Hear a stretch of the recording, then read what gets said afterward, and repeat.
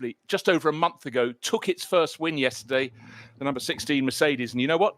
Maro Engel stuck it on pole again today, looking ominous for the opposition. It's a declaration of intent, isn't it? Morning, Bruce. Fantastic effort, as you say. Just a month ago, that team existed. We know it came out of Black Falcon, or a lot of its staff and its background. But its first official win, we know technically it won. I think the word you used yesterday was they were deprived their first win 2 weeks ago. They did win it on the road, but technicality, pit lane, seeding, no duration wasn't in pit lane, so they lost it to the Valkenhorst BMW. But declaration of intent. They nearly did it first time out. They did do it second time out. Engels took it on pole again. It's a brave person that would bet against that car having a strong result today. Well, just looking at its lineup, Maro Engel, Manuel Metzger, Adam Christodoulou and Lucas Stoltz. You find a weak link in that one. And yesterday, even though this morning in qualifying we got 4 cars dipping under 8 minutes, prizes for all of those, but they're very close together. The fastest time by Engel, 7 minutes 58.675 seconds. So it means if 3 others were under 8 minutes, they're within a second or so. But the fact is, the races are 4 hours long, and it was perfection all the way. They got the tactics right, seemingly because the winning car was 34 seconds to the good, and that was ahead of the Walkenhorst BMW that won the opening round. Christian Cronjes joining in this weekend with David Pittard and Mikkel Jensen. They kept on taking the battle to get into the position to chase after the Hout Racing Team Mercedes, but just couldn't quite get it there. But it was a great performance for them to go ahead of the number 2 Get Speed Performance Mercedes to take that second place. So it does sound as though it's the story of Mercedes against BMW, but we've got something different today. 3rd fastest on the grid, the car with Luca Ludwig at the wheel that set the fastest lap of the race yesterday, the Octane 126 Ferrari, not there just to put a prancing horse on the grid. That is there to really see if it can get up on the podium. But Luca Ludwig and Ferrari go back quite a long time now, and he really showed his expertise. So within a second of the fastest car, he's up there, and that really does provide something different. Absolutely. As you said, the depth of the field has changed dramatically from 2 weeks ago. As you said yesterday, most of this is sort of pre-24-hour training run, exercise, work, whatever you want to call it. That's what they're doing in these teams. So such is the depth and quality of the field now that really top 10 normally, this is top 15, as you said, and that Ferrari, it had a good showing in that first race, even though it had 2 weeks ago, had that spin on the opening lap. It got back up into the top 10, scraped inside to it there, but it didn't get its way back. Thought it might do a little bit yesterday, and I wasn't convinced yesterday it showed its colours until the latter half of the race, and it started to come back again a little bit there, nudging outside of the top 15. As you said, fastest lap at the end of the race, put it in there. Okay, light on fuel, but who knows what the tyres were, but it still did it. And that wasn't fake, because as you said, this morning qualifying, bang, P3. Yeah. And 4 cars, as you say, under 8 minutes, which is pretty impressive. What that does, it just reinforces the absolutely patently obvious concept of the fact that this championship is getting better and better. 29 cars in the top SP9 class yesterday, and you'd have to look down to only those beyond the top 20 of that grouping to find cars that literally don't have works or semi-works drivers in. And it is phenomenal. Don't forget, SP9 has the Pro class, it has a handful in the Pro-Am class, and a handful also in the Am class. So they are racing for different prizes, but it's just the caliber and the quality of this field gets higher and higher, not just with every season, but with every round.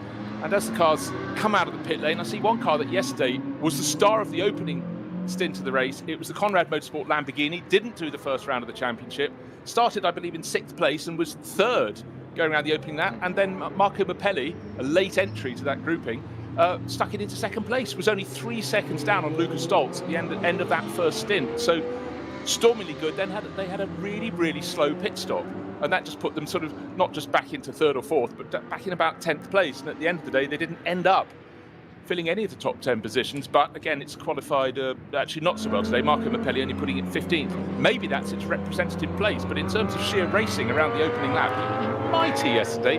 Then again, Mappelli knows Lamborghinis exceptionally well, having raced the FFF racing team for a handful of years now. Great success in the Blancpain Endurance Series. So again, but he's like one of many drivers. Conrad Motorsport, long-time supporter of the NLS, but he's here as they're trying to sharpen that up to look towards the Nürburgring 24 hours at the end of September. And as you said yesterday, a great opening stint in that Lamborghini yesterday, but it lost out at the first pit stop and never seemed to recover. which is a great shame. I think I wouldn't say it flattered to deceive, but we were expecting greater things of it after that first stint, and I was expecting it to come back up through the field and to talk about there, and it just didn't quite happen. Ended up down in 16th. So nice to see the two Falcon Porsches out again. One yesterday, number 3 car that caught. I know they've got a different driver lineup. We'll come to that in a moment, but we weren't convinced after the, shall we say, barbecue at the back end of that number 3 car yesterday that came into Tiergarten, was putting oil down, engine had gone, lots, and then it came into the pits on fire, literally.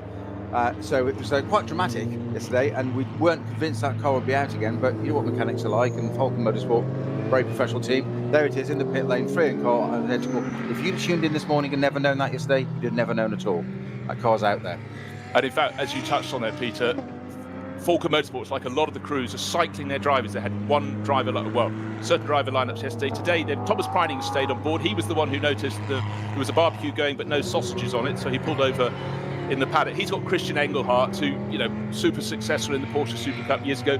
For years now, been racing Lamborghinis, but crossing back over to the dark side, if you're a Lamborghini fan, to Porsche. That's in the number 3 car. And today, Matteo Caroli's joining Peter Dumbreck in place of Martin Ragginger.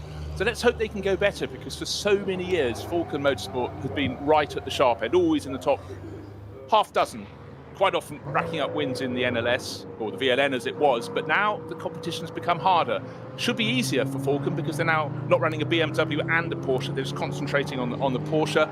Let's see where they can go today, but they're not in the top 15 places on the grid, so it suggests it's going to be quite a hard day for them. And in fact, you have to look down to 8th position on the grid to find the first of the Porsches. So Porsches just generally aren't quite on the pace. And that 31 car from Fricadelli Racing, that was Swiss racer Alex Muller. He's sharing that with Kevin Estre and Michael Christensen. So you have to say that has got quite a hope for Fricadelli Racing. And at the end of the race yesterday, that was the top placed Porsche in the race, in 6th place overall. Remember that last lap scramble? Because Kevin Estre passed, I think, 2 other Porsches and the number 8 Get Speed Performance Mercedes on the final lap, so he was on the way up. But again, a shuffling of the pack. A few other faces that weren't here yesterday are today, so we'll look forward to see how they get on. But really, what you've got to look at is the front of the grid. Mauro Engel on pole in the number 16 HRT Mercedes, shared with Manuel Metzger, Adam Christodoulou, and the driver who set the ball rolling yesterday, Lucas Stoltz. How they will fare, we will see. The car alongside them is the number 15 Phoenix Racing Audi, Kim Lewis-Schramm, June Gounon, and the driver who set the pace, Michele Beretta. So maybe today it'll be their turn to show what they can do in their Audi. And the best placed Audi yesterday was, get this, 12th place overall. It was that number 15 car. So Beretta's done a great job to put it second. But as Peter knows from his lengthy racing career, qualifying is one thing and racing is quite another. Most certainly. It's very, very different. Track conditions can change. Mercifully here, it's nice and sunny today. Not too much change, but it's a 4-hour race again. And you can't underestimate what that means in terms of setting the car up, crew, logistics, pressure, psychology as well. 4 hours out in that car. Different drivers cycling through the car, as you say, particularly just highlighted there with the Falcon Motorsport team, the 2 Porsches. You've got somebody in the length and breadth of experience of somebody like Peter Dumbreck, who knows not only endurance racing, but certainly the Nürburgring, possibly like the back of his hand, to use a cliche.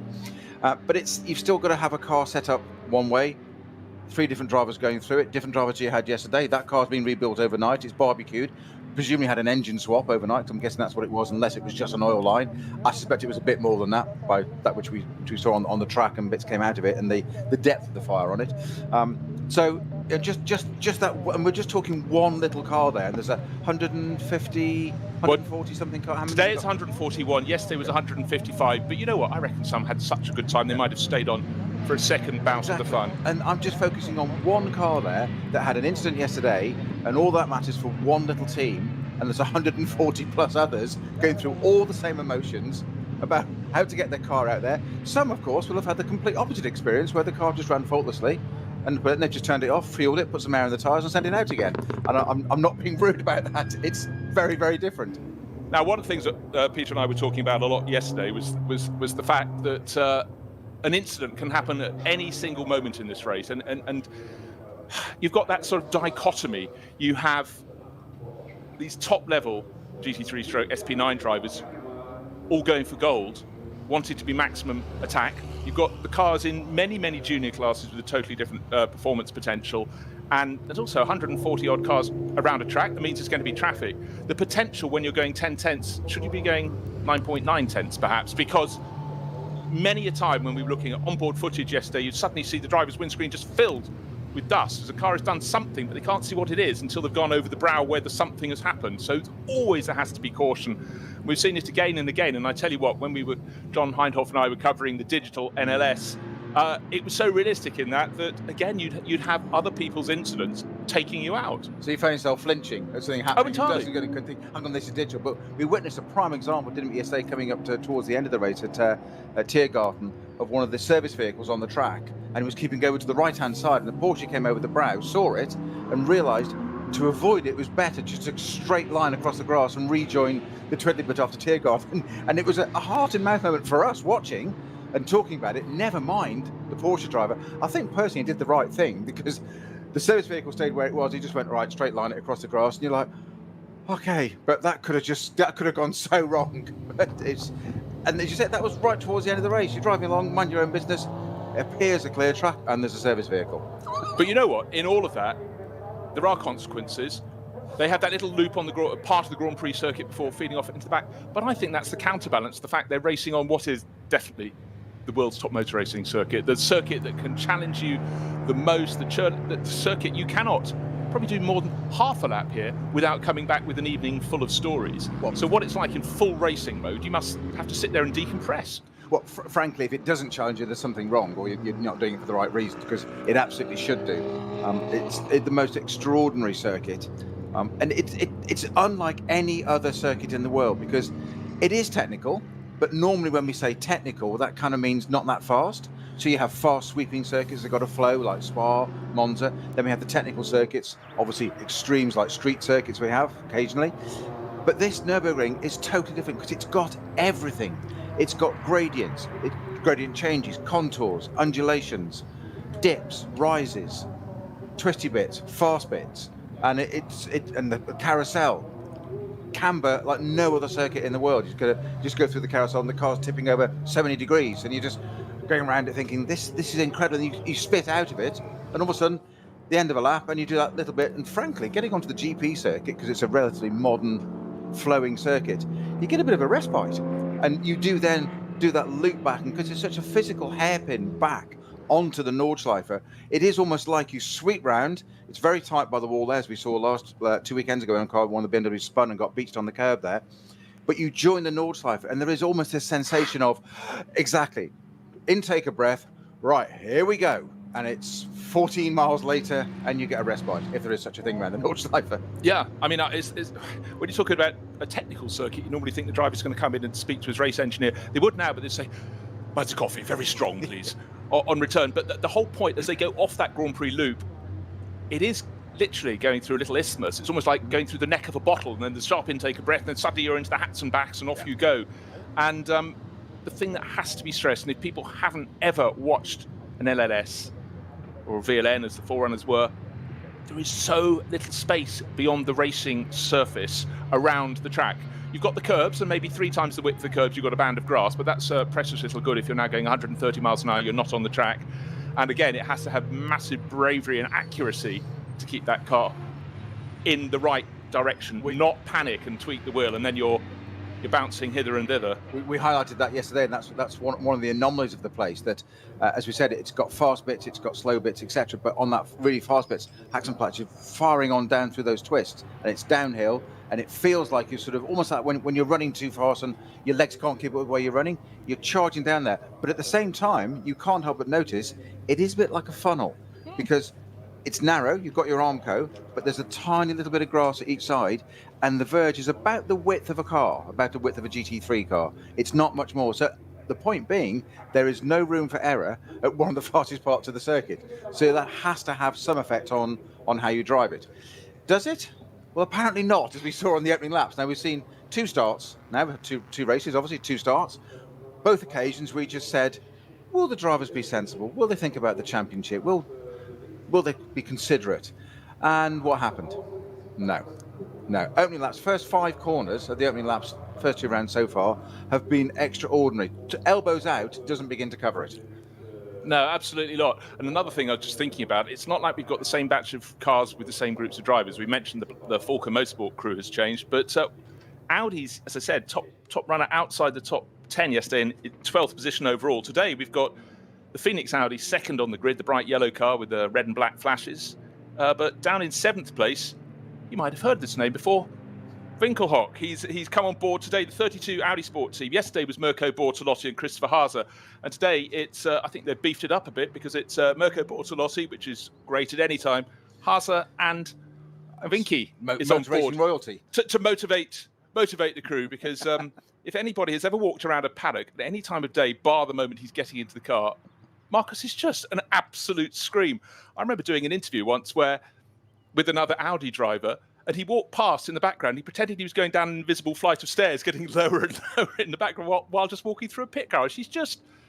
But he's in a car. Loving life. So rock solid and quick. And the fact he's 7th fastest this morning, just tucked in behind the Schnitzer BMW that Sheldon van der Linde qualified today. That was the one that was on pole yesterday. In fact, yesterday's front row of the Schnitzer BMW and the Walkenhorst Motorsport BMW 5th and 6th today, or 6th and 5th, respectively, because Cronjes is 5th for Walkenhorst. That's the car that's finished 2nd and 1st in the first 2 rounds. So ergo the championship leader.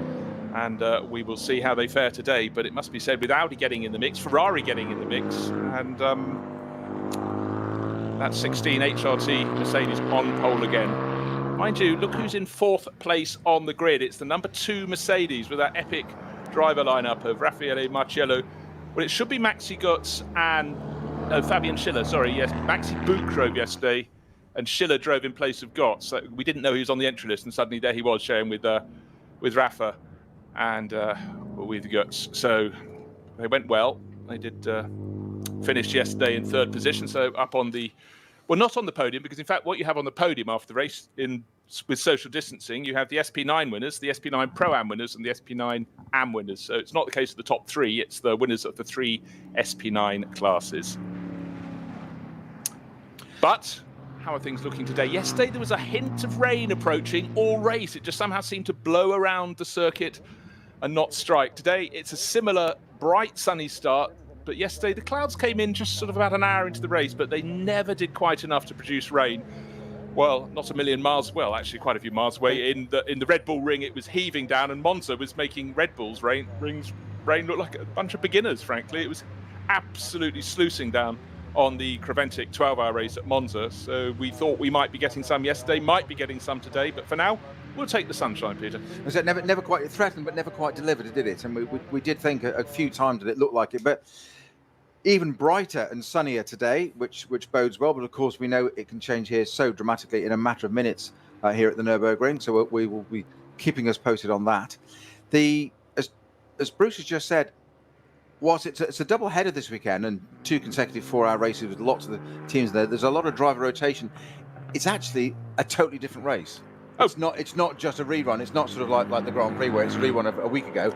It is actually a very, very different race. We've got different drivers, different lineups, and that's been proven in qualifying. Hence, just that Ferrari up into 3rd all of a sudden. Well, also yesterday, what we witnessed, we knew teams would take a different take on the race strategy.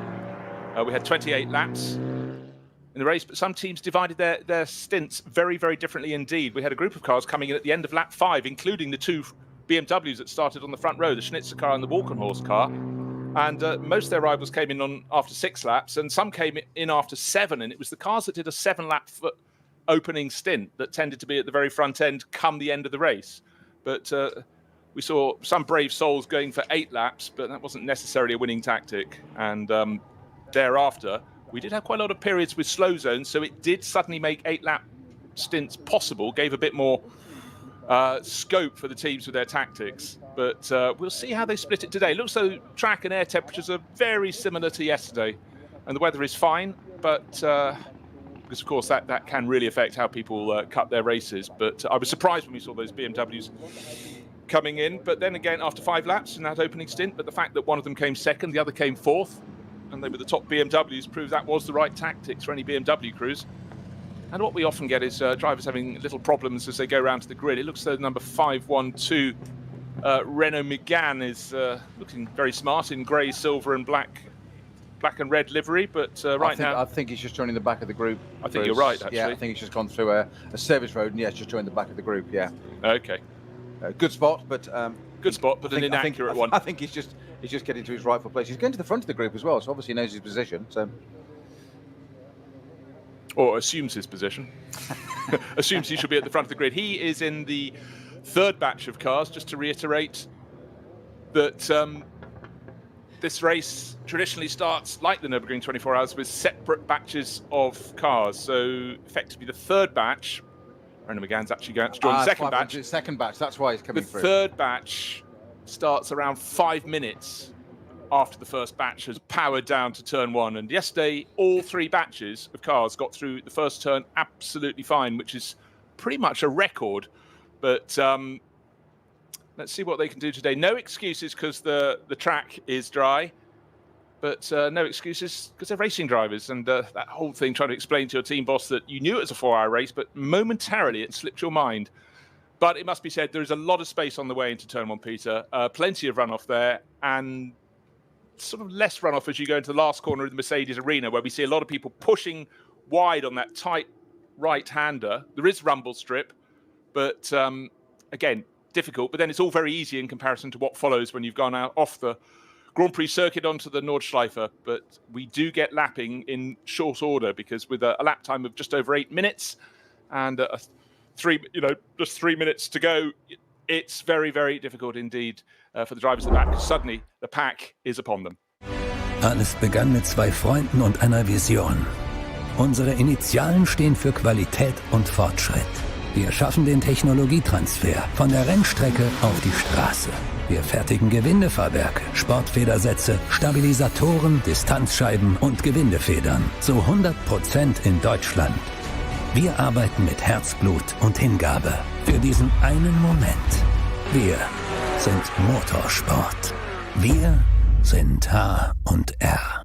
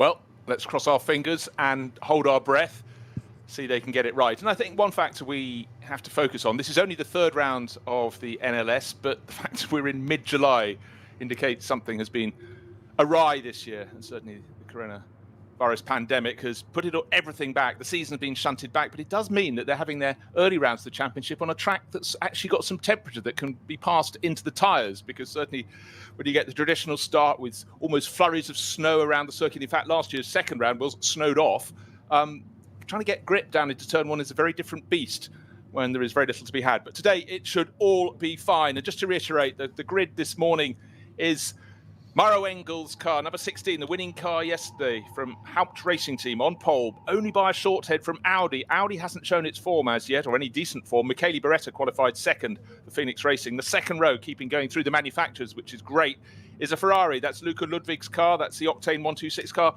alongside a car that I sort of think could have a little bit of a better showing. Second yesterday, but I'm really thinking the Get Speed number 2 Mercedes could be very fleet indeed today, starting higher up the grid than yesterday. Raffaele Marciello was the last of the 4 drivers under 8 minutes. Then come the 2 BMWs that filled the front row yesterday. Walkenhorst Motorsport, that's the car that leads the championship. Christian Kronier set the time this morning. And then Sheldon van der Linde set 6th fastest time for the Schnitzer BMW team. But another car that I think could really show form today, with Audi not yet having stretched its legs, is the number 32 Audi Sport Team car with none other than Markus Winkelhock at the wheel. So the stage is set, and just to point out, the best place of the Porsches is alongside Markus Winkelhock. That's Alex Muller, Swiss driver, in the 31 Fricadelli Porsche, one of the 2 Fricadelli cars, and still waiting for a top result from Porsche. This is the 52nd ADAC Barbarossapreis, the Redbeard Prize, long-standing race, and the Porsches have quite a mountain to climb to find the form that will put them back where they have been so strong in the past when the series was the VLN. But since its transformation, renaming, rebranding as the NLS, the Nürburgring Langstrecken series, Porsches have not been quite on the bubble. Let's see if they can find the form today. Blue sky, but there are clouds. It's always something you can pretty much always say at the ring, unless it's misty, foggy, and certainly many a race has been delayed by lack of visibility. But no excuses for the drivers today. Not too hot, perfect racing conditions. So 141 cars in the field today. Epic field. A lot of drivers have been rotated. Driver squads are being changed around to give everybody a go. The NLS goes from strength to strength. The level of competition rises ever higher with every passing round. And it must be said, the Haupt Racing Team formed out of Black Hawk, and they took their first win yesterday. They were first to checkered flag in the opening round, but slightly too short in one of their pit stops meant that they didn't get their time, or didn't get to keep their time. They got given more time to add to it, so ended up 6th overall. Here's a gift. Don't do that again.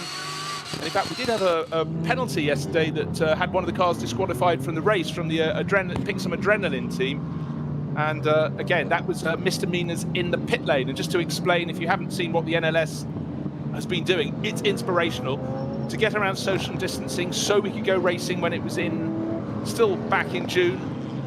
No pit stops in the pit lane in the opening round. All the cars would go under the pit building, into the paddock at the back, and stop in front of their transporter awning. That meant the teams had the space to conduct everything. This time around, and yesterday, the SP9 class cars, the top cars and a few others, allowed into the pit lane to do their driver changes and their wheel changes. So that gives a bit more space, but that was needed, Peter, because we went up from 140 cars to 155 for yesterday. So most championships, if you add another 15 cars, there's where shall we put them? But again, to the organisers of the NLS, we take our hats off, because they got it absolutely right. It was still quite incongruous, though, watching the cars come into the pit lane, the SP9 cars coming into the pit lane through that filter system, all the way in the back, into the, as we call it, the shopping mall, down the back, down the part of concrete, down the dual carriageway, cars going in opposing directions, obviously at limited speed and safety, of course, going to the roundabout, coming down, back around again, and then into the pit lane. So they do this whole bit through the car park and paddock. Say it's almost to go shopping and then come and rejoin and park up. Now I'll have some tyres and a new driver and some fuel.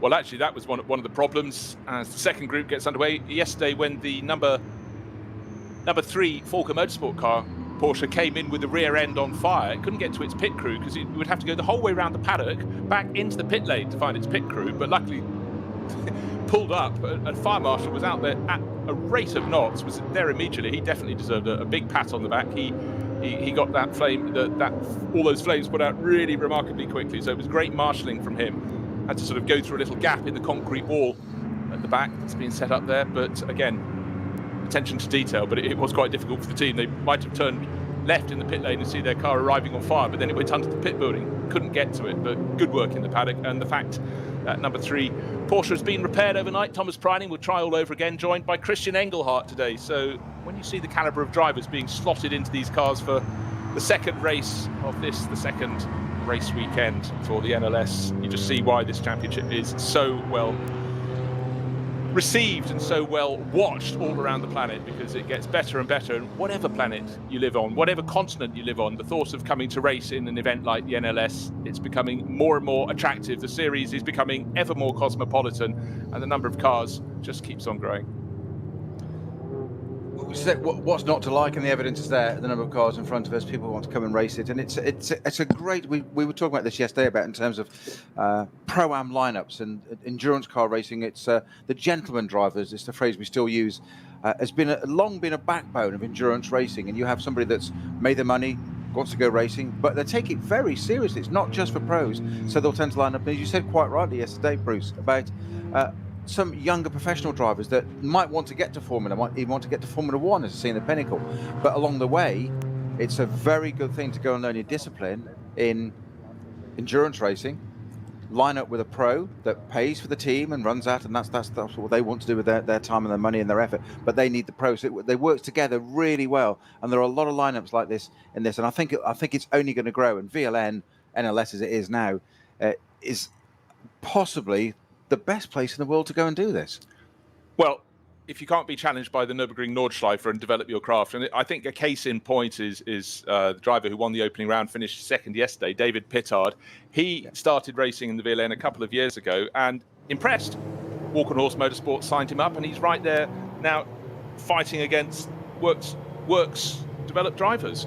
And so that's really a massive achievement. A few years ago, he was running the British GT Championship in GT4, finished third in that in 2017. He won the Spa 6 Hours, so he tried a bit of historic racing in 2018. But from 2019, he joined Christian Cronjes, who he's racing with today, and Lucas Ordonez, and he's really made it stick.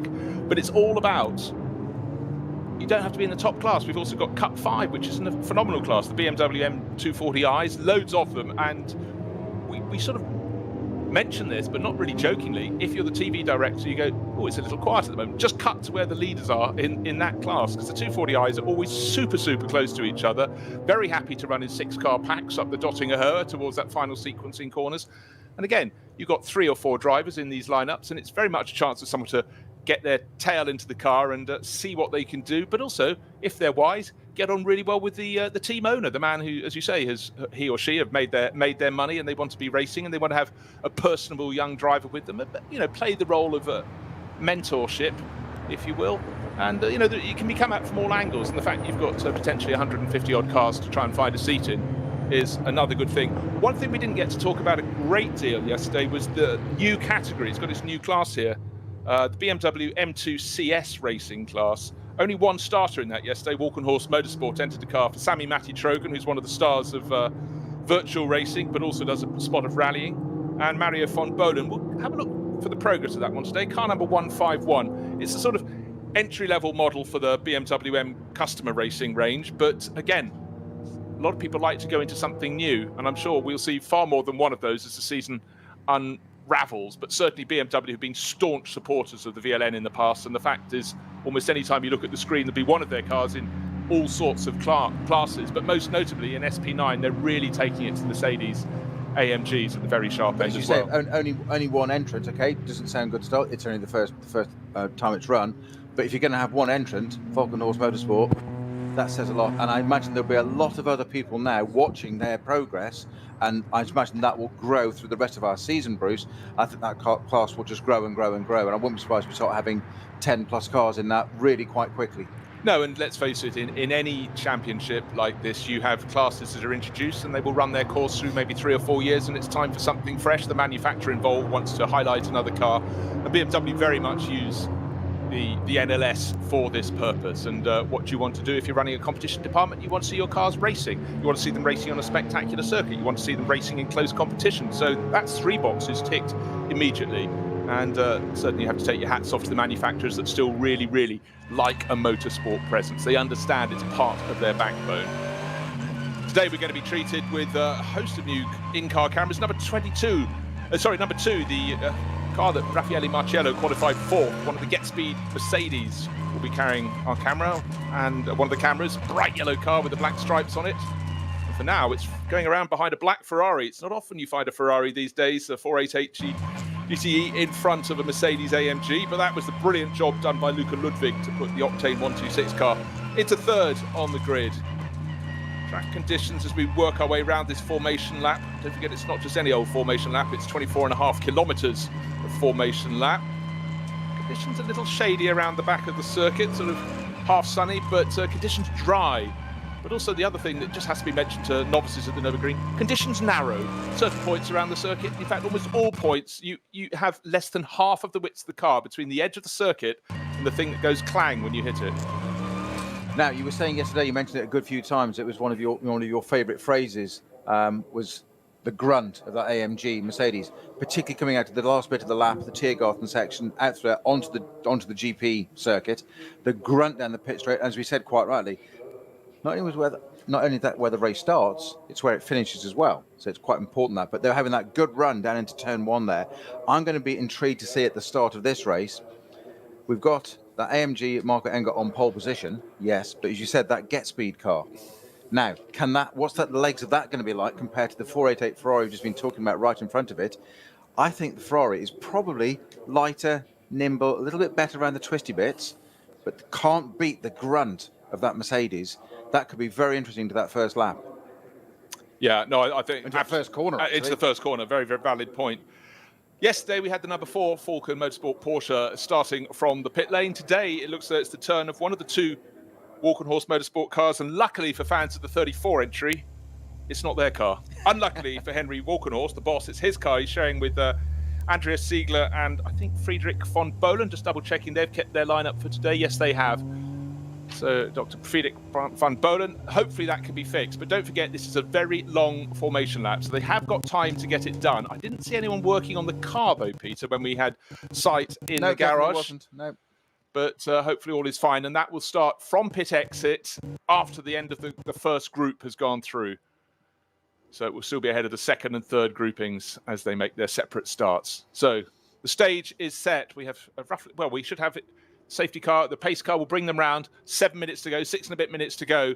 And then the drivers on the front row, as they come out of the final corner, will look at the lights on the starting gantry, and off we will go for 4 hours of racing for the 52nd ADAC Barbarossapreis. It's going to be hot in the cockpit, hot in the commentary box, which is exactly how we like it. And for everybody involved, we're racing again. You started 2 weeks ago in the NLS opening round, and here we are 2 weeks later, and we'll have completed 3 rounds within 4 hours from now. So that is a real accolade, and for everyone involved, it's what we do. It's what we do, it's what we love, and this circuit is certainly somewhere that will never, never dim its delight for me. 12 hours of racing, 3 races in 14 days. Can't beat it. Can't beat it. At this place, of all places, it is a mecca of motorsport. You can't exaggerate it. It is an absolutely extraordinary setting. As we said yesterday on a couple of circuits now, if you propose this circuit now, it wouldn't get beyond a conversation stage, never mind to a boardroom. It just wouldn't happen. It is absolutely extraordinary. Long may it continue. Well, but also another thing, imagine the cost of creating a circuit like this. You know, it was created back in the 1920s. Largely, you know, they wanted it for testing. You know, manufacturers to test on, in fact, on the Sundschleife rather than Nordschleife. But it was to create employment in a very, very deprived part of Germany. Which goes back to the very roots of motorsport in the UK. Brooklands was actually built as a proving ground. Yes, racing became a natural part of it, and it was a great place to showcase the manufacturers, etc. But it was built as a proving ground because of the restrictions on the roads at the time. Hugh Lockling built it out of his own money, £150,000 at the time in 1907. Think about that. But it was built to help the industry, the fledgling motorsport industry. A motor car, actually, and look at it now, and exactly the same with this. You say you just couldn't build it now. It's a different time, but thank goodness it's been adapted, and we can still run these wonderful cars on it. I think this is one of the best series in the world. I really do. I honestly can't argue with you about that at all. It's just that every lap provides something different, and no, you can't say that about many other circuits. They don't have enough challenges and enough variables. I mean, for the drivers, sometimes the variables are an absolute curse, but when you line up all your ducks in a row and manage to skirt around any of the problems that may afflict your rivals, and one factor that will, I'm sure, be a factor again today, slow zones on the circuit when they're clearing up the inevitable damage and debris, and the cars will go off. They will, unless we're extraordinarily lucky, they will, they'll clatter the barriers. But if you get a slowdown, you've got to slow right down. But if you just got past ahead of it before the slow zone was triggered, then you're laughing. Looks as though, is that not? We've got a car going to pit exit, but that's not the walk on horse car. Trying to work out which one that is. So somebody's going to be taking a pit exit start. Still waiting for the 36 BMW to pull out. In fact, it's one of the other BMWs from another class. That's a Mercedes by looks things. Anyhow, never mind. It is a Mercedes that does from the front. Oh, we had this in the opening round. Peter, do you remember this one? It looks very, very standard from the front end. And it's definitely running in one of the production classes. And that's something worth reiterating. The fact, while we look a lot at the SP9 class cars, the cars for the GT3 category that seems to be able to have a series pretty much anywhere in the world today, very much to the good for everyone. Out there will be cars that are a little more than polished, stickered up and taken onto the circuit, albeit some of which on the road would have phenomenal performance, but in comparison to the SP9 class cars, they're not quite standing still, but there is a yawning chasm in terms of performance, which makes drivers of both categories, all categories, have to stay right on their toes. Of course, but those drivers are no less committed when they're out there as well. We know it might be a Golf, it might be an AMG. They're no less committed. It's just a speed differential, which adds yet another dimension. We covered this yesterday briefly, didn't we, of the customer cars. So most of the BMWs, in particular, the classes there with their M2s and that 235s, that models, and it's basically a road car. As you say, it'll be a standard stock engine. They'll possibly change the ECU. It'll have safety equipment fitted, like appropriate seats, harnesses, roll cages, etc. Obviously racing tyres. But otherwise, you say it's a road-based car, and that it's again a very, very popular class. It is, and for some people it's their way in. For some people it's all they will ever want to do. They don't want to go any further. They don't have the money to go any further or race a more powerful car. But the fact is they're out racing on the greatest circuit in the world, and a site that never fails to warm the cockles of my heart is the cars, the SP9 class of the top group, going down the Dottinger Hoa. Their last moment of calm, weaving around to get heat in their tyres as they ponder the rolling start that will release them for 4 hours of racing and that blast down towards turn one. And just to run you through, it's the number 16 Mercedes on pole position, the number 15 Phoenix Racing Audi alongside, the best showing from Audi so far in this, the third race of the 2020 NLS. Then Luca Ludwig qualified the 126 Octane 126 Ferrari, third fastest. Could it be a feature not just in qualifying but through all the race? That is a very, very different factor indeed. Now the Mercedes, number 2 from Get Speed Performance, in fourth place on the grid. Then comes yesterday's front row, but in reversed order, the 34 Walk and Horse Motorsport BMW and the 42 Schnitzer BMW. Row number 4, the 32 Audi Sport Team Audi. Markus Winkelhock jumped on board and put that time in. Then Alex Muller qualified, the best qualified Porsche, the Fricadelli 31 in 8th place on the grid. The top 10 completed by the number 17 Mercedes. That's also from Mercedes team HRT, and Lance David Arnold put another Porsche, the Pro-Am leader, car number 30, also from Fricadelli Racing, into 10th on the grid. Anyhow, that was qualifying. Now we've got racing. Last few cars getting into that Tiergarten sequence. It goes on and on, about 45 cars in that top grouping, the top grouping of 3. Sun bright on the bonnets and wings, conditions absolutely spot on for the third round of the NLS for 2020. We're delighted to be racing on this most magnificent of circuits on a bright sunny day in July. Let's see how the start goes today. Luca, the Octane 126 Ferrari could not get close at the tail of the pole, starting the orange HRT Mercedes. Second of the Mercedes hung back a little bit, but the lead Mercedes blasts through, gets a car length lead, but the Ferrari goes into second place, sticking rearing was a very good tactic indeed. Can the bright yellow Mercedes, the number 2 car from Get Speed Performance, get past the Ferrari? It's up into 3rd place. He's on the outside line. He's too far back. Phoenix Audi stays in 3rd. He's on the inside, about to be pushed by the Walkenhorst Motorsport BMW. The Ferrari really fancied having a go for the lead of the race there, not quite alongside Peter into the first corner.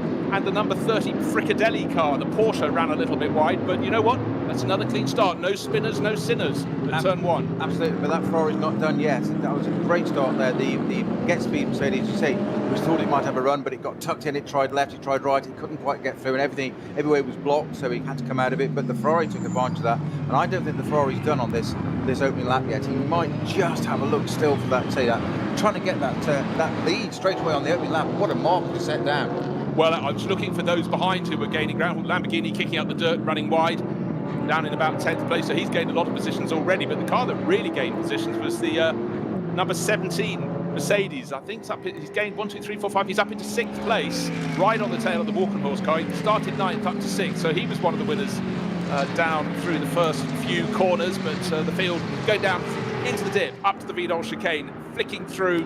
Oh, this is easy, they're thinking. No, this isn't. You're just about to turn left onto the Nordschleife through the Nordkera. And we've got the Fricadelli Porsche, the one that ran a little wide, gained positions, but it must have picked up a puncture. The Monday dived into the back entry to the pit. So that is a massive, massive shame for them.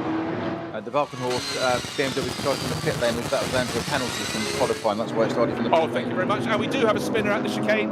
Had one there in round 1. It's one of the Teichmann Racing KTMs, a trio of them, and unfortunately 2 of them are still going and 1 is not. That's number 930 at a standstill, so it's either Jörg Greismann or Reinhard Koffler. And the second batch of cars just coming up, preparing to go through the final sequence of corners to take their start. Porsche Caymans at the front of the grouping, then some TCR runners including a Cupra or 2, and waiting for the power to go down, but with Caymans dominating the front end of the grid, none of them have a performance advantage. No one has more grunt than anyone else, but a bit of weaving, and in fact one of the Cupras, a gold, white and black one, getting very close to 4th place. Cayman as it goes down towards the first corner. That was weave left, weave right. When they get to the corner, of course, the TCR class car has a better cornering facility. It's got more wings, but this is a tight corner, so the advantage isn't as great. In fact, he's driven to another county. The Cooper got it wrong, ran very wide out of turn 1, and has dropped a couple of the positions that he gained on the run to the first corner. Still 6th. So much to recover. They say went up to 4th and back down to 6th again in the space of 1 corner. It's a 4-hour race, and he's gained 3, lost 2 in 1 corner. That about describes NLS for you, doesn't it? So again, all tidy in the Porsche Caymans that are increasingly popular, dominating the second grouping. 966 right in the mix. He's the one who constantly is being harried by that pesky little Supra. That's a Team Mathol racing car, and doing enough to repel it for now. But once you get to the quicker corners, that's where I really start to think the Cupra will have a chance. Cupra's still hanging on, 5 Caymans in front of it, but the Cupra doing a very, very good job indeed as they go into the dip and up towards the Vidal chicane. Just behind that, 2 of the Caymans having a great battle there, and it's actually gone in the favour of, we will tell you in a second when I can actually get eyes on which number. But they've had a great opening lap, and just switched away at the wrong moment, but a great opening lap for 2 of the Caymans back there for, I think it was 7th and 8th in that category. Yeah, absolutely spot on. Well, unfortunately for Fricadelli Racing, the highest qualifier of the Porsches, number 31, that was the one that had to dive in the back entrance of the pit. Clearly has had a puncture, it's been replaced, and he's got going, but he's going to have to go past the entirety of the second group of cars. He'll still be in front of the M240i led group number 3, which even now is just approaching the sequence of sweepers that are Tiergarten, the final sequence of corners on the start-finish straight. The clock is, we've almost had 3.5 minutes of this race. In fact, almost 4.5 minutes of race. They still haven't got to start, but any moment now they'll be able to see the start-finish straight, get the hammer down, and see where they can end up down into turn 1. But right now, it's their chance to see if they can all get it right down into turn 1. So far, so good, must be said. As you say, our final group about to get going. You said there's almost 3 races within a race here with the different batches. Everyone's got their own thing going. Now, the lead car in batch 3 has got a heck of a jump there. The safety car peels into the pit lane, and he's shot ahead. Whether he's caught that a bit early, I don't know, but caught the rest of them absolutely napping. And if that was a safety car restart and restart anything else, you'd say that he'd absolutely outfoxed everybody else. But he's five car lengths ahead. And the rest down into turn 1. Just trying to see if that's the new M2 CS. It looks like it's car 151, which would make the one and only car in the new class. Come what may, his advantage was 5 lengths in turn 1. It's only 2 lengths as he goes through the left-hander at turn 2 as they go through the Mercedes arena. But yes, it looks like he had a different specification of car. Then you look back to the regulars, the M2 40Is, and they are, well, as they're expected to be. They are nose to tail, side by side. So very, very tidy start indeed at the head of that group, but now the field is bunching up all over again. Quick in a straight line doesn't necessarily mean it's got the advantage to the rest of the short loop through the Grand Prix section of the circuit, where it's still wide and spacious.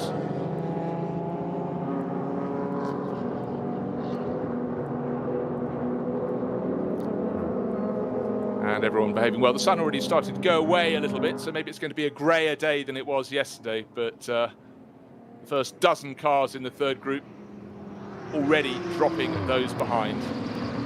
Quite a gap from about 12th place backwards as Renault began in that little grouping, and then behind the older BMWs and an array of other cars.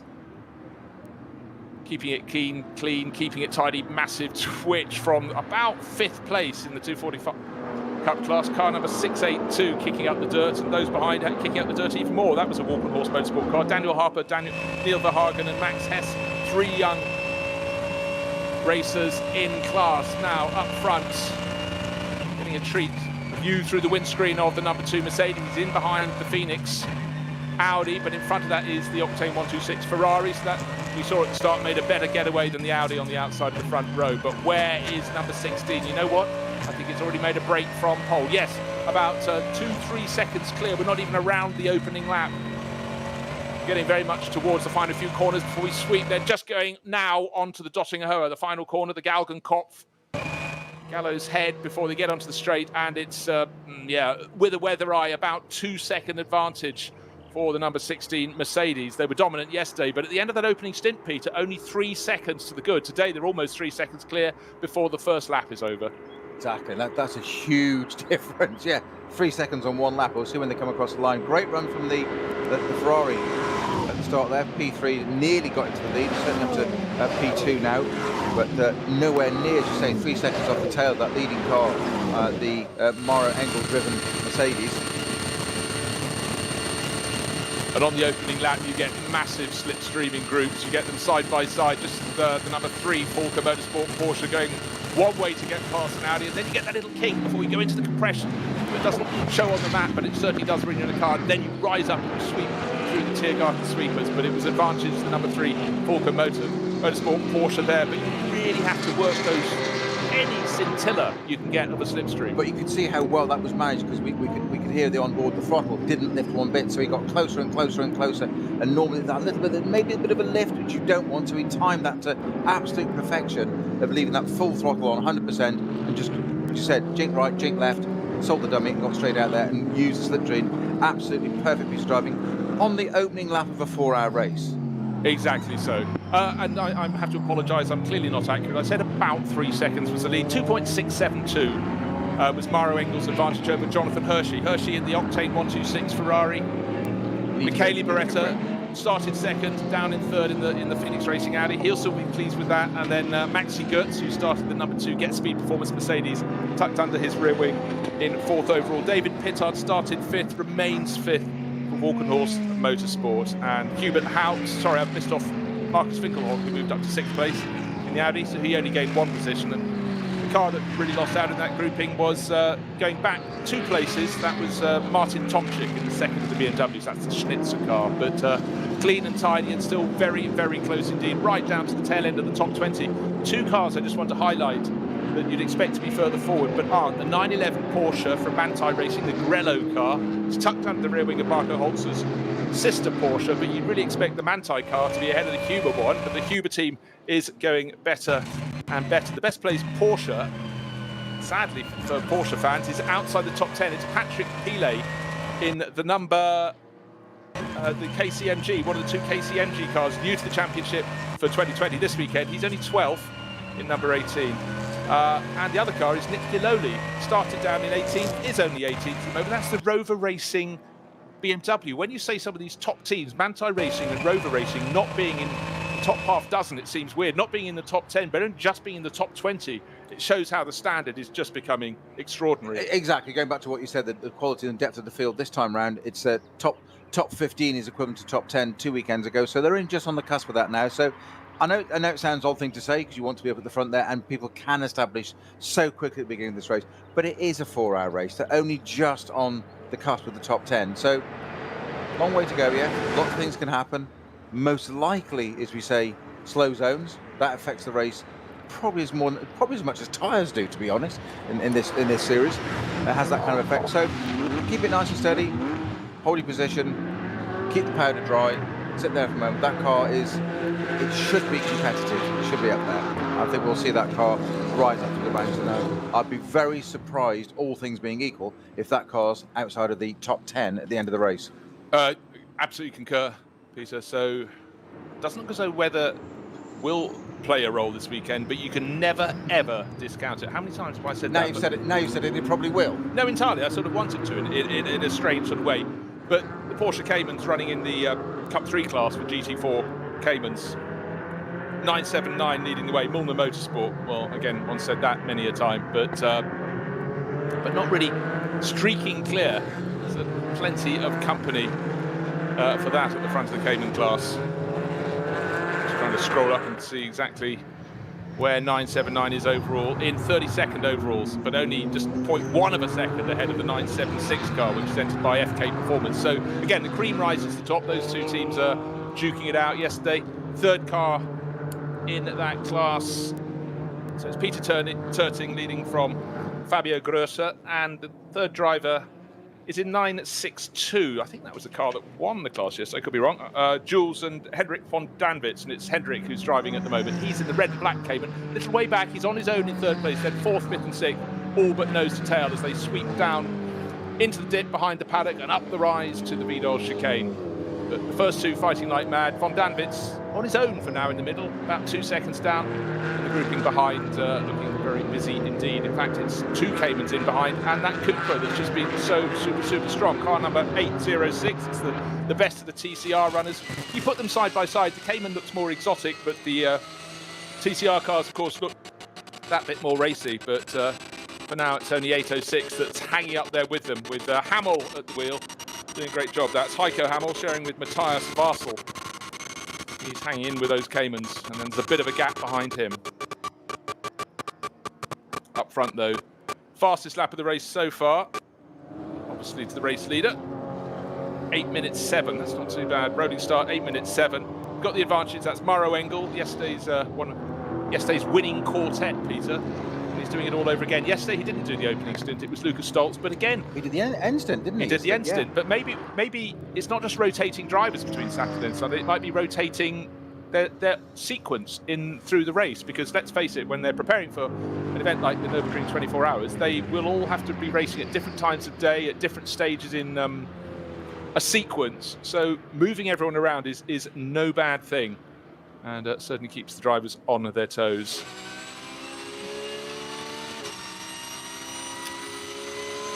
Track conditions still absolutely fabulous, and the SP9 runners still super close to each other. The two Falker Motorsport Porsches running nose to tail. They're in a 4-car Porsche stream. You've got the Huber car number 25 at the front of that grouping, so kudos to Huber.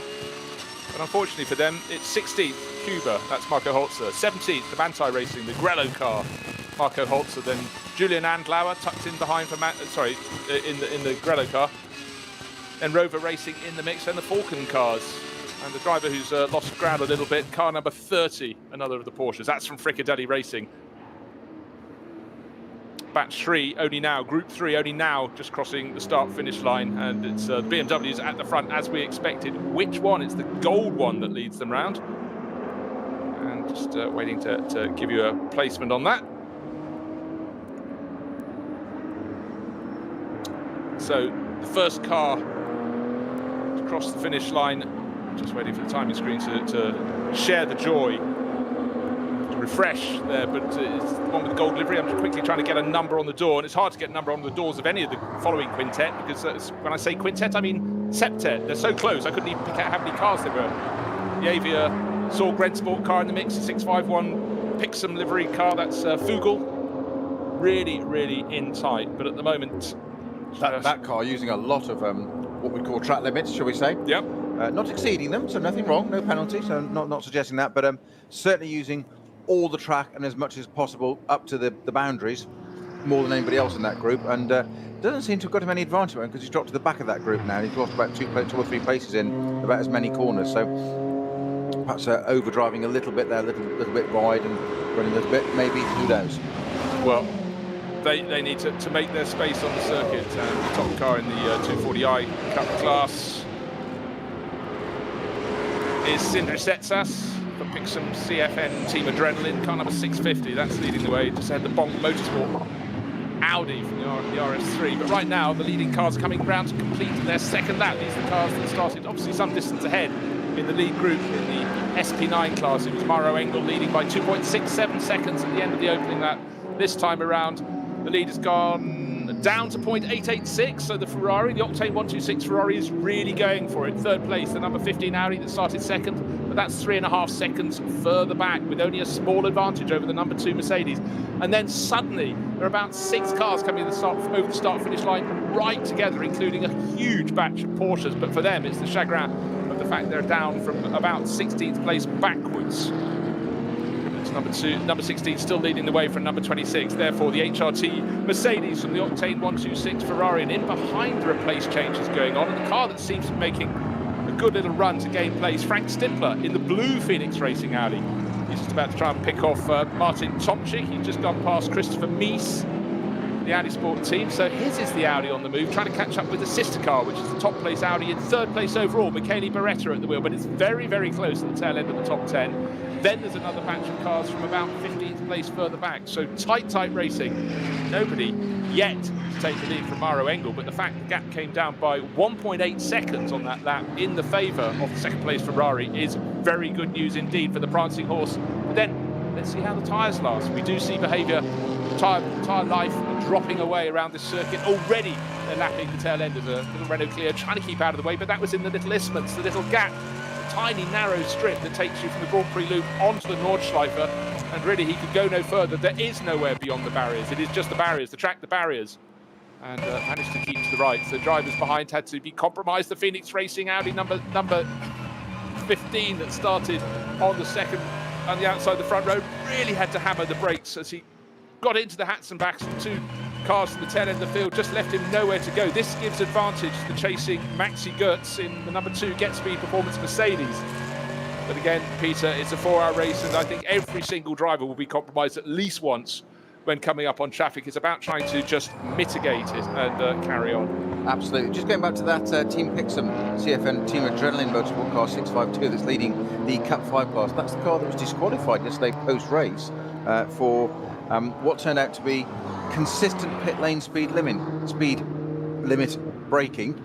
Get my tongue around that there eventually, but it was very, very small amounts, like a couple of K, that was all. But unfortunately, it's not excessive, so it's not dangerous, but the rules are the rules, and they've done it 3 times, so three strikes, and I'm afraid you're disqualified, and that's why that car was out. So they've got a lot to answer for today. They've got a lot to prove and turn and go. They did really well, so then got disqualified. So only such small infinitesimal things there. It's not like they're going down the pit lane 20K too fast.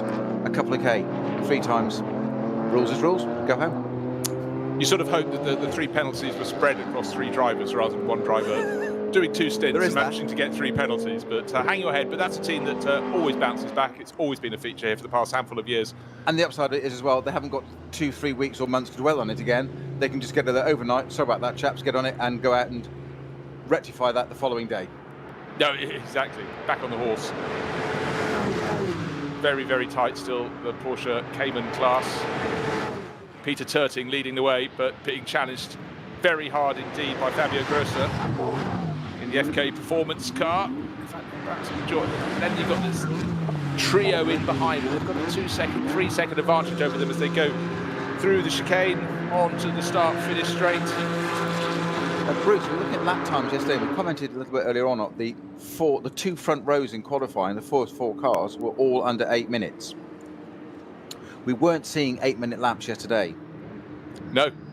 Today, the leading car across the line, 8-minute dead, 0.147. The second place car, that 488 Ferrari, 7:58. Sub 8 minutes on the opening lap of the race. So I have a lot of fuel on board, fresh tyres, admittedly, but that is a stunning lap, opening lap from that Ferrari. That really is quite an extraordinary. But more to second lap, wasn't it? It was the second lap of the race. My apologies, second lap of the race. But the first 4 cars all on 8 minutes. We're still, and then the only other car actually is the Valkenhorst Motorsport BMW, driven by Pittard. You mentioned a few minutes ago, 7:59.9. Those, the Ferrari and the Valkenhorst BMW, the only 2 cars to be under 8 minutes at the moment. That said, the rest are all hovering around the 8 minute or 8:01, maybe 8:02. Once you got to get into 8:02, it's becoming a different thing. 2-3 seconds. Sounds silly, but they're all hanging around that mark, and I think we've got something to see. I think this Ferrari might well just be a little bit of a different view on this race for us. I think they've been building up to this from round 1 and round 2 yesterday. Okay, what I'm going to throw into the mix now, because that's sort of what I do, is the lineup of Luca Ludwig, the driver at the wheel of the Octane 126 Ferrari, Jonathan Hershey, Simon Trummer and Bjorn Grossman, as strong as the lineups in some of the other cars. Certainly some of the Mercedes lineups, some of the Porsche lineups are super strong. But also, how good is that Mercedes on tyre life? That said, it set the fastest lap of the race yesterday, right in the dying stages, so maybe it is, but I just think you have to have Ferrari did exceptional, strong, well-balanced driver lineups, and yesterday, looking at the winning quartet, they were super strong. Mara Engel, Manuel Metzger, Adam Christodoulou and Lucas Stoltz. Not one of them is going to let the team down, and I would love to be proved wrong, but I just don't think the Ferrari lineup is as strong. I think it's a cameo role, but as cameo roles go, very, very impressive indeed. Qualified third was brilliant, but I did say before the race, is it a good qualifying car and a good racing car? Well, we'll have to see. It has moments when it's very, very quick indeed. 9th yesterday, but it's about spreading it out across 4 hours. It's about not getting anything wrong over 4 hours. It's about getting the right race tactics through 4 hours, none of which is easy at all. Very, very busy out on the track. And when you see cars like the Falcon Motorsport Porsches not even troubling the scorers, if you will, 20th and 21st positions, the Falcon Motorsport cars. Matteo Caroli, works Porsche driver, and Christian Engelhardt. They'll be thinking, what are we doing down here? They've got to press on. They're right at the end of a train of cars that's getting longer and longer. And if you're a Porsche fan, unfortunately, it's lovely to see lots of Porsches, but the fact that the Porsches are running in 12th, bit of a gap, 2 Mercedes, 15th, which is one of the KCMG cars, then 17th, that's the Huber Motorsport car, 18th, Manthey Racing, 19th, Bricadelli, and then the 2 Falcon Motorsport cars, 20th and 21st, and potentially the fastest of the Porsches. Don't forget, 31 was the one that had to come in and get a punctured tyre replaced at not even the end of the opening lap, the end of the Grand Prix loop on the opening lap. So that'll be working its way back through the field. But the Porsches look great on the circuit, but the Mercedes look greater simply because the way they just don't seem to be compromised at any particular point, any type of corner around the circuit at all. Well, these 2 Falcon cars, they're actually working together. I hope they're working as a team. They're coming through the back markers, through the different category there, the BMWs, and they're having to weave their way through traffic. You said a little bit earlier that at least at some point once in the race, I'd say almost once every lap, potentially, you're going to get balked, blocked, something. You've got something to deal with. And everybody else has got their own race to do. That's absolutely fine. I'm hoping the 2 Falcon Motorsport drivers are working together to get themselves through that bit. That's what we again try and take one another. That said, the second of those 2 cars, the number 3 car and the 4 car, the second of the 2 cars, Engelhardt, driven by him, looked like he was a little bit more pacey and actually just looking for opportunities to surprise Bill on front in the number 4 car and maybe sneak by. It's early days yet. They're not right up in the running yet. I'd have thought working as a team to get through the back markers is sensible. Engelhardt appeared to, by, let's just say, the body language of the vehicle, have some other ideas that, yes, he'd go through, he'd stay behind, but if the opportunity presented it, I don't think he'd bat an eyelid at taking it. No, I think you're absolutely spot on. I just had a little look to see where Christensen was. Michael Christensen in the number 31 Fricadelli car that had to come in for the puncture replacement. Listed as 91st on our screen. When he gets to complete the third lap, as the race leaders have just done, I'm sure he'll have picked off a few, but he's had to be super busy. Almost arcade game mode for him as he picks his way up the order. So 3 laps on the board. The gap between first and second, it's gone back out again. It went down to just under 0.9 of a second. It's now 2.5 seconds. But the Ferrari's still super quick, isn't it? But it's just losing a bit of ground. Phoenix Racing, Beretta holding on to third place. Car that's really pushing hard is the number 5 Audi, down in 9th place, Frank Stippler, but he's in the second of those Phoenix Racing cars. He's in the blue one. He's all over the back of Martin Tomczyk. Can't quite make it stick, but he's certainly giving it everything around the Grand Prix loop. So expect him to go up. So it's here's the race order. 3 laps on the board. Car number 16 for the Hout Racing Team, yesterday's winning car, leading by 2.5 seconds with Mauro Engel ahead of Jonathan Hershey in the Octane 126 Ferrari. Then Michele Beretta started second in the yellow Phoenix Racing Audi, holding on to third place, but just 1.25 seconds behind him. Maxi Götz in the Team Get Speed Performance, bright yellow Mercedes. They've got a red one as well. And while we have flags coming out around the circuit, yellow ones including one at Schwedenkreuz, let's just run down to complete the top 6. David Pittard, yesterday's second place car. He's 1.8 seconds down on the number 2 Mercedes in his Walkenhorst BMW.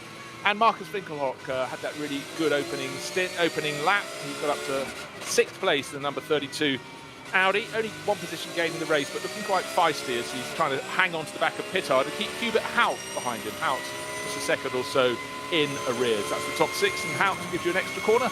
He's in 7th place. Slow zone upgraded to code 60, I noticed, at Schwedenkreuz. So again, for the drivers, the teams will hopefully be warning them what is up ahead. It's a really big role for the teams to keep their drivers aware of potential trouble. And of course, you've just gone through Flugplatz. When you get to Schwedenkreuz, you won't exactly be hanging around at that point, Peter. Not at all, not at all. Just going back to the lap times we were mentioning there, Bruce, that we were looking at them and just saying that those qualifying times, first world cars, under 8 minutes, we didn't see those times that low yesterday. Second lap of the race when the track was still clear, Ferrari got down to under 7:58, very impressive. Then we get into traffic, and look what happens to the lap times. 8:19, 8:20 for the first 2 cars. It's that difference, and that's what we're trying. That's what we're trying to get the context of. It's 20 seconds slower suddenly because of traffic or a bit of a slow zone or whatever, and that is a phenomenal. We were talking yesterday about the winning car winning by 32 seconds, 34 seconds, and that being a huge margin in NLS, unheard of. 20 seconds over a lap on just 4th lap of the race. And that's the difference it can make. And that's the whole point. The whole race, the face, it can change so quickly, not just in a lap, because it's such a long lap. It can change in a corner, never mind a sector. It can change in a corner. Quite dramatic. 20 seconds, phenomenal. Yeah, it's a constant moving feast, and unfortunately, not a feast for Novel Racing. We saw both their cars in trouble yesterday. Today, it's their Lexus that's dinged the barriers at Her Acht. So that's being cleared up at the moment. And again, another slow zone there, which just reiterates everything Peter was saying about the trouble of keeping a consistent lap time. Car 191 in the pits, that wouldn't exactly have been... It's the Valkenhorst M4, isn't it? Yes, the Valkenhorst M4. That's not, when I say in the pits, I mean it's in the paddock being attended to, because of course there are different places that the top teams do their work. They have the pit lane, but everyone still has to drive through the paddock to get to the pits, but that was out of sequence. I think that was Ben Tuck who drives that. I think I saw a flash on the screen saying that it was him. We've got a little Renault Clio coming to the pits. So yes, it was Ben Tuck who's showing with Dirk Tobias Wahl and Florian Weber, so untoward. But for the Walkenhorst Motorsport team, a very, very busy team indeed, but he also gets his pit stop in the pit lane. He's had attention out the back and makes his way around. So, what's the story going to be this time around at the front of the race? We do have slow zones, so all the lap times will be dropping down, but Mauro Engel, remember, was nearly 3 seconds clear at the end of the opening. That came down to under a second, as Jonathan Hershey really was keeping him honest in that Octane 126 Ferrari. Then it went out to nearly 2.6 seconds, and now we have definite slow zones around Her Acht. And everyone just has to sort of bide their time, go past, observe if there's any debris on the circuit, because you never know, next time around it could be you hitting it. And drivers car has gone off on the exit of her act on the left-hand side of the circuit, tucked in against the barriers. So that's the 135 Lexus, isn't it? It wasn't actually, because I was looking for the Lexus, because remember that was dark blue metallic and black. Yes. So there must be another car. I'll have to wait until there's a highlighted element on the screen. But then immediately when you ride on board past it, it's almost silent, and then bang, immediately you go racing again. The sound comes up, and then an Adrenaline Motorsport BMW goes blanging past. That's the number 1 car that moved ahead of 170 there. Last year's champions, Griesner and Fubrich, skittering around out to the edge of the circuit. One thing, if people have never been to the ring or never watched anything here, you look at some of the curbing, it's almost flat. Other points, it seems to be at about between 30 and 45 degrees, enough to potentially keep you on the circuit, but potentially to bounce you to the far side if you get it wrong going around a corner. Potentially do a lot of suspension damage as well if you get it wrong. And that's the trouble with this circuit. There's so much to it. Normally on a circuit there's nowhere else in the world quite like this in terms of its length, its corners, its multitudes of. Learning it, which way you can use the curb, where you can't use the curb. Quite often you talked about walking a circuit earlier. Drivers walk circuits and make notes. That could take you a couple of days here to go and do that, take notes. It's learning it and where to keep off it, where not to damage the car. All about keeping the car in one piece. Now, we've talked about how you have to really pay attention to when you have a slow zone and be aware. What we had when a group of cars went through, these are the cars in the SP10, the GT4 class, if you will. 3rd and 4th in class, the Toyota Supra in 3rd with Andreas Goulden, and in behind Yannick Fubrich. As soon as they got out of the slow zone, the BMW driver reacted faster, went round in front of me. He's not pulling away, but he grabbed the moment. They're not all there. And it's all about those little extra seconds or fractions of a second you can find. But for him, it was about track position. He's got up into 3rd place. He's now setting off after Michael Schrei, who at the start of the lap was about 5 seconds clear. So in the GT4 class, SP10 as it's called, it's FK Performance leading the way with their M4 GT4. Then Michael Schrei in the 192 Hoffer Racing by Bonk M4 GT4, and now Pixum CFN Team Adrenaline. So it's BMW 123. But for the Toyota Supra, new to racing in GT4 this year, making its debut just 2 weekends ago, and the fact it's running 4th in class, is very, very impressive indeed. That had a problem yesterday. Do you remember the puncture, left rear puncture? Just got back to the pits before the carcass of the tyre parted company, but very, very promising indeed for the Novel Racing team there. I think it was a good job on the part of the driver there as well, that the temptation with the puncture is it slows you so much that you can't, racing drivers aren't taught to drive slowly. So to slow down to the pace you need to maintain and not do further damage, collateral damage, that's the point. The puncture is going to cost you the time anyway. But you go about even 10, 15k too quickly. It starts to flail, it does all sorts of body work, it can do all sorts of things, and that's the bit that can do the puncture will unlikely take you out of the race unless it's very high speed. It's the speed at which you bring it back, and it's managing that's really important, and the smart enough, he did a great job in that car yesterday. New star of the race, Frank Stimpler. He'd made really good progress. He just gained about 2 positions, but we've had a change for 3rd place because Kaylee Beretta down the Duttinger was just passed by another yellow car as the Phoenix race. I talk about Frank Stimpler. He dives in for a very early pit stop, 4 laps on the board. He just worked his way. He gained about 3 positions on that lap. He was the tail of the top 10. He got up to 7th place, dived into the pits, but I suppose the real story there is, yes, he's stopping way earlier than anyone else. And yes, we've had a change for that 3rd position. So I didn't expect to have number 4 written in a ring, which is my denotation for when drivers come into the pits. That's the end of the lap. But diving in super early, Frank Stippler. That was very, very unexpected. And also followed in by Patrick Assenheimer. So the number 5 Audi from Phoenix Racing and the 3rd of the HRT Mercedes diving into the pits. That is very, very interesting indeed. So are we going to have everybody coming in a lap earlier than they did yesterday? Let's see. So yesterday's stoppers after 6 laps, will they come in after 5? 7th lap stoppers yesterday coming in after 6, we will see. But that's a real shame because I thought Frank Stippler was really putting the cat among the pigeons. Well, we talked about this at end of show yesterday, didn't we, about the strategies that the teams had trialled yesterday, of the BMW's doing 5 laps, Mercedes doing 7 laps in the first stint, and what we talked about driver cycling and this preparation for the 24-hour, what might they do today? So we're going to keep an eye on these BMWs. Very, very early stop, as you say there, for Frank Stippler at the end of 4 laps straight into the pits. That's a little bit surprising. So but do they know something we don't? Are they trying something different? Is it a problem? Is there a malady they need to sort out as well? So they're taking it at this point. And as you say, 1 lap extra isn't just like normal here at the Nürburgring in LS. 1 lap is, with a pit stop, it's 8-9 minutes. It's a giant leap, and it didn't look as though, certainly the way he was driving, as though he had to come in to change a puncture. But the fact that Patrick Assenheimer came in as well surprised me. Well, they both surprised me, but clearly they can't both have had punctures. And looking at Stippler's pace, he was picking up. He's about to pick up. He picked off Winkelhock. You've got Jeffries making his way forward in the Lamborghini. He's gone past him as well. So really good run from Stippler there. Gap between first and second. We didn't even talk about the gap between first and second, between Maro Engel and Jonathan Hershey, between the HRT Mercedes and the Octane 126 Ferrari. 3.39 seconds, and then an equivalent gap back to the new third-place car, Maxi Goetz, in the bright acid yellow Mercedes from Get Speed Performance. But he's got company. He's got past the yellow Audi from Phoenix. That's Michele Beretta's car, which has gone second on the grid to third to fourth.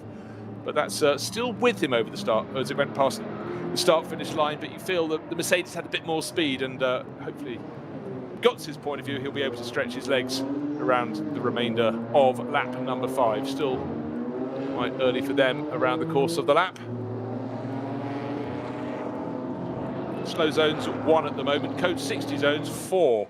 So we've got a slow zone at Schwedenkreuz, code 60 at Arenberg and Schwedenkreuz. A few cars already coming into the pit area, including one of the crowd favourites. I'll mention now the number 601. I didn't want to upset the viewers, but the 601 Opel Manta is in the paddock area, and the work being carried out on it doesn't suggest there's a great hurry to get that back in the race. But we know that car will live to fight another day because it's done that for decades now. Well, something mechanical by the look of it, because it's the car's completely undamaged, sitting there, and they're actually draining the fuel tank out into a jerry can. So now the Audi leaving the pit lane, Bruce. It wasn't. We mentioned that the number 16 car with Patrick Assenheimer. No, not number 16. Was Patrick Assenheimer's HRT. Number 6. Number 6. Yes, not 16. Came in as well, but also the 98 Rover Racing BMW. Don't forget that was at the tail end of the top 20. So maybe they do need to do something different. But of those cars, the number 5 Stippler-driven car being shared with Kolb and Westbrook today was the best place for the cars to come and make that first pit stop. It's Maro Engel leading the way for the Haupt Racing team. I wonder how many times we're going to say that this year, because they really do seem to have a grip with the car, with the circuit, with their tactics. Can they make it 2 wins in 2 days? We will see, but certainly they're laying a very, very strong foundation at the moment. And where is the challenge coming from? I think the Lamborghini is now starting to pick up its skirts and make a bit of a move. But that's now with Stippler having pulled in for a pit stop, has risen to 8th place overall, with Axel Jeffries at the wheel to get that started down in 15th place. So he's gained 6 positions and been handed 1. So that's a good run from the Zimbabwean. His target next is Marcus Winkelhock. Now that will not be the work of a moment, because Marcus is good at going forward. He's also very, very good at defending his position. I'm just going to have a little scroll down and see. I talked before about Michael Christensen having got the number 31 Fricadelli Porsche that got into about 6th position in the opening sequence of corners. Last time I looked, he was down in the about 91st position. I see. I'm just going to go on down. He's now up to 46th position. Not a bad lap for him. And his next target, as I look at the timing screen, is not his next target because he's already passed it. But he's got a long, long way to get anywhere towards the front. Slow-moving vehicle on the circuit. It's a Audi safety car with the lights aboard, but everyone behind is behaving as it goes down towards the end of the Dottingher. One of the Audi RS3s coming up behind it, and luckily, fortunately, could see it very easily indeed. And the Audi safety car coming up now into Tiergarten, keeping out of the way.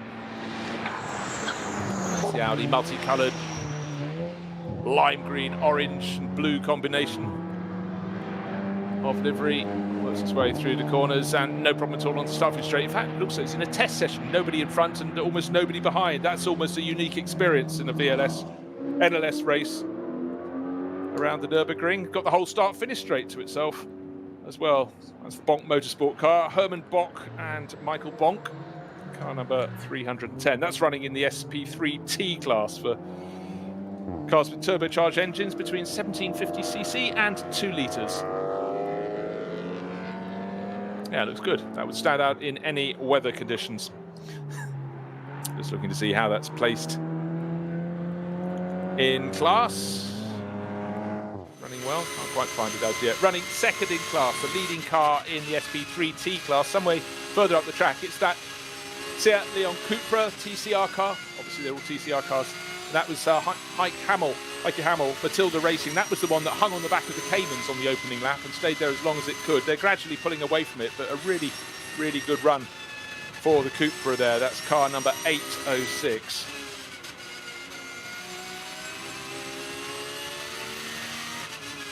Conditions still very dry, very sunny.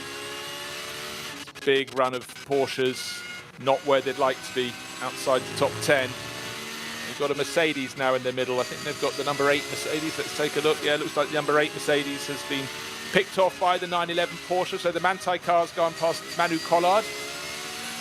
And now Collard's got company because he's got Marco Holzer pushing on very, very hard indeed in the black Huber Motorsport Porsche. And if he slips up, there's a number 4 Porsche tucked in behind. That's the better place of the Falcon Motorsport cars. 18th and 19th they are. Matteo Caroli and tucked in behind him.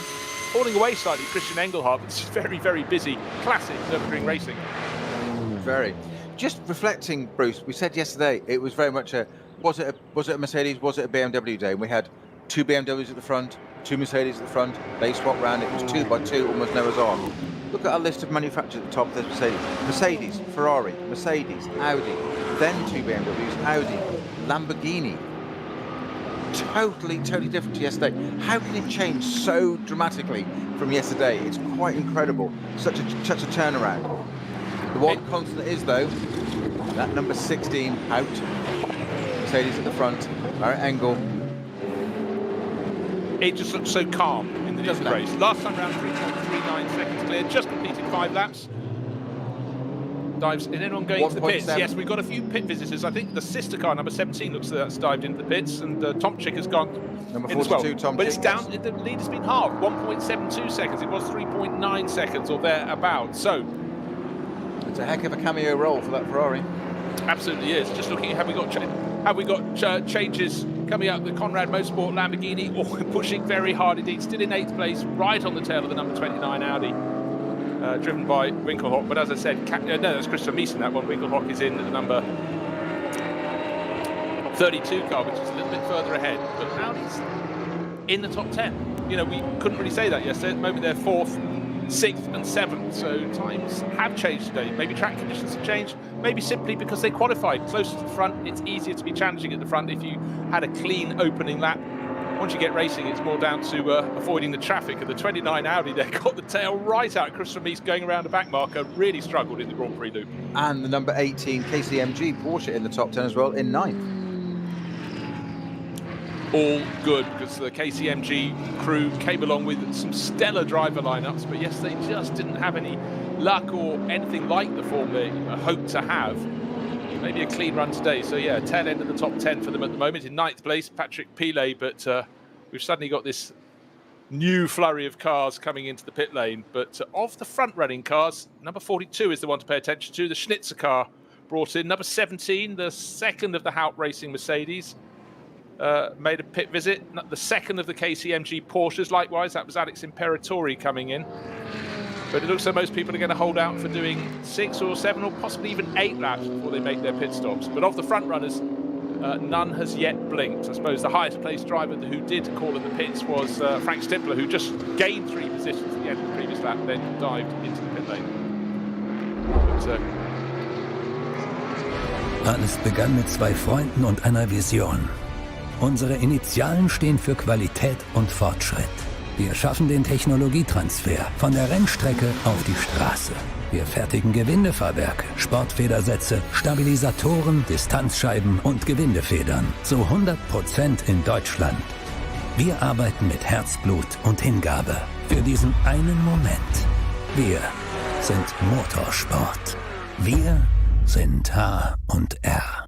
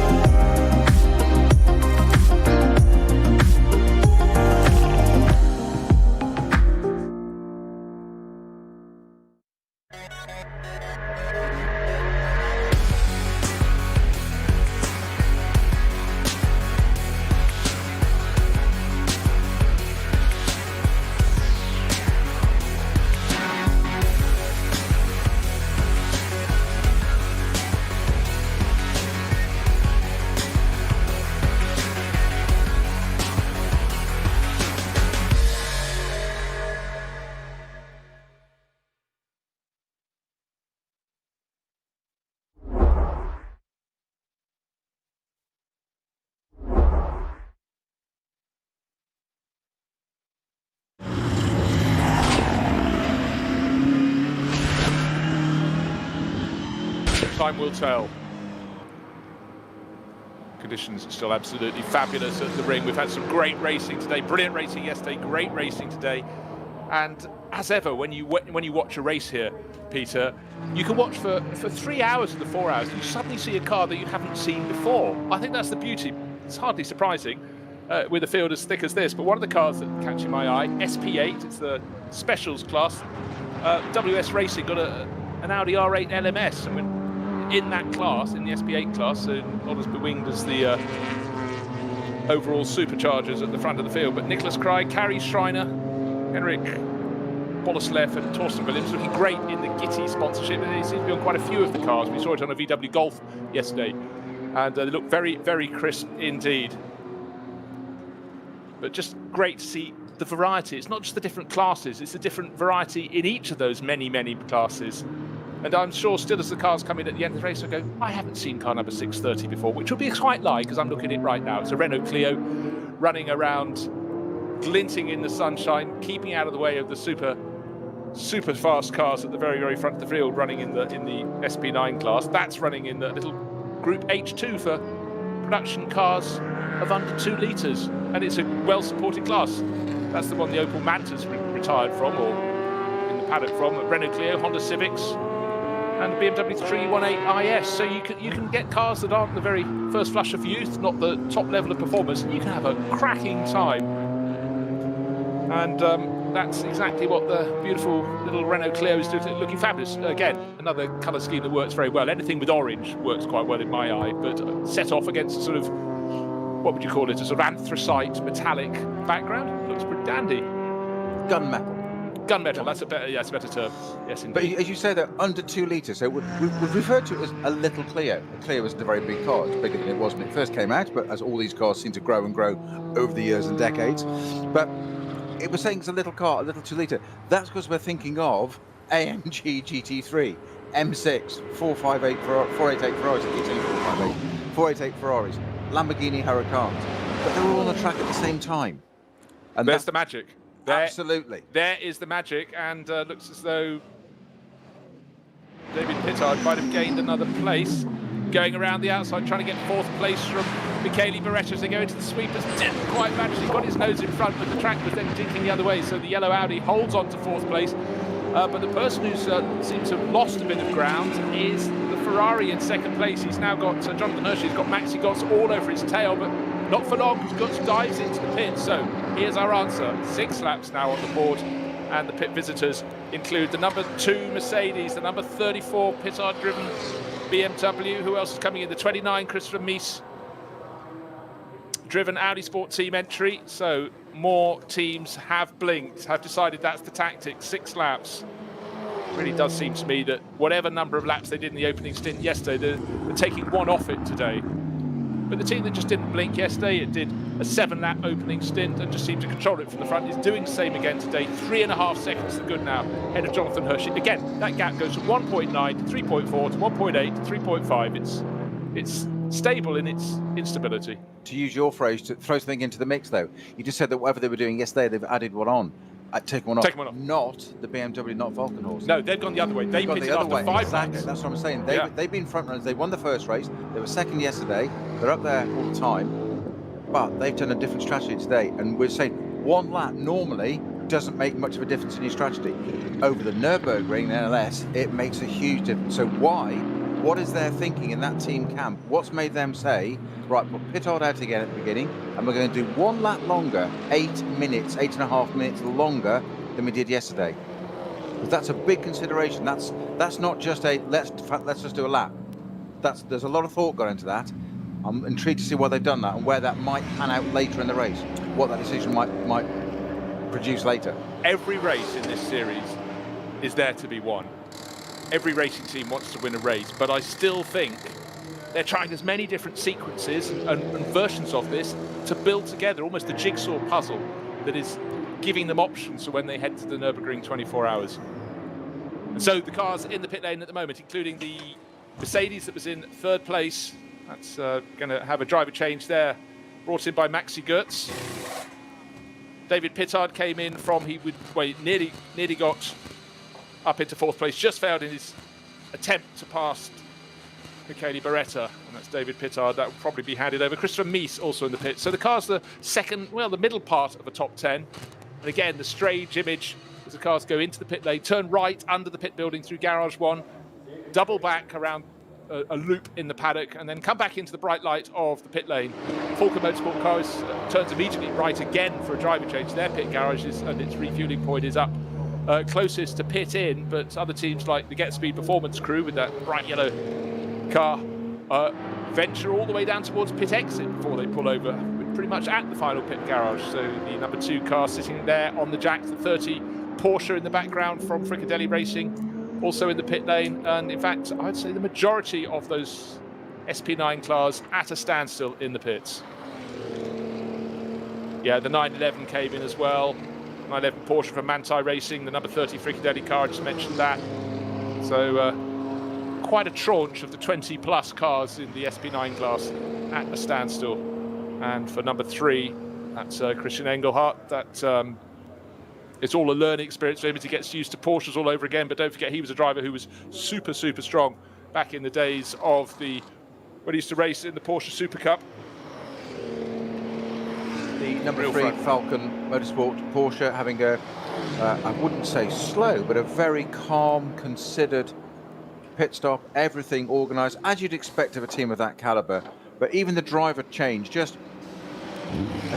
not saying it was slow or languid, but it was just got out of the car, everybody knew exactly what they're doing, what they've got to do, and when to do it, and keeping out of each other's way, in, out. The standard thing of a driver, one driver gets out, second incoming driver sitting there waiting. I can't tell you how difficult it is to get in and out of one of these cars with a roll cage and lid and hands device, etc. on, but it's the second driver's responsibility, the first driver's responsibility coming out of the car to secure the second driver, so belts, water lines, radio connections, all that kind of thing they need to do. But you just watching them there, seeing that, there was a nice bit of a shot on that, but it was just so calm, considered, everybody knew what they were doing, the car was turned round, and it was absolute precision of a surgeon's knife, just sitting there watching that driver stop. Now, just as you were saying that, Peter, I was sort of grimacing because the Get Speed Performance number 2 Mercedes coming out ahead of the 34 Walker Horse Motorsport BMW. So as the order they went into the pits, so was the order when they came out. What we're seeing is the cars that made an earlier pit stop, like the 98 Rover Racing car, have gained track position because that is now in front of the 34 Walker Horse car. So by coming in early, they've gained track position, and the number 2 Mercedes was coming out right alongside 17, which is the second of the HRT class cars, so which had stopped. Number 17 came in a lap earlier, but as tyre temperatures get back up, they've got to fight their way back. But you'd have to say at that instance, advantage is to those that pitted earlier. But then, of course, they'll have more life taken out of their tyres already. So now it's a chance for it all to be reversed. But right now, and this happened yesterday, those that pitted early, it was an advantage had gone their way. But those that held their nerve, kept their calm, and stayed out for longer, with the cars that tended to be ahead at the end of the race. But every team is doing things differently, and they're doing things differently to how they did it 24 hours ago. So much to think about. A race that is 4 hours long. So much can happen.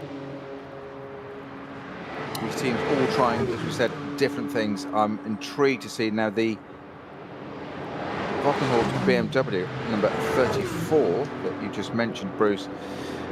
That was qualified by Christian Kras. David Pittard started it with that amazing opening stint in our first round 2 weeks ago. Yesterday they didn't put him in first, they put him in last. Today they're switching around again and put David Pittard in first, and the qualifier of that car is now in the car second. So again, the psychology, the thinking, what's going on with the people when they sit down and do their debrief at the end of the day. Why did we change it? What's the point? You mentioned yesterday the possibility that we waxed lyrical about the amazing opening stint that David Pittard did in the first round. In fact, I think we called it the angry dog, didn't we?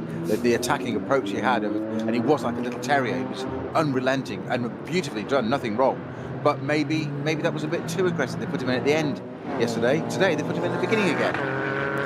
And it's just, I'd love to sit there and be a fly on the wall in some of these debriefs and go, why are we going to do this? What are we going to do? Is there a reason? Or do they just roll the dice on the table and say, there you go, David, you're in? No, I was about to joke. It's a bit like playing a game like Prudo. You got dice in the cup, you shake them up. Oh, David, you're in first today. And Christian, you've got to do the pole lap. And then we'll come in after. Hold on, I'll tell you how many laps. Shake, shake, shake. Maybe it's as simple as that. It could be. but I somehow doubt it. And you know what? Through the lockdown, when we had no racing apart from virtual racing, a lot of the engineers involved in this championship and others started engineering cars for the virtual series, like the digital NLS. You might think, what could a real-world race engineer gain? There was one who used to race cars, then he became a race engineer, then he started engineering for that, and he said, I'm learning. I am learning all the time. And nobody involved in any level of racing can ever afford not to keep learning. Exactly. I was just going to say, that is the absolute key phrase. No matter what you do, you never, ever stop learning. You mentioned yesterday that we have to call it digital racing. It is not a game anymore. And we did think of it as gaming at one point, but it's not. It's digital racing. It's online e-racing, however you want to term it, but I think digital's probably the best way. But that just proves the point. Somebody that's gone from driving cars, therefore probably preparing his own if he's an engineer, engineering cars, and now engineering digital online cars. Never stop learning. Well, and never stop being busy in the pits, because the number 16 race leading car into the pit lane, number 26 from second place, the Ferrari, into the pit lane, or into the pit lane, into the paddock, back into the pit lane. Number 15, Beretta's Phoenix Racing Audi in the pit lane. The next Audi from Winkelhock into the pit lane, etc. Number 7, Lamborghini, Axel Jeffries and Patrick Pilet, the KCMG Porsche driver, in to make their pit stops. Lucas Stoltz will go next. He will take over from Maro Engel, who did that opening stint. So we're told. In fact, it's only just come up with him as the named driver, but Stoltz hasn't got into the car yet. It was certainly Maro Engel at the top of our timetable for timing screens for a very long time, and I've just noticed it said Stoltz, but the car hasn't even got out of the paddock into the pit lane. It's efficient. It's ready. Well, it's a virtual, oh my golly, a virtual driver change in a real-world race. Now You had it here first. There's a crossover. So again, for all the drivers in the SP9 crews, they have to feed their way through other cars that come in from SP9 for pit stop. Manu Collard, who's leading the Pro-Am class. Marco Holzer, the Huber Porsche driver, right under his tail. And Matteo Cairoli in the number 4 Falcon Motorsport Porsche. The sister car came in last time around. All eyes on the number 16 team, HRT. That's the Hout Racing team, the new crew in town. They drive right down towards pit exit, still being listed as Lucas Stoltz.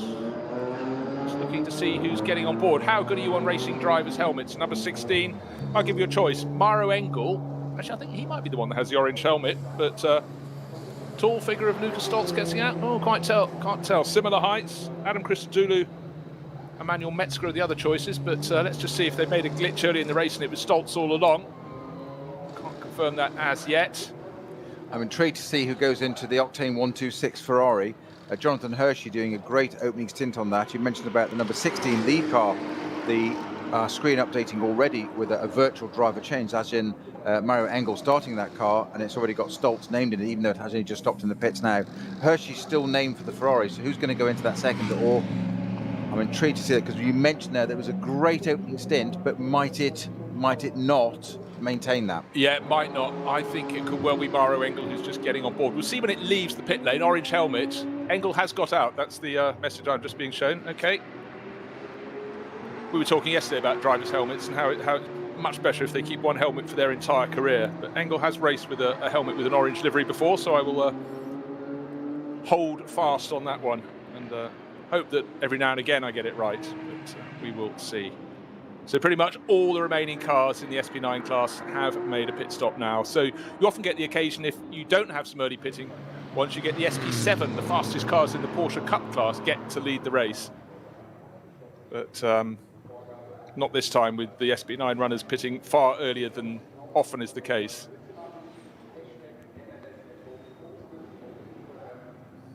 And just to let you know, the gap when the cars came into the pit lane and was the number 16 HRT Mercedes leading from the 26 Octane 126 Ferrari that had such a brilliant opening stint in the race. 5.3 seconds was the gap, and that's the biggest it's been, largest it's been all race. Now, it's not only seeing where they came in, it's seeing where they come out, because we've got some front-running cars that made a pit stop last time around, most notably the number 2 Mercedes, which hasn't got far to go, and it's got the number 17 HRT car tucked in behind it. So number 2 Mercedes hoving into view as they approach Tiergarten behind a GT4 Mercedes AMG, which hopefully will show a little bit of Mark love and let it through. It does. He also lets the other HRT Mercedes, the red one with black bonnet, through as well.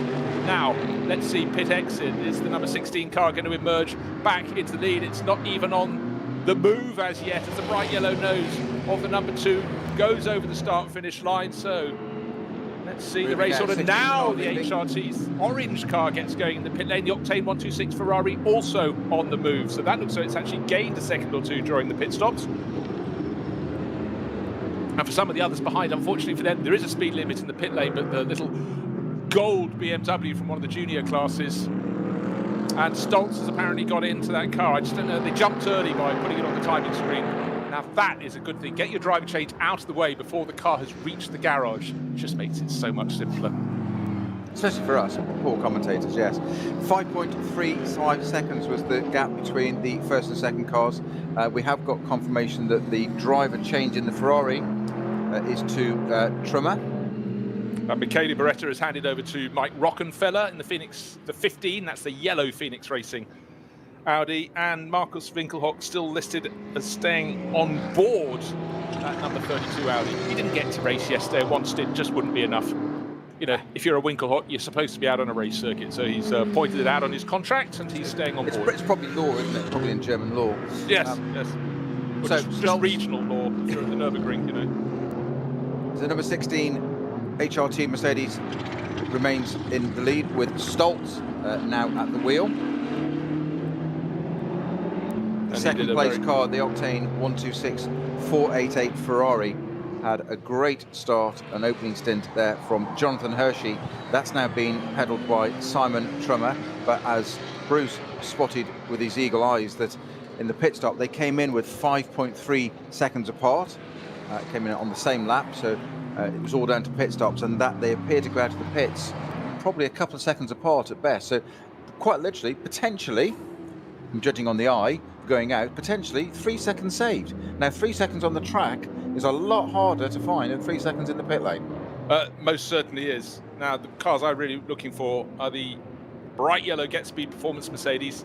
Looks like the second stint is also being handled by Maxi Goetz, but he's got Jelmer Berman all over his tail in that number 17. That's the second of the second of the 3 cars from Team HRT, the Hout Racing team, and Jelmer really getting a move on. Jelmer, again, the team arrived out of Black Falcon, and over the years now, Jelmer's been one of their go-to drivers. He's just super consistent. And, you know, from a professional's point of view, he's also one of those guys who gets out of the car, always interviews well, and it's refreshing. In fact, vast majority of the drivers that are racing in this championship and top-level GT racing are good in front of a microphone. Yeah. They also know there is an element, it's a team sport, and that means a team within a car. Until that point in their careers, particularly if they've come from a single-seater background, it's all about them. Now, You just stole my line, exactly. they cannot succeed. My rugby coach always used to say it's about the weakest link in the chain, and I hoped he was never looking at me.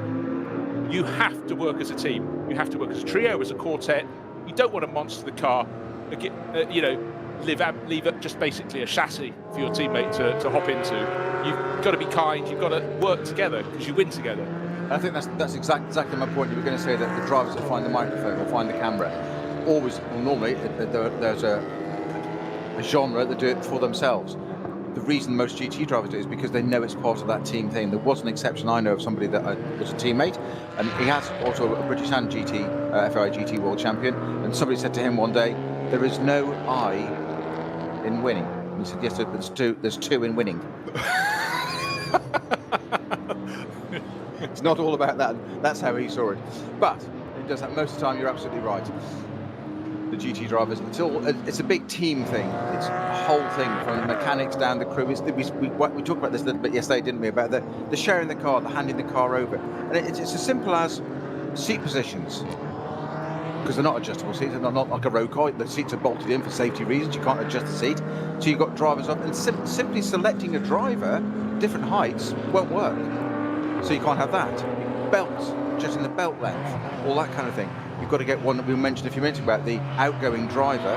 The second driver gets in when they do a driver change. The outgoing driver, if you always notice, turns around and starts to attend to the incoming driver, sorting out radios, water, bottle, whatever they might be. But the belt's an important part of it. You've got to adjust those belts because we've got to be safety conscious. You've got to think about all these things. And then they've got to get into the chassis setter. They've got to drive a car that all 3 drivers, as you say, a strong lineup, will adapt to one another what somebody might like, another driver may not, but you've got to adapt because you've got to drive the same car. In Mott's single formula, like Formula One, you have Hamilton and Bottas. They've both got a Mercedes, but they could be completely different cars. This, it isn't. It's the same car that goes to the end of the race. So that team, from drivers all the way down it filters through, have all got to work around that car.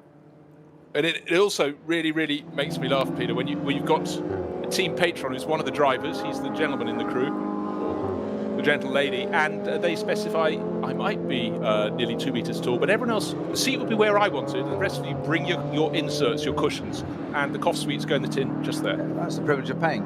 It's the privilege of paying, because let's face it, particularly if of the tall and mean, getting comfortable in the car isn't always a given. And having been there and done that, and I was so determined that I would drive a particular single-seater, and I had to come in after a couple of laps at Donington saying, okay, fair enough, I can't touch the brake pedal properly. Going down into Redgate, realising you couldn't really brake wasn't clever, but I was so determined. It was Vauxhall Lotus car or Opel Lotus. Easy to drive, but easier when you could press the brake, one found. So well, the problem is you are gigantically tall, so you and I could never share a car on that basis. Well, we could, except I wouldn't be wealthy enough to own it, and the sister seat position was in my position. That makes two of us. So basically, we're two gentlemen drivers looking for somebody else, then, aren't we? Damn, another season scotched. Ah, well, there's always next year. Yes, indeed. So we've had that first round of pit stops, and some came in after 4, a few more after 5, handful after 6, about half a dozen after 6, but it was lap 7, at the end of which the vast majority of the front runners came in a good 10 off the field. And in terms of SP9, we'll see who's going to emerge in front, but certainly the cars that stopped on lap 5 and lap 6, it's the 2 and 17 Mercedes that appear to have got the running going. And we mustn't forget that number 5 Audi, Frank Stippler, that could be ahead of all of them because that came in really early, just as he gained about 3 positions on one lap. And the blue Phoenix Racing Audi, that was some way down on the grid. In fact, it was down in 12th position after Stippler qualified it so well. He really raced beautifully, and I can actually sense he could be the car coming across the start-finish line to go to the top of the chart. Certainly he's over the start-finish line right now. Lucas Stoltz's name is still at the top of the charts, but it is Stippler who takes the lead of the race, and handsomely so. There's a Porsche Cup class car in the background. That owes us a pit stop. That's probably, no, it's not Moritz Krantz, he's just dived in, but certainly for the blue Audi that was going like a bat out of hell in that end of the opening stint is now pressing on, and the advantage is big indeed. But don't forget that this one will have its tyres going off. We'll be making its second stop earlier in the opposition. Number 16 Mercedes. Has that just come through into... Sorry, 6. I keep calling that 16. It's the Patrick Assenheimer car. He stayed on board like Stippler did. Assenheim had 4 wins in the VLN last year. He knows this circuit. He knows the team going very well in this double stint, sharing with Dominic Baumann. And one of the many Mullers in the race. The Muller in his car is Dirk Muller. Talk about having a good pro lineup there. And then...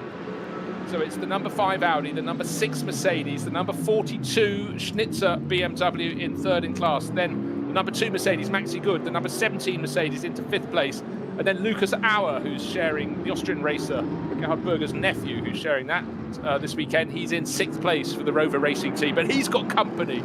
He's got the number 16 Mercedes. Remember that one, Peter? 2 positions further back. We've got 4 cars together. The BMW 98 from Rover Racing in 6th. 7th place, Christopher Mees, Audi Sport Team. Lucas Stoltz now seeing what he can do. He's about to make a place change. It might be the Mercedes arena, but he couldn't put the nose of his Mercedes right alongside the 29 Christopher Mees car. Gave it a bit of a kiss on the exit of the Mercedes arena, but Mees was saying, I'm smiling out of the car, but right now I'm not smiling. Was the bodywork rubbing there? Yeah, the where it tapped it on the Audi on the inside, it wasn't even it was a little love kiss. It just dislodged some of the bodywork after the right rear wheel. Just noticed that there, so we'll just keep an eye on that. Just to complete the statement, that little grouping, it's Lucas Auer, Christopher Mees, Lucas Stoltz, and right on the tail, the Walkenhorst Motorsport car, now in the hands of the Norwegian racer Christian Cronjes. 4 cars covered by 1.3 seconds or so, a blink and a little bit more.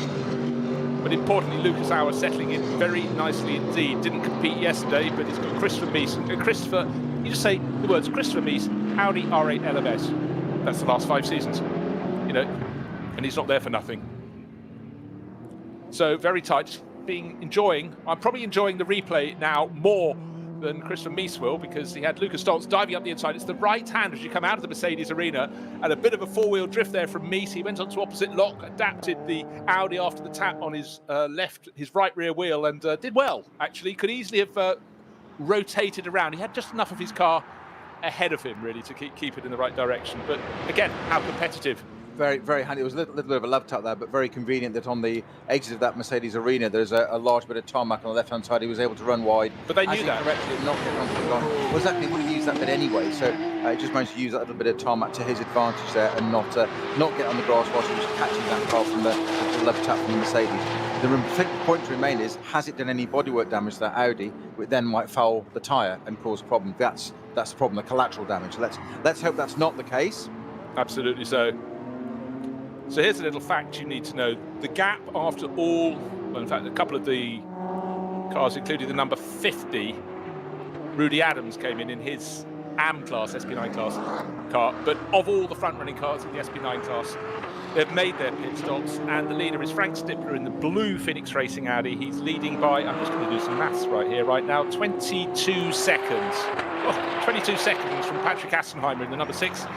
HRT Auto Arena Mercedes, and then Sheldon van der Linde in the Schnitzer BMW. He's another 9 seconds back. So that looks tidy, but we are going to see that concertina all over again. So once this is all settled down, we've got a new slow zone at Exmüller.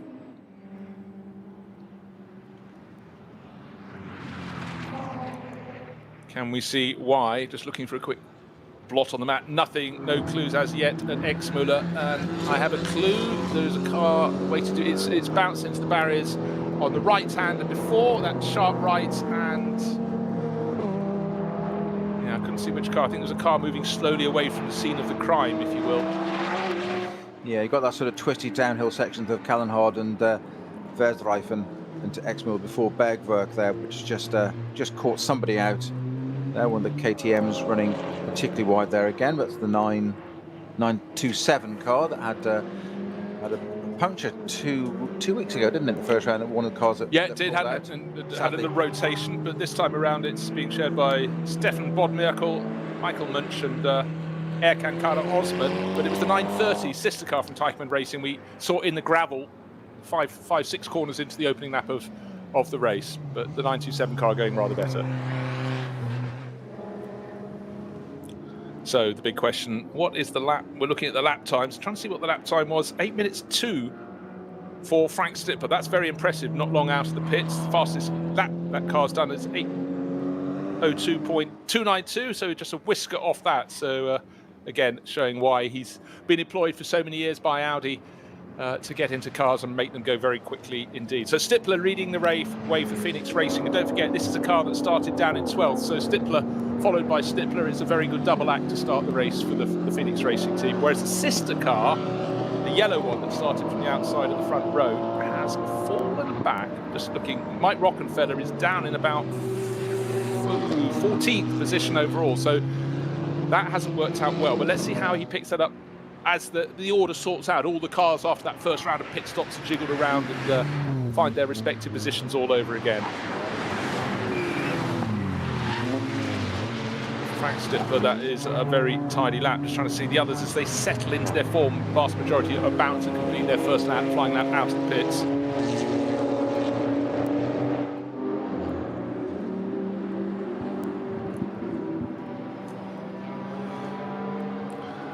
So we're just waiting for our screen to slightly update there. But as you say, the big surprise really at the pit stops is the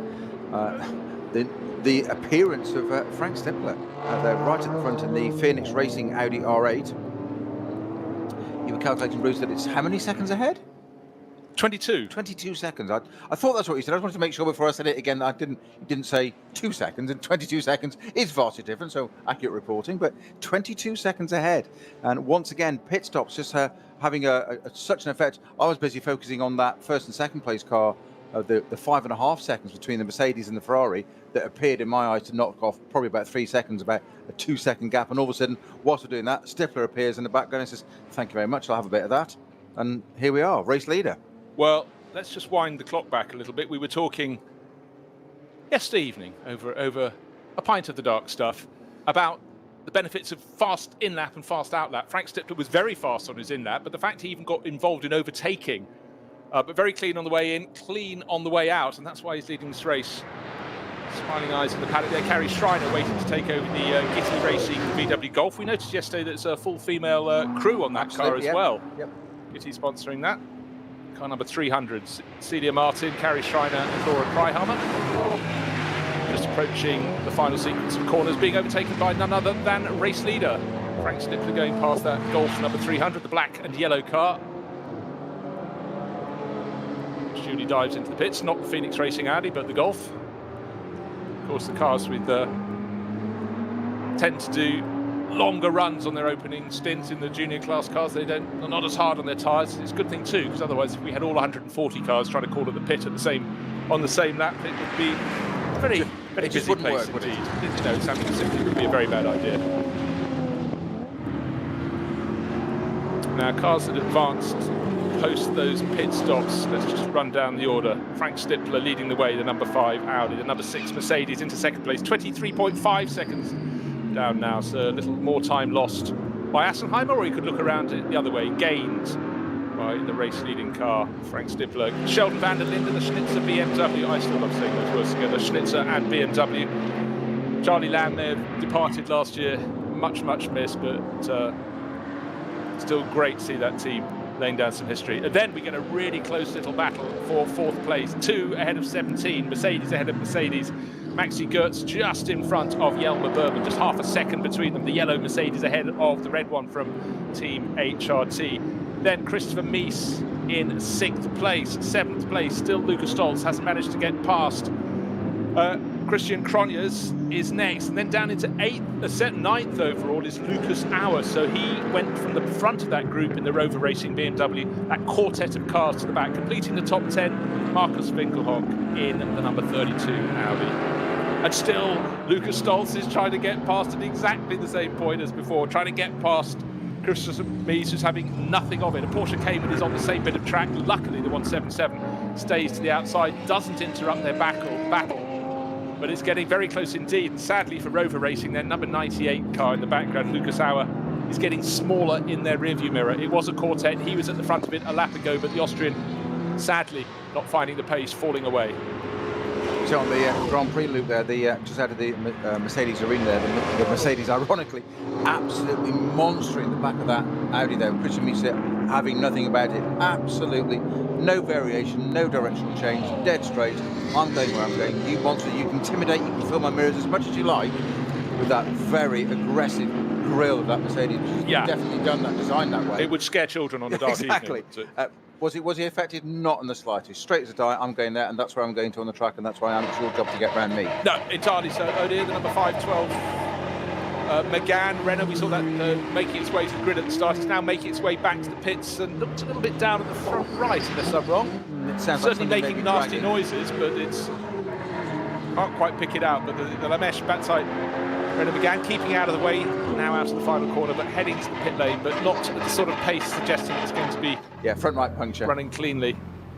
Coming in behind a car that looks like, grief, what is that car? Is that a Logan? Trying to work out what that is. And the 169 BMW at the side of the circuit. This is a car that ran very well in class yesterday. And unfortunately, yes. the M4 class... I was going again. That's FK Performance, orange and black.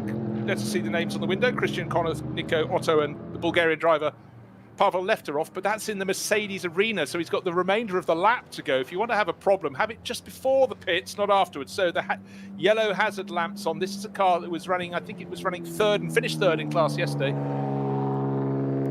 Not sounding altogether wonderful, but again, it's just no pace at all. mode. It sounds like it sounds sweet enough, but it's just on low revs. Alt Control Delete, but can't he take the back entrance into the pits from here still? And get back in that way. We'll be able to do that. In fact, what I was about to expound and expand upon was what you don't want to do even more so is have it just while you pass that back entrance to the pits. Get onto the Nordschleife, then you really have got a long way back. So the M4 making its way round, that'll rejoin, hopefully get into pits and see what the problem is. It did look like it got his hazard on, it sounded okay enough, but just as you say, possibly in limp mode, as in the car's overheated, it's put it into the road, what we call limp mode, get you home safely, get you off a motorway for safety, and that still applies to these cars because they're still production cars, so they're physically drivable under its own steam, but just not at any kind of pace, probably very limited on its revs. Oh yes, when I describe, we've now got a close-up shot of the 512 Renault Megane, and when I described it as having a flat front right, it doesn't have a front right. It has a rim, but the rubber. Well, it's very flat because most of it's been worn away, dragging on the track. Yeah, it probably is very flat. So it's exactly the right description. Yeah, just pulled the wheel off that, and mechanics immediately going in straight under it. And this is what we said so many times again. We mentioned it about the Subaru yesterday. The puncture, collateral damage. The puncture is not the major problem. Yes, it's time consuming, of course, and it's frustrating. But what you have, how you then manage it afterwards, that's the issue. And that car being looked at straight in underneath it. How much damage has the disc been dragging? Has the bottom arm been dragging? Because it was making some horrible noises. So they're straight in there, and that's what causes the problem. And it's a simple puncture that it could just be a tyre failure, picked up a piece of debris or something, and there we are. You've got to go and find out what's underneath it, and that can take the time. As we said, how do you win endurance races? Stay out of trouble, stay out of the pits. Entirely so, and also always have to check for where the rubber has gone within the wheel arch, and wave yellow flags on the Grand Prix loop, trying to identify why. It's in the drop down to the compression before you rise up to the Vidal chicane. We've got a course vehicle out there. Oh, they're just tailing around behind that limping BMW as it goes in towards the back of the pit lane. It has to go through the chicane first. But very good work there from the marshals. Really clever work indeed. The 169 FK Performance BMW only now sweeps in. Well, it doesn't sweep, it turns into the pit lane. I think there's a slight difference in terms of the velocity of those two elements. So the oil Fino car, lights are flashing, the hazard lamps flashing as it comes in, and hopefully it will live to race on. But sadly, in the competitive class, well, they're all competitive, but the SP10 class cars for GT4s is competitive, and you cannot. We've had it may not even get into the back entrance. The pit's all but stopped. Now that was very strange, because we talked about this limp home mode, as in it's get you off a main road, an autobahn in the normal world, which what cars are designed for originally. Limp home to get you home safely, get you there. That was the limp you home. It was going all the way around, and obviously, you see, as soon as it got into the pit entrance, it needed to stop. So I wonder if it's just it said enough. Very strange. We'll look at the 169 M4. We'll have a little look out for that and try and keep you posted on that to what happened to that car. It's very strange. It just stopped, having done the vast majority of the Grand Prix circuit, got itself into the back entrance into the pit lane, mercifully not having to go onto the Nordschleife, but now it's just stopped in the pit lane. So we'll find out what's going on with that. So again, when you see incidents like that, you realise how important it is you've got your flagging marshals posts in exactly the right position to understand scenarios like that. The fact there is a back entrance to the pits does mean that cars that take it will invariably not be in the best of mechanical health, and that was a good example. They very quickly had a flag marshal there warning anyone else who was coming in fast to the pit lane from the regular approach or the other way around. So we've talked about the things that the Nordschleife can throw up of slow zones, cars parked, service vehicles. Something else you don't really expect is to come into the pit lane, because you actually think your mind is almost job done, racing almost finished for a minute, because as in we turned the racing brain off for a bit, because into the pit lane now. You're going into driver change mode, pit stop mode, and all of a sudden there's a stationary car in the pit lane. How would that catch you out? You're not expecting that, are you? No. You've done your job. Frank Stittler is still doing his job. His last lap, he was leading by, after 9 laps, he had a 23.5-second advantage. He's crossed the line, having completed 10. Just waiting to see his lap time come up. I'm going to be really interested. 8 minutes 4. The lap times are very good. They're all going past, cars still having to go past that waving flag marshal and the stricken 169 BMW. It has got a bit further down though. It goes halfway and it down, ebbs and it flows. Yes. It goes and it stops. Still waiting to see if it's Patrick Assenheimer who'll be second at the start-finish line, or will it be Sheldon van der Linde? Van der Linde in the Schnitzer Motorsport BMW was third at the start of that. Assenheimer in the 6 Mercedes goes through. He's lost another 3 and a bit seconds. He's 27.2 seconds now down on the race leader. Has he managed to drop Sheldon van der Linde? Yes, he has. He's gained a second and about a second over the best of the BMWs at the moment. And then we've got a fantastic charging battle coming up next. Number 16, Lucas Stoltz, driven Mercedes, 7th at the start of the lap, still behind Christopher Mies. They've hardly been separated by more than a car's length for about 2 laps now.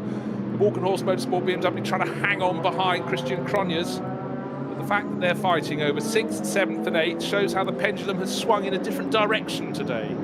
Don't forget, it's a 4-hour race. Now, didn't we talk earlier about the word you used, such a description yesterday, the grunt of that Mercedes, and the Audi there knew that coming onto the pit straight, and then just at the time when the Mercedes needs to jink over to the right, he's gone over and covered it to the right, and he's absolutely driving to perfection. One directional change, perfectly allowed, perfectly fair, perfectly professional. But placing that car, thinking, what at that pace, with that massive grille, as we said, that would scare children, behind you in the mirror, sitting there, knowing that that car's quicker in a straight line, and he's still thinking, if I just move over there, you've got to go around the long way. So off you go. Then switches around the next, but no jinking, absolutely beautiful driving from the Audi driver there. I just want to tie that in with a fantastic quote that I read in the wake of footballer Jack Charlton dying yesterday. He said, obviously in comparison to brother Bobby, he says, I can't play football very well, but I'm good at stopping people playing football. And that was his role, and he played it to perfection. So right there, Christopher Mies was doing what he needed to do to stop that Mercedes coming past, all fair and square. And I'm sure that which is fun in itself. Absolutely. Yeah. And as I said, he didn't do anything wrong, nothing unprofessional. He just did it absolutely neatly and properly. But as you said, it's that preventing it. And there are some drivers, I'm not suggesting that Christian Mies is one of those, but there are some drivers that don't necessarily overtake that well. But once they're at the front, they can control properly and professionally the race from the front. These men are always be able to get there through lack of machinery, sometimes just performance of the car. But great job there from the Audi driver, and we'll keep an eye on that. I think the Mercedes is quicker in a straight line, but it's not getting enough opportunities to take advantage of that. No, exactly. So just had a quick glance in a paddock shot. There was a flatbed truck. I'd seen one come in, but I couldn't see what was on the back of it. Unfortunately for Team Avia, saw Grensport running in the M240i BMW class. Theirs is the car on the flatbed. Heiko Eichenberg and Moritz Oberheim. No more racing for them today. Probably won't be the last car to be on a flatbed, but good job from the recovery crew. Got it off the track, and right now we're running with no slow zones, no code 60 zones. Just have a quick look at the respective lap times of the front-running cars. 8 minutes 4.4 seconds for Frank Stippler leading the race. Quicker than that, 3 places further back, Maxi Goetz in that number 2 Mercedes, 8:04.1. In behind him, 8:04.7 for Jelmer Berman, the Dutch racer, right under his tail. Who else is quick? I have to go down to about 10th place. In fact, precisely to 10th place, Marcus Finkelhock, 8:05.6. But a lot of their rivals doing lap times 8 minutes 8 seconds, 8 minutes 9 seconds. So again, we know that any point around the Nordschleife you can be slightly tripped up by one of the slower cars, but it's about just being consistent, hoping there are no code 60 zones, slow zones, and just keeping it sweet, keeping the tyres alive. Because let's face it, how many corners around the Nordschleife? Well, it depends what defines a corner, but let's say a minimum of 120. So you think of those loadings, left and right, right and left. It's consistent. It's not as hot. I think it's a few degrees cooler than yesterday, perhaps. So maybe they're eking a bit more tyre life, but it's about keeping things sweet. Well, you say you're talking about tyre management there. What are we meaning by tyre management? We're talking. You're saying a minimum of 120 corners. We could say 170. So let's go somewhere in the middle. It's a lot of turning, and that's where your tyres do the work. So tyre management, it's about keeping the pace of the car, along with your teammates. We know what the car's capable of, but not wearing those tyres out that quickly. So not leaning on them, not bouncing over curbs. Curbs can damage the sidewalls, which can cause problems, cause punctures, but it's about just the degradation. Using the tyres at absolute maximum, but of course the tyre has a life. So it's great to start with, then as I said, performance falls off the cliff. Now, it's not quite the same as Formula One with all your different compounds and things there. So they've got a tyre to last you here, how many laps? Between 5 and 7 laps, which is quite a lot around here. So it's just making sure you don't wear them out. But even just putting out of corner, getting the power down, and not wearing out the driven wheels, tyres too much. Turning in too quickly, understeering, getting too much heat into them, scrubbing them, scraping. And it sounds silly. We were talking about this yesterday, that trying to explain to the man in the street that your tyres that last you 2 years, I only got 2 years out of that set of tyres, and how many corners have I taken, how many bends have I taken? The difference in the loading, and we're talking about a tyre lasting an hour. So that's why it's critical to do that management of looking after it. Yeah, 100%. And of course, that becomes more and more critical when we get some super, super hot summer days. It's not super hot today. It's much more comfortable for the drivers. But again, it doesn't matter what the temperature is. Your rivals are still competing in the similar conditions. So however kind you are when the track temperature is 40, or however kind you are when it's 30. It's still relative to Same your for everybody. rivals. Keep Yep. it sweet. Keep it sweet, keep it living long. So we have 10 laps on the boards, 11 at the end of this one. Frank Stippler leading the way by 27.2 seconds. We have a timing sliding scale for pit stop minimum times. So again, it does have a factor, it does have a bearing on this race, because you have to have a different minimum pit stop time according to the number of laps you accrue before you go in, and this is going to be a big factor for Frank Stippler. He pitted the first time after 4 laps, caught us surprise, not napping, we were right on it at the time. Very few of the front-running teams did that. The number 6 Mercedes crew did that. That's why they're first and second. The number 98 BMW from Rover Racing also came in after only 4 laps, but that's fallen now down to 9th place overall. Just doesn't seem to quite have the performance this weekend. And other teams taking a very different bite at their tactics. But all the teams have to read the rule book. We've already seen the team that won the first race of the championship, given a time penalty, didn't understand or failed to comprehend and perform accurately the task of the minimum pit stop time. They were first the flag ahead of the Walkenhorst BMW 2 weekends ago, but alas, given a time penalty. It's in the rules, they didn't get the rules right. They got the time penalty, first on the track, became 6th overall. So for that number 34 Walkenhorst car, for David Pittard and Mikkel Jensen, this weekend they're joined by Christian Cronjes, but they took that first place. They took 2nd place yesterday. In a championship, it's about putting those points in the bag. They've done it. Consistency building. As you said yesterday about David Pittard at one point when he was running for 2nd. Driver's mentality. Do I go for the position? It's only the 2nd race of the season. I've won the first race. We're in 2nd in the 2nd race. That's 1 place off maximum points in 2 rounds. So do you hold back? I think for the championship, you mentioned about pit penalties there. The adrenaline racing car yesterday, 3 pit stops. 3 penalties yesterday. Sadly, it was the one driver that got the 3 penalties. That unfortunately just 2 kilometres over at one time each time. That's all it was. That tiny. It's such a simple error, and that must be so frustrating, because it's not a flagrant breaking of the rules and coming in far too quickly and risking it or trying anything. There's no risk there. It's just a slight error. Unfortunately, rules are rules, and you're out. I had my eagle eye to see whether a 4-lap stint would be followed by a 7-lap stint by Phoenix Racing and Frank Stippler. It hasn't. He's gone on to an 8th lap. Still leading the race. His advantage pinged back very slightly by about half a second. It's just 26.5 seconds over the number 6 Assenheimer driven Mercedes, but that also came in after 4 laps last time round. That also is doing an 8-lap second stint. And in between them, just behind them, the Schnitzer BMW, that came in a lap later for its first pit stop. So if it finishes on the end of this lap for its pit stop, it would have had 1 lap less on its tyres. So teams are doing things differently.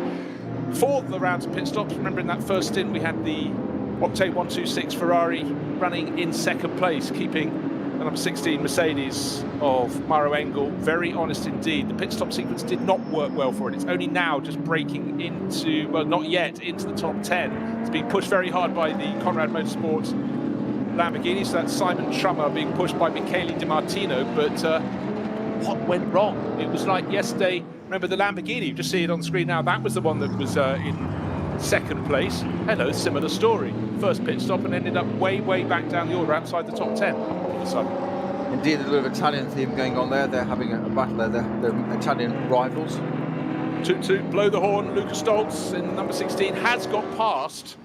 It might only be for 6th place, but he's finally got past Christopher Mies. He put the pressure on him, kept the pressure on him. The Walkenhorst Motorsport car is keeping him honest as well, just in behind the heat, right under his rim. He's got Marcus Winkelhock. And sadly for the Rover Racing team, you have to look quite a way further back up the track for Lucas Auer, who's lost about another 7 seconds around the course of that lap. So this little battle looking very busy indeed. 6th, 7th, 8th and 9th. Stoltz meets Cronjes and Winkelhock. Great racing on a brilliant circuit. But alas for them, they're fighting for 6th place at the moment. Now, did we say that Winkelhock remained in that car in the 32 Audi? We did, didn't we? Okay. Well, he is now monstering that BMW in front. Just as they're going on to the Nordschleife there, at the end of the Grand Prix loop, all over the back of it. The complete reverse of what we've just seen there with Christian Mies and the Audi defending well from the AMG. Now, Markus Winkelhock, as you said, synonymous with it, probably local German law that he has to be in a motor race. If there's a motor race taking place at Nürburgring, I've got to be part of it. But that was, he was all over the back of that M6 going onto the Nordschleife. Well, the thing there is that Markus Winkelhock, after that first round of pit stops, was in 10th place. Then he picked off the Rover Racing BMW in 9th. He's now going after 8th, but he's gained about 5 or 6 seconds. So it's been a really, really strong first part of this second stint of the race of Winkelhock in the number 32 Audi Sport Team R8 LMS. But I still keep looking at that lead of Frank Stippler.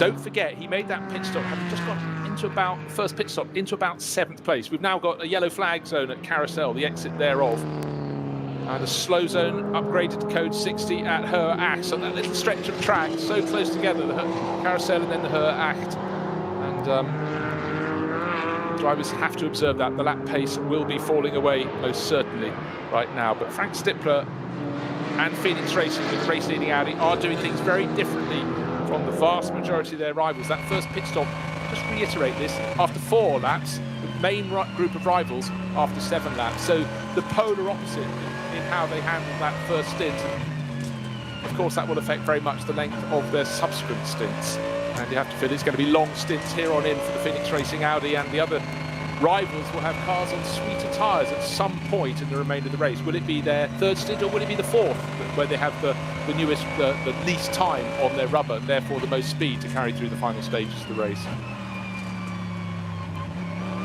Number 2 Mercedes.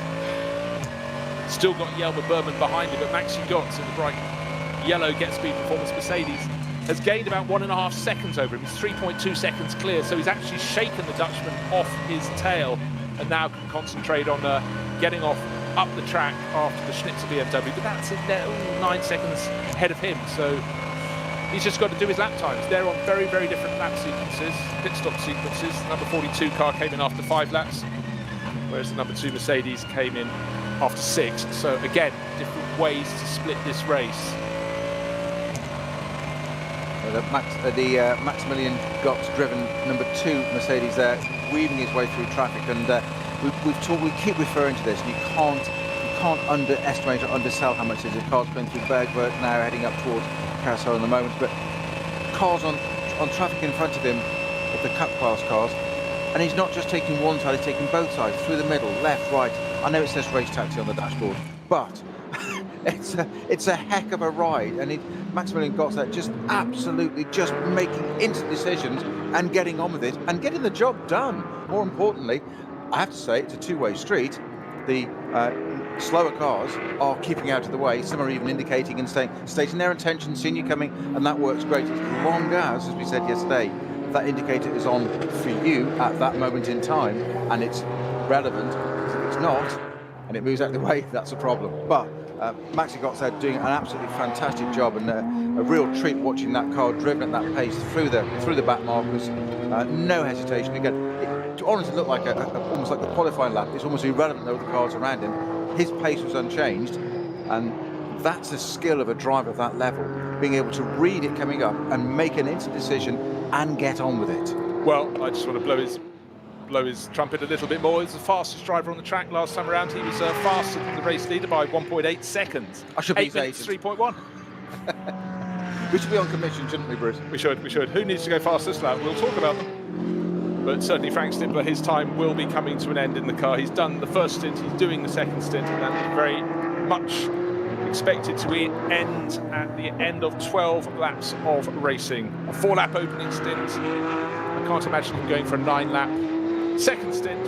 The conditions are slightly cooler than yesterday, but we haven't had many slow zones because, of course, that buys a bit more tyre life. But again, just reiterate, it's a 24.5 kilometre lap. So you might buy yourself a fraction of this lap in terms of tyre performance, but to try and get an extra 24.5k at a sensible speed, that's the trick. And to use one of your favourite lines, just to throw something else into the mix, we're not even remotely halfway. We're 20 minutes off halfway still. All this excitement, and this is a Grand Prix will be over and done by now. We've got this as much to go again. They'd have sent the trophies onto the podium on a little trolley, like yesterday. Now, that was yes.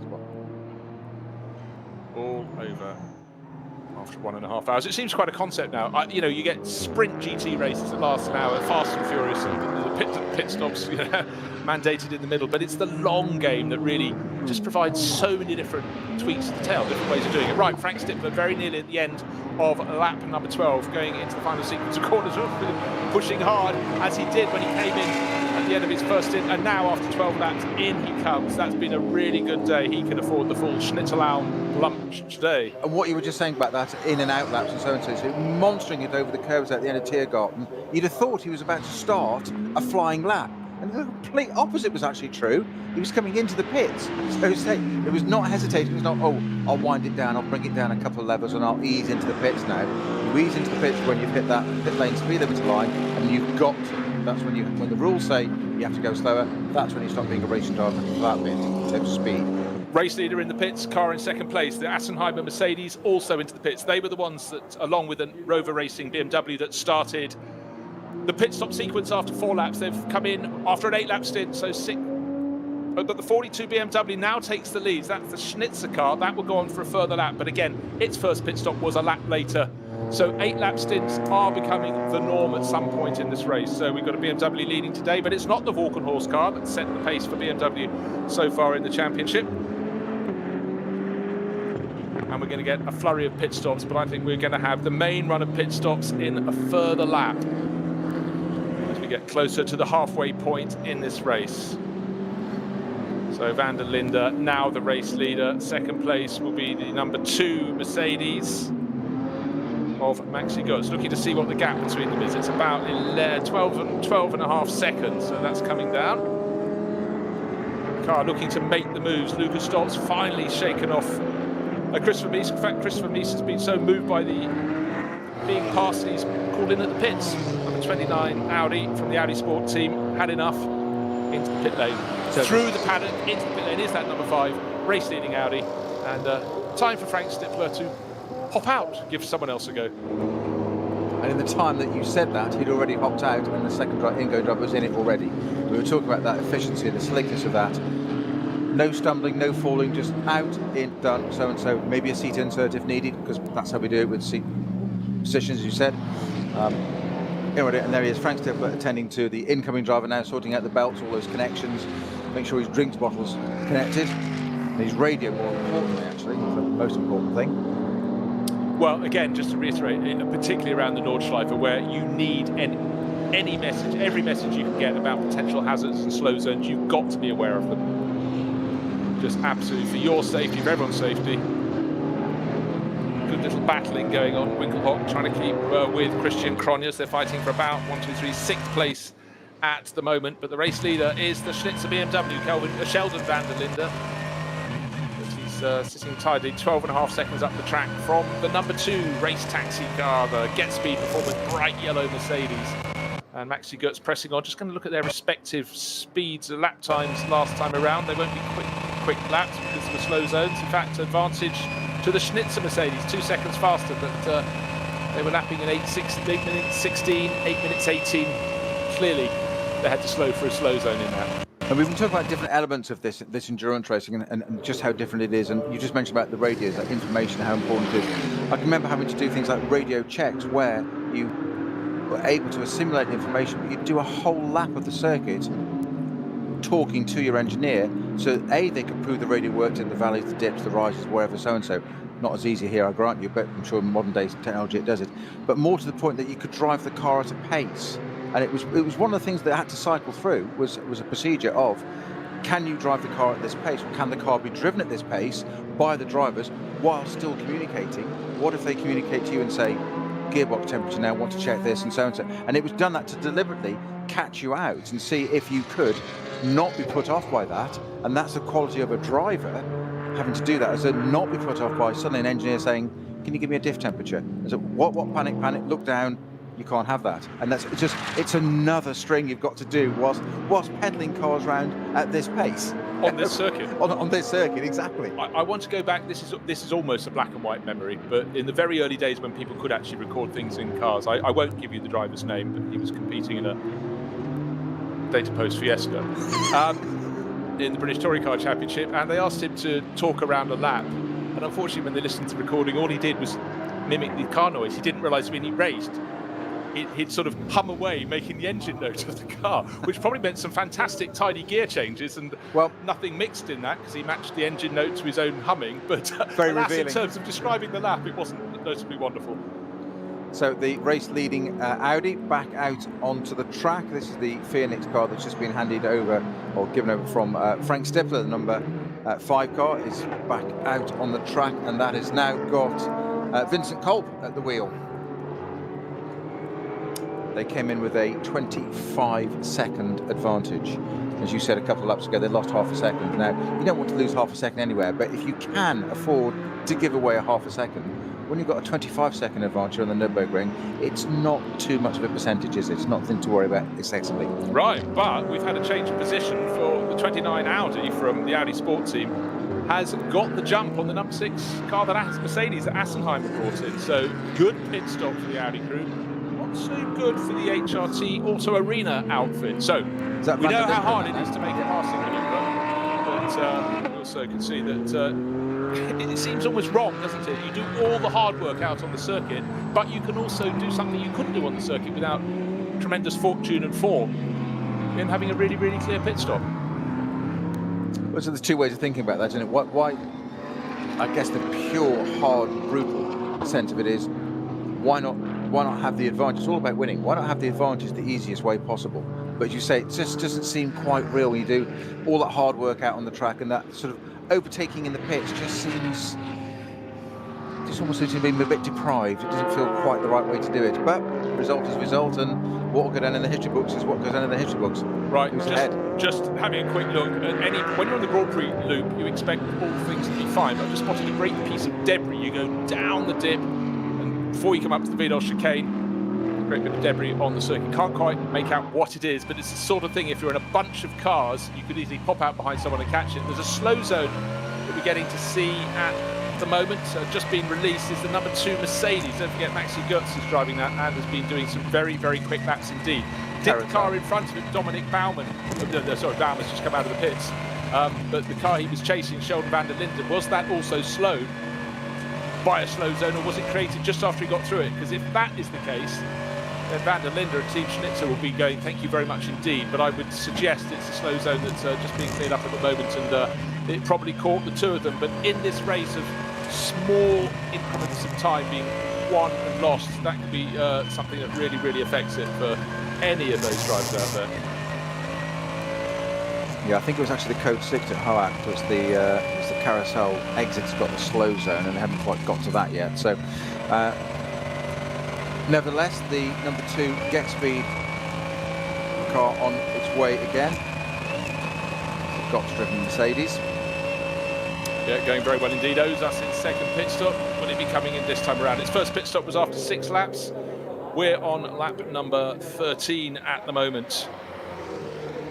We've got that far to go within the lap, and towards the end of the twisty bits.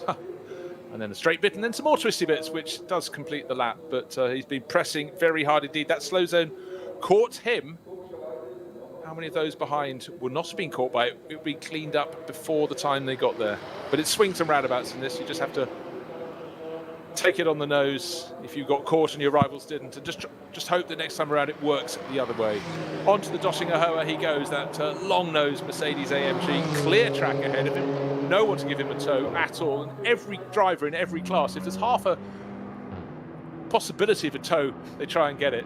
But this time around, as the Schnitzer BMW that's leading the race, Sheldon van der Linden at the wheel, gets up into the Tiergarten, diving inside one of the backmarking BMWs with his BMW. Couldn't even see in the background the nose of the bright yellow Mercedes. But into the pits after 13 laps goes the number 42 BMW from Schnitzer. Will the number 2 Mercedes follow suit?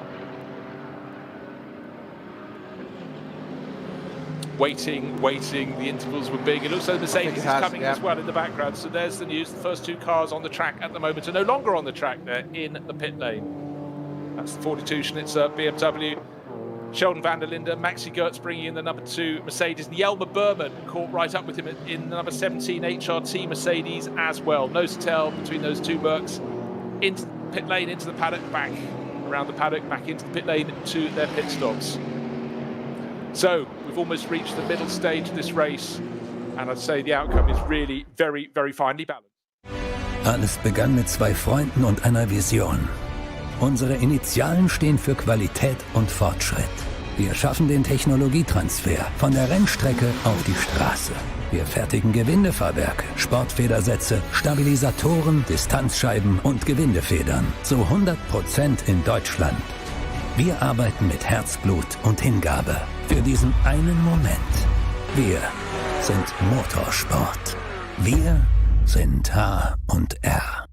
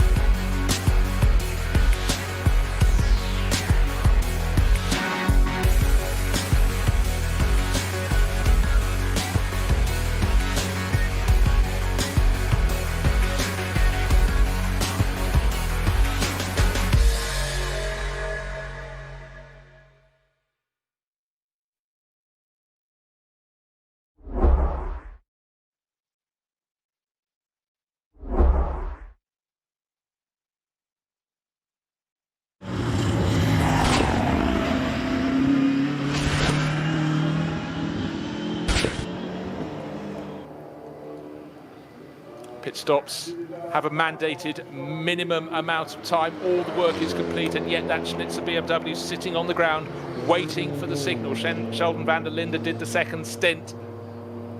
Thumb up from the mechanic.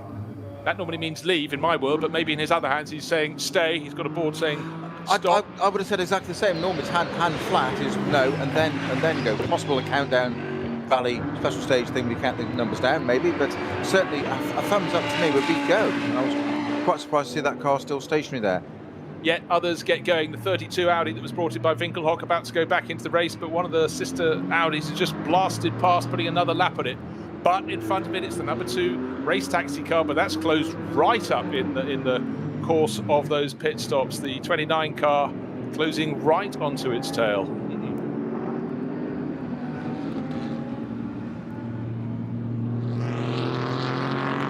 And after those pit stops, bear in mind the number 6 Mercedes came in after 12 laps, the number 42 BMW after 13. And they were in the order of the Mercedes ahead of the BMW. They still are, but that gap has come down really rather a lot.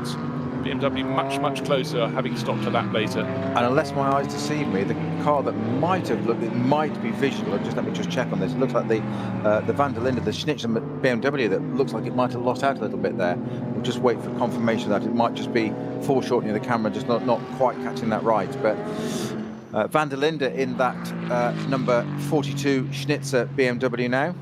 Marciello it is that's in the Get Speed number 2 yellow Mercedes. Number 17 Team HRT Mercedes is now taken over by Bastian, and Stoltz is still out there. We're waiting for him to potentially hit on this next lap. Number 16, our original race leader, the car that's performed so well in these first 2 opening rounds of 2020 NLS.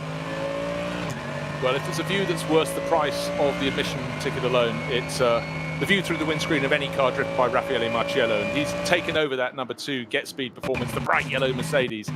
And watching him around the opening corners of the Nordschleife, picking his way past back markers is very, very beguiling indeed. Just got to pick his way around an Aston Martin that indicates right eventually. But again, the drivers still have to take the corner before they move out of the way at certain points where it's tight. But now as he heads off towards the Flugplatz, fairly clear track ahead of him, and the Italian pressing on very, very hard indeed. And again, that's something that goes through a driver's mentality. The quicker car, because you're the quicker car, top class, race leader, whatever terminology you want to know, you haven't got a right to be there. Other cars can't just disappear. They're doing their own race as well, so you've got to accommodate that. But you can't. It would be helpful and courteous if a slower speed car jumps out of the way or whatever, but that can also be quite dangerous. But being observational and courteous, whatever, that's great. Meanwhile, we've got the BMW into the pits now. That must be the Valkenhurst car. No, I think it could be the 36 my car. apologies. Remember that started from the pit lane. It's out of sync completely. Yeah, it is. It's the older livery. It's also Total livery, but a much plainer livery. That's white with the red and pale blue flashes, where it's more of a swirly ribbon effect all over the bodywork of the number 34, the championship leading BM. So Josh Burden, number 19 KCMG Porsche in the pit lane. That's one of the SP9 cars we can see there. And another one going on past. So just waiting for the second round of pit stops to be completed. Just going to throw this in to the mix, if I will, Peter. After the first pit stops, the order was 5, that was Frank Slipper in the Phoenix Audi. 6, Patrick Assenheimer in the HRT Auto Arena Mercedes. 42, the Schnitzer Motorsport BMW. Is it going to be the same order after the second? Well, we'll find out in another lap or so. But it just means the other crews have been doing longer first stint, longer second stint. And if they can do, that means they can then have shorter third and fourth stints, which definitely means they'll have more tyre life at the end of the race. I just want to keep you up to speed on the championship. The current standings in the V4 class. That's full of BMWs, but there's an E90 BMW at the top of it. Car number 701, which we know very well. Rink Brink and Philip Lyson leading by not 1.3 seconds, 1 minute 13 seconds, or was it 1 minute 32? It's flashed off my screens, but that is really very tidy. And the car in second place in class, in the V4 production classes, car number 744, but really it's advantage 701. We see it so frequently at the sharp end of the field with Rink Brink and their mate Lyson. Need to get someone called Dink and they join them. But it's a Pixum adrenaline car, and it really is the gold standard in that V4 class. Slightly strapped up, the front bodywork, but going very well indeed. Into the pits, just been ported. The other Walkenhorst Motorsport cars come in, 14 laps on the board. So that is a key move. The Ferrari in as well. Simon Trummer's run completed. The number 15 Phoenix Audi, that's the one that started on the outside of the front row. That has come in as well. And who else is calling in? The second of the KCMG Porsches as well. So we're getting through those runs of pit and the stops. Ferrari. Yeah, sorry, my popped that one in, Trummer. It's a 4-driver team, so don't expect him to do a further stint. Dumas in as well. Yeah, as I said, the second of the KCMG Porsches. Who else is coming in? The 911 Porsche as well. Lars Kern, his run has come to an end. So the big question is, I make it the Lamborghini.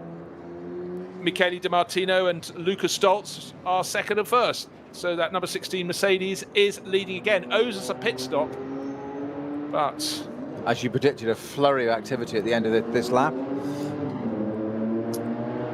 So the rival teams fear that the later pit stop. How long have we got to go in the race? Well, we've passed the halfway point, Peter. We've got 1 hour 58 minutes. Only just, but hey ho. So don't forget that the final pit stop, the times are really adjusted according to how long before the end of the race you come in. If you make that final pit stop 1 hour and 9 minutes before the 4 hours are completed, you have to be at a standstill for a minimum of 357 seconds. And that goes down with every subsequent minute towards the finish. If you come in with 10 minutes to go, just 202 seconds. So, mind you, by the end of that, your tyres would be completely shagaroonied, would they not, if you waited that long? But it does mean that you'd be spending the best part of 150 seconds difference, 2.5 minutes less time at a standstill. So, expedient circumstance for anyone coming in very near the end of the race. But if you come in a fair bit earlier, we've got a car being towed in down the Dottinger Höhe, then of course it can be very different indeed. It's up to the team chief and the statisticians and the tacticians to work out when it is best to pit. Oh, a red and yellow, was it a purple and yellow car at a standstill in the compression? It's a looks like one of the standard BMWs, yeah. the 240i, I think it's a slightly older one. At a standstill, it could be a 325. I couldn't see which it was, and that was in the compression before the Vidal chicane. But if something happens on the Grand Prix circuit, you tend to have a lot of space to see it in advance. And again, the flag marshal is doing a great job. For them, can they get it going and get it back in that rear entrance to the pit lane? So it's interesting to look at the pit stop strategy. You're saying that basically every lap longer gives you 2 to 3 seconds longer in the pits. That's what they're going to start working out, and that's where the strategists and the people with the laptops and the spreadsheets and the garages and paddock in this case as well, and the transporters will be working things out. And that's the difference. So as you said, quite a variance there. Just that one extra lap, a little bit longer in the pit lane. And in fact, it's within that you can lose. If you have a slow zone that slows you by 20 seconds, that could take you another minute closer to the end of the hour, and that could add another second or two. Yeah, exactly. And that could be a huge difference. Yeah. And these are the sort of variables that are just so hard for a team tactician to work out. It has to be there or thereabouts, because the variables here are so huge. But they will have software that's running this all the time that has the variables, and they'll have different permutations, and they'll suddenly throw in a slow zone, and they'll just click it, and what does that? How does that affect our strategy that we've set out already? And that's what they do, because it has to change throughout the race. So it's plan B, plan A, revert to, and that's what they'll be telling the drivers as they go through. So we're waiting for our cars to, those are all in the pits to settle down and see what we've got out on track. It is that number 16 HRT.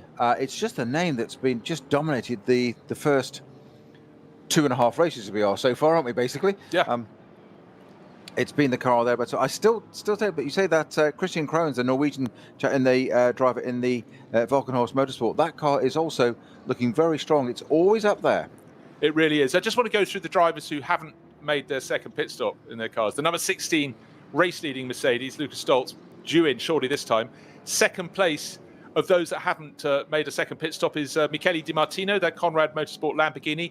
Third of the runners, but he's not going to be third overall, is Peter Dumbreck in the number 4 Falken Motorsport Porsche, listed in 10th place at the moment. And Francois Perrodo leading the Pro-Am class is one place further back. Leading car in the Am class of SP9 is, I scroll, car number 14. It's the Racing by HFG Audi. We haven't really talked about that very much. Bernhard Hensel at the wheel, Christian Vollrath and Rahel Frey. Rahel, the Swiss racer, she's very much the hot shoe in that car. But that is leading the way in the Am class. And now we're waiting for the end of this lap, when surely Lucas Stoltz will bring that number 16 Mercedes into the pit lane, the car that has taken the checkered flag first in both of the first 2 races, but had the first victory taken away when a time penalty dropped it to 6th. Yesterday it won. It didn't just win, it trounced the opposition 34 seconds after 4 hours of racing. Very, very impressive lineup. I said it's unstoppable, isn't it? We don't want to give it the curse, but halfway through the race, but it seems to be the act to follow. I am also mightily impressed with the consistency of that, the Valkenhorst BMW. We've mentioned a couple of times yesterday and 2 weeks ago, the first round, that the AMG just seems to be a consistently competitive car. That sounds an old thing to say, but just put the context into that, or that it's quick everywhere over the lap. The BMW appears to be quick through the twiddly bits, not so much grunt, whereas that Mercedes is just consistent and reliable everywhere. It never seems to have a problem with that, and that's proven effectively It's won the first 2 races. We know it was denied that on the penalty, and it's now leading halfway through the 3rd race. It's a testament to a team that was only set up a month ago. Let's just bear that in mind. But it's not a team that's jumped to using these cars. The vast majority of the crew from Black Falcon moved across, and they have a huge amount of Mercedes experience over the past 3 or 4 years, really earning their reputation. They will come back as Black Falcon Racing to top level next year, but I think it's only right that Hubert Hout should have his name over the shop door, because he's been such a staunch racer for Black Falcon and for Mercedes over the years, that and he's a responsible head. His car, number 17 car, we've seen rising in the top 10, falling down the order again. In fact, it's outside the top 10. It's in 20th position now with Nico Bastian, but that's with a handful of the cars in front of us, him owing us a pit stop. So just waiting for Lucas Stoltz to make a dive to the pit. That will be coming relatively soon. He's got to complete this lap, and surely at that point he will be diving into the pit lane. 12 well, no, the lap advantage over the Cronje's car is slightly inaccurate at the moment, because the Cronje's car, the Walkenhorst car, Stoltz is into the pits, just as I said that. Waiting. Didn't catch sight on screen, but in he comes. So number 16 Mercedes from Hout Racing Team into the pits, and surely the number 7 Lamborghini will also dive pitwards as well. It's where they emerge that really starts to form the picture that will take us through the second half of this 4-hour race. And right on cue, Di Martino brings Lamborghini in. I told him he wasn't allowed any longer than that lap. So 15 laps on the board for the pair of those cars. Now, will they be first and second when the order shakes out? No, they won't. Will they be first than everyone else? Possibly, because that number 16 Mercedes crew has just been on top of its game like nobody else in the NLS thus far in 2020. Now, interestingly, the car that was doing so well at the start jumped up to second, started third, qualified third, jumped up to second 2 corners in, had a look at the race lead about 5 corners in on the first lap, dropped back down, held up position forward, dropped back down the order. It's now back in the reckoning again with Ludwig at the wheel, number 26, Octane 126, Ferrari 488. Let us see where the cars emerge from the pits. See what I did there? I see exactly what you did. In fact, I finally managed to spot the number on a car I wanted to identify. Number 280, just leaving the pit lane. It's not on my entry list. I hate it when that happens. When you flick through the special, I have to go further down. Car number 280. Can't find it. Looked like a Logan or something. 280 is indeed, yes, it is a Dacia Logan. I'm looking at yesterday's entry list. It's only in today's race. God, I picked up the wrong pad of paper. Olivia Creaser and Doom listed Doom on the and I do mean Doom. We hope not. Exactly, that's exactly what it says on the entry list, in capitals as well. So emphasised. Yeah, indeed. So fresh set of rubber going on to the race leading number 16 Mercedes Team HRT, the car that finished first yesterday, not just first yesterday, but first by a very, very tiny margin, more than half a minute. A driver change being affected. So we've got a choice of 2 drivers left. We've got Manuel Metzger and Adam Christodoulos, a German racer and a British racer. Didn't see which one clambered on board, but we'll know very soon indeed, because that will be going back out onto the circuit. Where will it knit back in? Therein lies the question. Another car in the pit lane is the number 4 Falcon Motorsports Porsche. Peter Dumbrecht sharing that with Matteo Cairoli today. But again, the Porsche's just not quite featuring at the moment. When you do look at the top of our timing list, it says Mercedes leading from Lamborghini, Porsche, BMW and Ferrari and Audi. So 6 mates in the top 6 positions. Not a fully representative image, because the vast majority of the rivals are steaming through now, having already made their second pit stops, while 3 cars, the number 16 Mercedes, the 7 Lamborghini and the 4 Falcon Motorsports Porsche, still completing their pit stops. The 16 car will get out ahead of, we'll see who it gets out ahead of. There's no point predicting that when we'll find out the real answer. So and then I'll give you the order when everybody has made their second stops. You have to assume that 16 Mercedes is going to be well placed. Another car coming in, Francois Perrodo, just bringing the number 8 Get Speed Performance Mercedes. That's the bright red one in to make a pit stop. So almost the last of the late stoppers. 15 laps on the board. So that means a number of these crews have been doing 8-lap stints, and it seems if you can't manage 8 laps, you're not going to be competitive in the NLS this season. You do the longer stint, it just gives you more scope for your other stints. So the 8 laps in. Yesterday's race distance, 28 laps. We've got 15 laps on the board, so we're definitely past the halfway. And one change that happened in the pit lane was the number 2 Mercedes lost position. And right now, pushing on very, very hard indeed. Rafael Marciello at the moment, but he's got the other van der Linde, Kelvin van der Linde, at the wheel, and they're having a fierce battle. But where will they slot in as their rivals come out from pit exit? Rafa Marciello, second place overall at the moment, and another car late into the pit. Oh, there's the black. What are you pointing to, Peter? Black Falcon. It's the SP10 class, the SP Pro class, isn't it? Which is not the SP9. Yeah.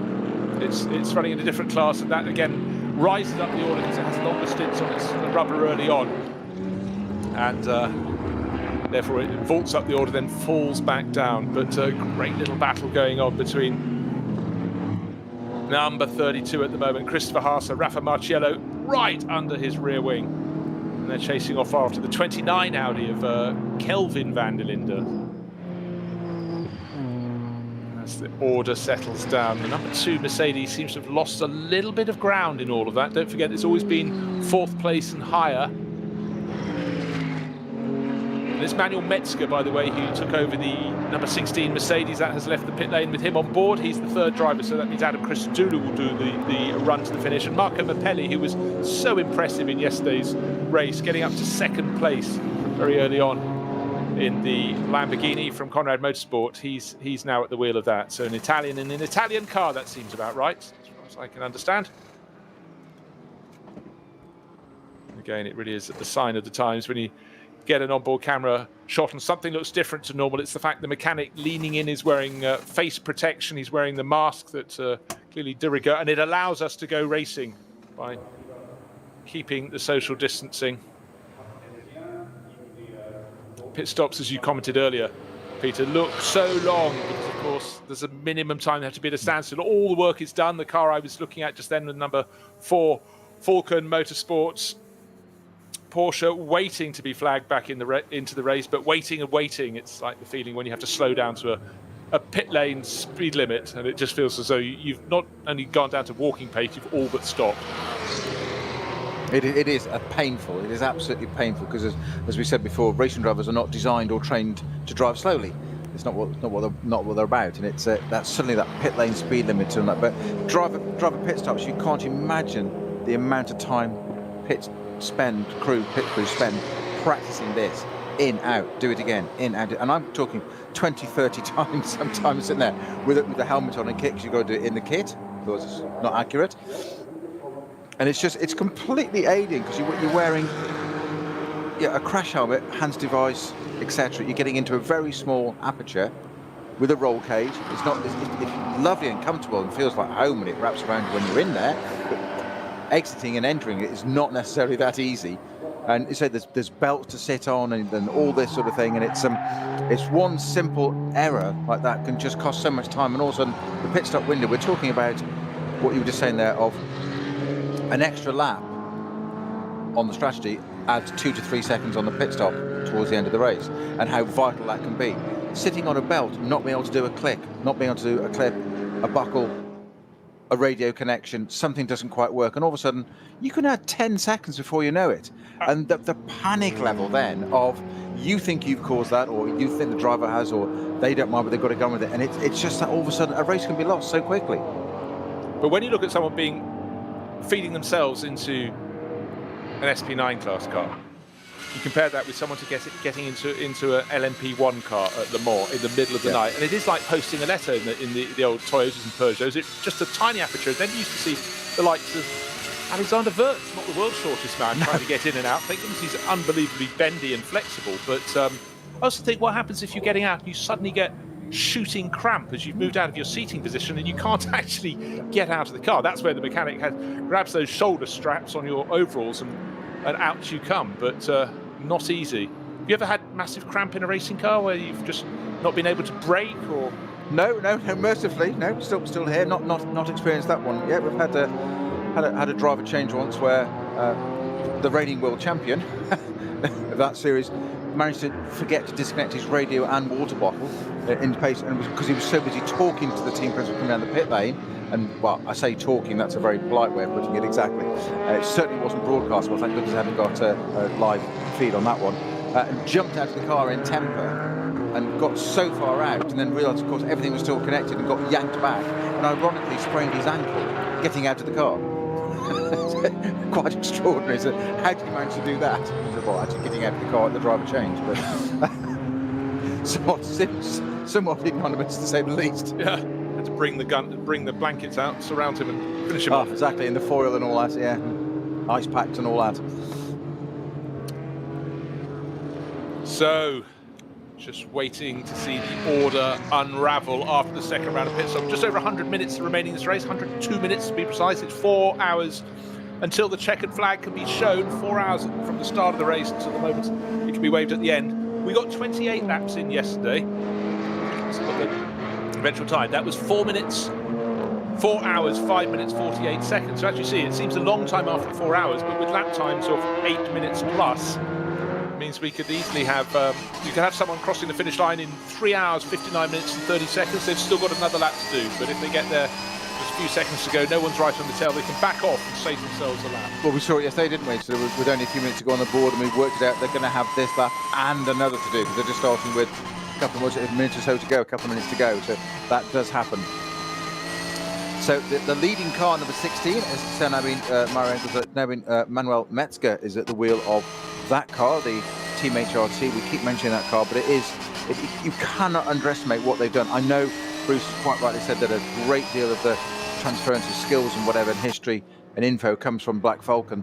They're not running in the top category at the moment, the SP9, but they are running a little bit further down the field, which were the Porsche 911 GT3 Cup car in the SP Pro category, number 350, which we just saw a few minutes ago in the pits.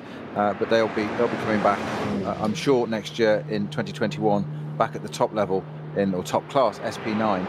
That car, say HRT now, a team that was built just a month ago out of a lot of Black Falcon staff, personnel, intel, etc., and that has proven its worth its weight in gold. Frankly, they've just dominated everything. Conrad Motorsport currently in second place in the Lamborghini Huracan. Does that car always pit stop, or is that? No, everyone's done their pit stops now. But not. So these aren't representative because that was their positions at the end of the previous lap. And don't forget, the 16 Mercedes and the number 7 Porsche, Lamborghini were in the pits at the time, along with the number 4 Falcon Motorsport Porsche. But a great battle going on. Don't forget that number 5 Phoenix Racing Audi. We've got Kolb and Kolb out there at the moment. We've got number 5 Phoenix Racing just having been overtaken there. We've got a change of position out on the circuit. The Phoenix Racing number 5 car with Vincent Kolb being passed for position by the number 29 Audi with Kelvin van der Linde. So these could be the first and second of the start finish line. Just waiting for the timing being to be tripped. No, it's after 15 laps, it was the number 16 Mercedes. After this, the 16th lap. Just waiting. It's now Kelvin van der Linde from Vincent Kolb by 0.3 of a second. The move was made on the run up the Dottinger Her. So tight indeed, just 0.3 of a second. But the important thing for the Audi Sport team is their car is now in front. Third place, another 7 seconds back, is the number 32 Audi Sport team. So 2 of their cars in the top 3. We said Audi's have been nowhere. They're filling the first 3 positions. I wasn't prepared to listen to Peter when he said that, but oh, no, it was me that said it. However, number 2 Mercedes in 5th. Not far behind, another 5 seconds down on Christopher Haas in that 3rd place, number 32 Audi. Number 6, Dominic Baumann. You'll notice I haven't said number 16 Mercedes yet. I'm not going to say that until I get down to 9th position, right on the tail of the Ferrari, in 8th position. So things have changed, but of course, don't forget the tyres will be sweet, and they've got potentially only 12 laps to go, split with a pit stop. And it's how they've split those pit stops that will dictate how long they're at a standstill in the pit. So it's all changed, but don't count against the 16 Mercedes. I think it's still primed to come through to take victory. 100%, couldn't agree more. And which car is it? That's in 9th. Who's in 10th? It's the other car, the championship leading car, Christian Cronjes, the Walkenhorst Motorsport BMW. Don't forget, it's this concertina effect, this balance will be changing, and I think fortune always favours those that have the longer early stints. And interestingly, because we've seen these two battle, as we said yesterday, 2 Audis, 2 Mercedes, 2 BMWs, whatever we all thought, 3 Audis in the front now, which we wouldn't expect to have said now. But as Bruce has just quite rightly said, down in 9th and 10th, the number 16 HRT Mercedes, but right behind it, 1.7 seconds right behind it, is the Valkenhorst BMW. Christian Krohn in the wheel of that car now, started by David Pittard. You cannot rule out either of those two for being not just in the top 3 on the podium, taking the top step. It is most likely, I would say, and I'm not risking it here now, but the 16 car, the form it's shown the last 3 races, including this one. But never rule those two out. And it might be 3 Audis at the front at the moment. It might seem an odd thing to say, but the gaps there, I mean, we're talking the gaps between the front cars. 0.3, 7 seconds, 5 seconds, 0.1, 2.3 seconds. It's still, there's a lot to play for yet. And of course, we have got an hour and 30 odd minutes to go yet. Very odd minutes, quite possibly. But you know what? I'm just to say, watch these gaps. They're going to come down and down and down. And unfortunately for Audi, I think you might get one of those cars on the podium. But I think that the way that HRT run the race, Manuel Metzger setting decent lap times, Christian Krohn, I think the fact that Cronjes is only 1.7 seconds down on him at this point in the race. Bear in mind, the Walkenhorst car finished second yesterday, but 34 seconds in arrears. So we're past halfway, and he's only 1.7 seconds down. It's a much better showing for them. And just to throw something else into the mix, which I know you like, Bruce, but the fastest car on the circuit on the last lap at the moment is the 8th place car. And that's the number 26, Octane 126 Ferrari. Currently being pedalled by Ludwig. Well, Ludwig is their gun driver in that car, to use an American phrase. He's the driver who set the fastest lap in the race yesterday. He is pressing on. So he's ahead of the 2 cars that may well rise to the top of the timesheet. But starting third was a big bonus for the... And Ludwig qualified it in third. He was one that 3rd position lap on it. So again, keep an eye on that car. So we've got these 3 Audis at the top, as Bruce said. It's interesting. I think their time is borrowed, if I'm honest. I think it would be a gargantuan effort and result if an Audi's on the podium. I'm just going to say that there out loud. Yeah, and I also just want to point out within that grouping, the number 5 Audi is the one that's struggling at the moment. It's second in that grouping, but Vincent Kolber's got more laps on his tyres than his rivals. That car made its 2nd pit stop after 12 laps. We've now got onto lap 17. And last time around, those around him, the car that's now in front, which is Kelvin van der Linde and Christopher Haas behind, were 8 seconds faster on the previous lap than he was. So his tyres are going off. Theirs are going off, but he's further down the sort of journey towards not having any grip anymore.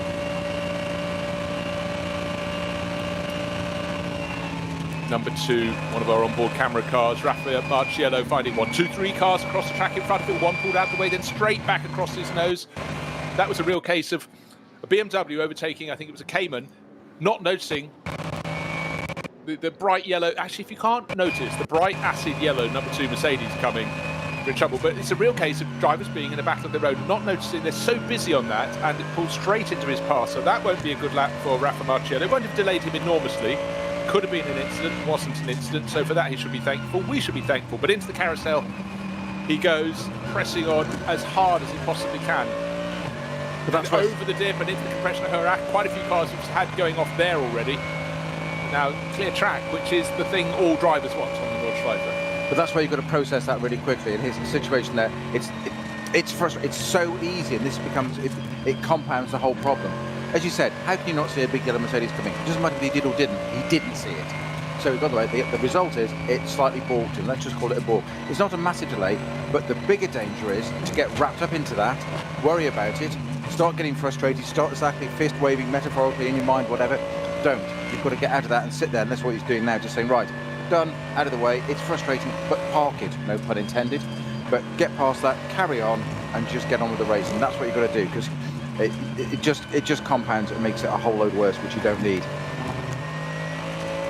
And again, bang, car in front of Rafa Marciello, clips a curb, kicks up the dust. He's processed that. He's getting closer and closer. He will pass it. It's one of the Porsche Cup class cars. But the thing about someone like Rafa Marciello, you'd sense that he's driving with a fury, but his is a cold fury. When you speak to him out of the car, he's so understated. Little wry jokes, but doesn't like being in front of the camera. But in the car, he is one of the best passers in the business. It's clinical, isn't it? When he converted to GT racing a handful of years ago, he had to learn the roads, but it took him all of about a couple of practice sessions. Went to Misano in particular, tiny, tight, scratchy circuit on the Adriatic coast. Precious little space for anything. Others would spend laps trying to get past. He didn't. A couple of corners and he'd make the move, make it stick, but super calm in the car, very, very quick. I know I'm extolling his virtues, but his record speaks for itself over the last few years. He's been absolutely mighty in GT racing, and right now he's giving chase. He's trying to do what he can for Get Speed Performance to see if they can start taking the limelight away from a rival Mercedes team, from the Hout Racing team. And of course, it's no team likes another team getting an advantage. We talked last lap about Kelvin van der Linde running much faster than Vincent Kolb, and he continued to not only get in front, he did last lap by a small margin, but he's opened out a huge gap, and Kolb is in danger of Christopher Haase catching him. Haase now only about 2 seconds down. At the start of the lap, he was 7 seconds in arrears, so clearly Vincent Kolb struggling. But in behind, looks like it's catching all of them, I'd suggest. Rafa Marciello, he's in fourth, will be in third place sometime soon, but for now it's the Audi Sport team number 29 leading the way, Kelvin van der Linde. Then the next two Audis, yes, 3 Audis in the top 3 positions, who'd have thought that? But I think their race will be running quite soon. And for Mercedes fans, big hopes coming in the background. It's the nose of the yellow car, the number 2 Mercedes, Rafa Marciello, and he's got about a 3.5 second advantage over the number 6 Mercedes, now in the hands of Dominic Baumann. Another van der Linde, it's Sheldon van der Linde for Schnitzer BMW in 6th place. 7th place is Nico Bastian in the red and black, number 17 HRT Mercedes, still ahead of his teammate by 2 positions, by about 4 seconds, but 8th, 9th and 10th. Ludwig in the Octane 126 Ferrari being caught by Manuel Metzger in the number 16 Mercedes from HRT, in turn making them very honest indeed. Christian Cronjes, 10th place, the Walk on Horse Motorsport BMW. So the cars were 1st and 2nd yesterday and 9th and 10th at the moment, but don't expect it to stay like that. You're saying that Van der Linde, though, in the Audi in P1 at the moment, just set the fastest lap on that fastest car on the second lap, 8:01. Now, we were talking about a few moments ago about the first and third cars being 8:07s and P2 car being 8:16, 8 seconds different. He's put in 8:01. To compare that to the second place car, the Phoenix Audi of Kolb, that was on an 8:08. So it's still that difference. Haas in the Audi Sport third place car, 8 minutes 3. Yeah, it's very, very tactical at this point in the race. Who are going to be the winners? But that's the beauty. We could have a car that's running in 9th place today, winning today. Oh, we've got a spinner showing us his number 58. It looks the same whether he's running forwards or backwards, and he's running backwards at the moment. Coming out of the Mercedes arena. That's Bill or Jim Cameron in the Porsche Cup class. No damage on the car, simply a rotation. So he's got to rely on the marshals to see when he can spin it around. But again, there's space at least to do that on the Grand Prix loop. He will need to flick it around though, because it hasn't got that much lock, and the problem is you're on the inside of the track there, pulling it into oncoming traffic, and that's not where you want to be in a racing car on the circuit. So you need to just flick that round if you can, get it out of the way, restart his race, but not cause any problems to anybody else in the process.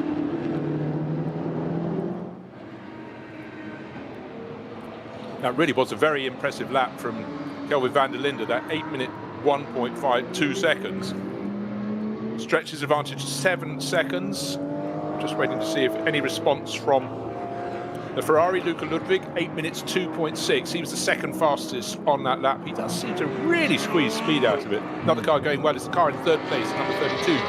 Audi of Christopher Haase, 8 minutes and 3 seconds for his lap. So they're the drivers pushing out the form, but Rafa Marciello in 4th place, not exactly hanging around either. He's also lapping in the 8 minute to 3 second sector of times. Interesting point you just made there, Bruce, about Ludwig in the Octane Ferrari. It's the second fastest car on the track. It might be 8th overall, but it is the second fastest car next to that stunning lap from Van der Linde, and it's only a second down from that. Van der Linde in the Audi 801.2 and the Ferrari 802.5, so 6, sorry. So 1.5 seconds difference, but it's considerably quicker than most of the cars around it. Yeah, and I also think we just simply have to watch the fact that that number 16 Mercedes that led the first half of the race was really in the last batch of cars to come in to make a pit stop. So it did 15 laps before it came in. We've got the cars on the 18th lap have one more pit stop to squeeze in, but don't see why we shouldn't get a similar number of laps to yesterday. So let's say we're aiming for 28 laps. But as we know, it's a massive difference if the race can stretch to 29 laps, because we've had fewer laps with slow zones. Or if it's all going to be slowed down, we do 27, because that really does affect what tyre life they will have left and how their strategies will shake out. That number 16 Metzger-driven HRT Mercedes, it's the 6th quickest car on the track at the moment. Yeah, but it's the car that the other cars, their performance will start dropping away fairly soon, whereas its tyres will stay fresher for longer because it came in later. Manu Collard pushing on very hard indeed for the number 8 Mercedes, but that's outside the top 10 now. I'll have to, in fact, scroll down to find it. It's fallen down to 18th place overall, but it is still leading the Pro-Am class from the other Kolb brother, who's racing the Huber Motorsport Porsche that won the class, the Pro-Am class yesterday. SP9 Am still with the number 50 crew. No, it's gone back to the number 50 crew. So that's been moving around, but number 50 crew, as he turns the third page of his entry list, is the Team Equipe Vitesse car. Michael Heinrich, Arno Klaassen, who's driving at the moment, and the third driver in that car is Rudy Adams. I think they had a little spin yesterday, if I remember. So the pit lane now, even now, is busy. Though we've had that second round of pit stops, and we've had that after those pit stops, just to refresh your memory, it was Kelvin van der Linde leading by just 0.3 of a second from the number 5 Audi with Vincent Kolb on board. That has, in short order, become 7 and a bit seconds, and it's going out all the time. Porsche Cup runners are now the cars that are coming in to make their second pit stops, and the Caymans as well. So it's quite good the way they do have different sequences, Peter, and it just means the pits and the paddock aren't entirely chock-a-block with traffic, because all 140 cars, in fact, there are probably about 130 of those still running, they would not fit. In fact, how many cars have we got running? Just having a quick look. We've got about 120 cars still running. Yeah, maybe just over 120. So still a busy old place to be. That's the number 962 Cayman with an appropriate Porsche branded number there for it, albeit a bit of a homage to its ancestry. Very slow moving Opel trickling its way back, but the 962 you talked about was also entered by the Fricadelli racing team in the Cup 3 class, and that's Jules is the driver listed. He may not be the one who's about to go out unless he does a double stint. 508 limping its way back. I think we commented on this one earlier actually. Yeah, 508. Yeah. I know, I couldn't find it. It's on your entry list because I picked up Saturdays again. Yes, yeah. I will so learn why don't we put that one to one I side? quite like that one. I'll keep okay. for my record. You heard yesterday. Okay. That's my ink, by the way, but that's okay. So, yeah, front left puncture on the Opel there as it slowly makes its way in, and the tyre starting to do that usual thing of roll out from the rim of the wheel, which then gets, if you go too much high speed, it's going to start damaging the bodywork around it, which is the collateral damage they want to avoid. We talked about this a little bit earlier. And again, this is one of the cars that, typical of the junior classes in the NLS, entered by a local motorsport club of Adenau. It's pretty local. Tobias Young, only at half of the track. Jean-Philippe Imperato and Olivier Leibel-Prenoir. But what they want is just rubber on their car. Now we've got some battling cars coming down the Dottinger Her, and it looks as though Vincent Kolb is about to be picked off for second place in the race. It's going to be a change of outers, which surely was coming. Christopher Haase right on his tail, and who's catching both of them? Who's catching both of them? It's the bright yellow Mercedes of Rafa Marciello. He's got a back marker to pass, and then he'll be on their tail maybe as soon as turn 1, because that famous Mercedes grunt. And Rafa isn't fighting anyone at the moment. He's about 2 seconds down on them now, so he won't catch them by turn 1. He's sure to get a better entry to the start-finish straight, and will gain a few more tenths. So the move is made. Christopher Haase up into second place. Phoenix Racing's number 5 Audi down into third. We've got yellow flags at the Bogen Vidal, so the Vidal chicane, which, believe it or not, is Marshall post number 41. Leading car, it's an Audi 123, but it's 12 seconds to the good. The number 29 Audi in the hands of Kelvin van der Linde. And Christopher Haas now into second place, 0.4 of a second up on Vincent Kolb. And they're just 1.4 seconds in the rear. The best of the Mercedes at this point. The number 2 car from Get Speed Performance, Rafa Marciello, hunting them all down. He just lapped in 8 minutes 4 flat, which is quicker than all 3 cars ahead of him. And just trying to see who goes through next, any quicker. Well, the person who does actually the quickest of the next lot is Manuel Metzger in 9th place. So he's now started to catch Luca Ludwig in the Ferrari. So it's all closing up very nicely indeed. 1 hour and 23 minutes remaining in this race. One more round of pit stops. Weather looks today as though it's going to stay absolutely fair and square and not trouble us with rain. We thought about it yesterday. In fact, I thought about it constantly yesterday. The Renault Clio in the way of the 2nd, 3rd and 4th battle. The car now in 3rd place, flashing the headlights. That's Vincent Kolb in the Phoenix Racing Audi. Have we also just had a change of position further down the order? No, sorry, that's the wrong Walkenhorst. BMW got me caught again. I thought that was Christian Conyers being passed. No such thing. Where else are the changes coming? Sheldon van der Linde running around in 6th place. He's got plenty of company. Dominic Baumann is near him. In fact, I think we might have just had a change of position. I'll have to quickly grab a look at that as well. Baumann started the lap in 5th place in his Mercedes from Team HRT.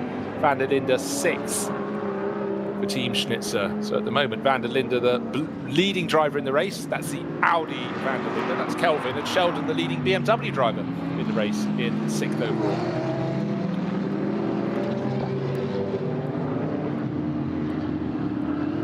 Not such a good lap for Christian Conyers, 10th place at the moment in the car that came home first in the opening race, 2nd in yesterday's race, but lost 2 seconds on that lap to Manuel Metzger in the number 16 Mercedes and to the Ferrari that's running in front of that. So again, hour and 20 remaining. Traffic can still have a role to play in this. When it breaks up a battle, you end up behind a group of cars you're trying to pass. Can't get past for a couple of corners, and I think that's possibly what happened to Christian Conyers there. Or maybe he's just not found the life in the tyres that he's hoping for at the moment.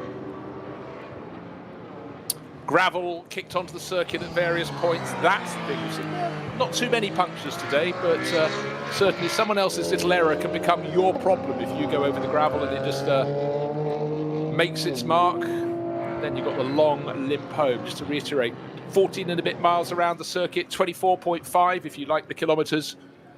And it's all starting to shape out very well indeed.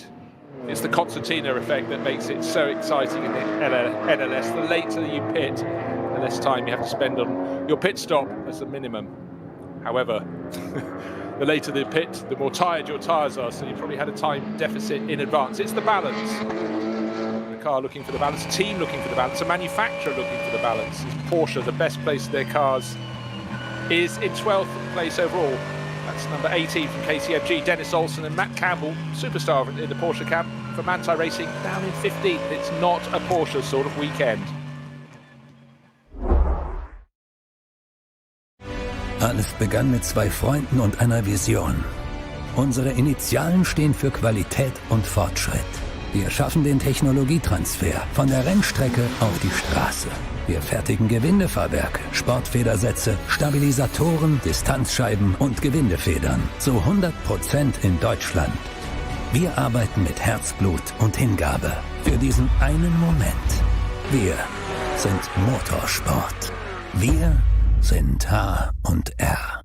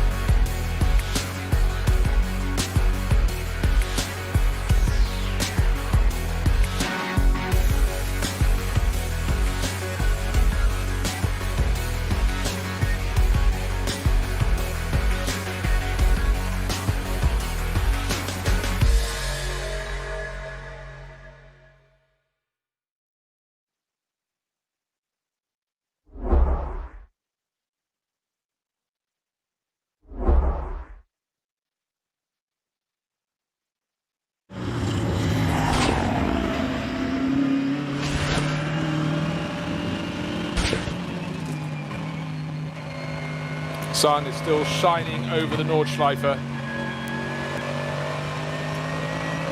Riding on board with the number 2 Get Speed Performance Mercedes. He's about to go up into 3rd place, right on the tail of the Phoenix Audi. Vincent Kolb running a little bit wide, going past one of the Porsche Caymans. And the momentum definitely with bright yellow Mercedes bouncing over the curves. This is Rafa Marciello. As you say, a lot of these moves come about 4 or 5 corners earlier. It's finding that extra bit of pace that then you hope when you get to braking zone that you can pull off. But out of the Galgenkopf, it's now the next braking zone is when they come into Tiergarten. Right now, getting the toe down the Dottinger Höhe. Mercedes, as yet, not really feeling the effects of the toe. And just now, as we get up towards the kink, he's just drawing in, getting closer and closer. Rafa Marciello all over the tail of Vincent Kolb. It's about 1.5 car lengths down. They haven't got to the kink yet. They're about to go under the bridge. Here it comes. Here comes the move. He's got to go to the outside. Kolb's not showing the inside. This is the long way round, but the pace is there. The toe has been pulled off to perfection there, Peter. Move is done before they get into the final twisters that we call Tiergarten. You know, I was about to say, I'm not sure he'll do that before Tiergarten. It didn't look like he did, but you said timed it to absolute perfection. And having to go around the outside there, that left-hander under the bridge, it's more of a corner than you realise. It doesn't look much when you see it like that, or we're trying to talk about it. It just looks like a kink. In reality, sitting in a racing car, GT3, having a toe off another GT car in front, that is quite a manoeuvre around the outside there, and that's absolute credit to both of them. The Audi just sitting there and saying, well, if you're going to do it, you're going to go the long way, you're going to have to work for it, sunshine. And it's like, okay, I'll work for it then. And all the way around the outside, pulled it off. I didn't think he was going to get that done, but that is absolutely critical, because we said about that grunt of that Mercedes. If he didn't get that done before Tiergarten, he'd have slowed up in that twiddly bit, and therefore got no advantage to use that grunt down the pit straight. Should be another half lap around again on the GP circuit before he got anywhere. Now, going on the outside line is a tactic being used at the moment by the Ferrari, trying to wrest 7th place on Nico Bastian in, well, what is the leading HRT Mercedes at the moment? No, in fact, it's not. It's the second of the HRT Mercedes, because I've got the number 6 car in 6th place, Dominic Baumann at the wheel. Then you go back 20 seconds back to number 17, but with Nico Bastian. Then Manuel Metzger in the 16 car that could do no wrong is another place further back with a Ferrari in between. So really looking for 7th, 8th and 9th and trying to hang on, but nearly 4 seconds back is Walkenhorst Motorsport BMW in 10th. So it may all seem odd, but all will become apparent as we get into the final stint of the race. But right now, some fantastic racing. If you told me this was the second lap of the race, I would believe you.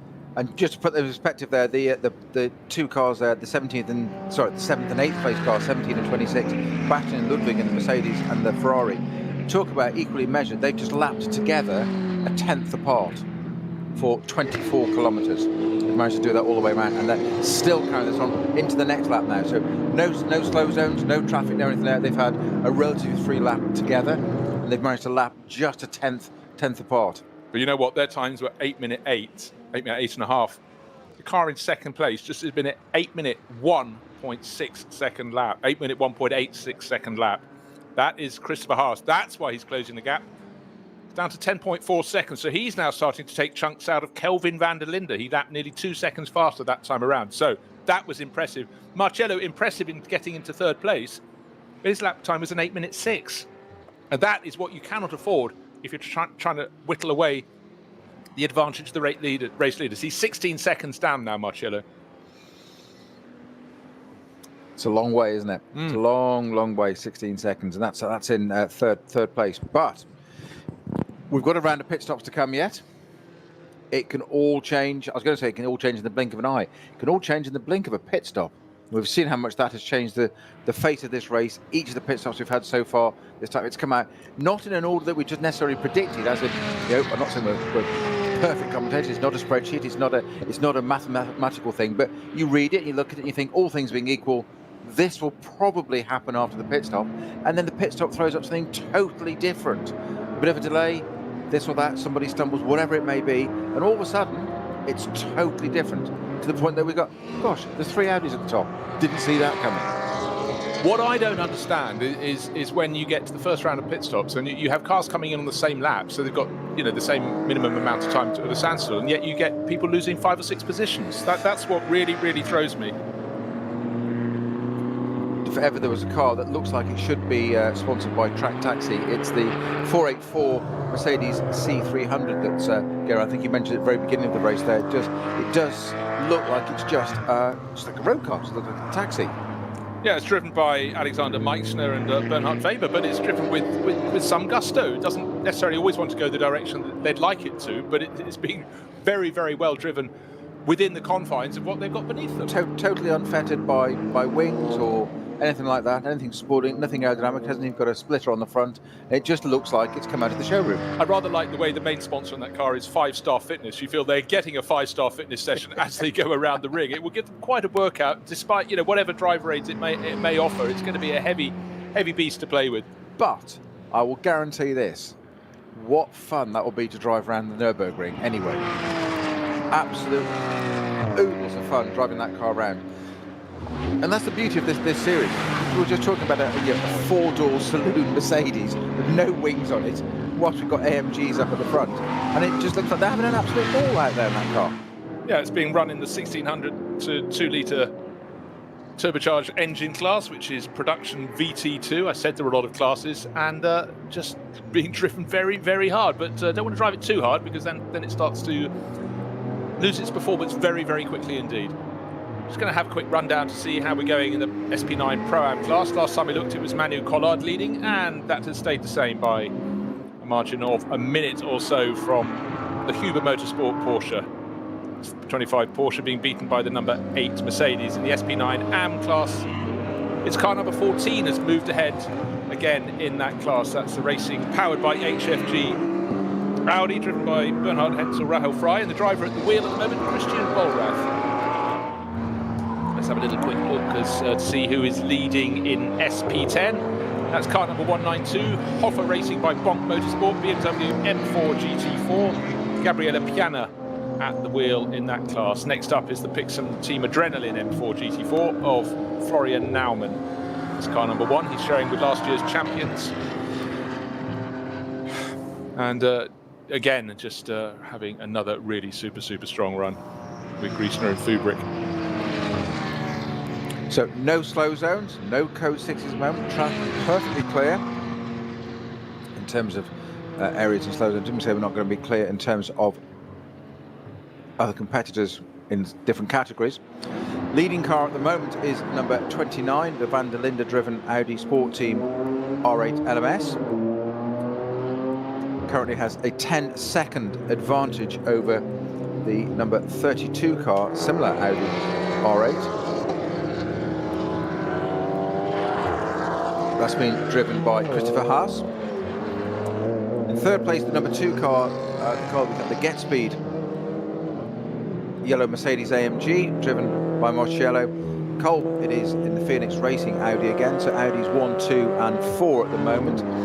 The Schnitzer BMW, Van der Linde, doing a stellar stint in that car at the moment in 5th position, number 42. All obviously SP9 Pro category cars. In 6th position is car number 6,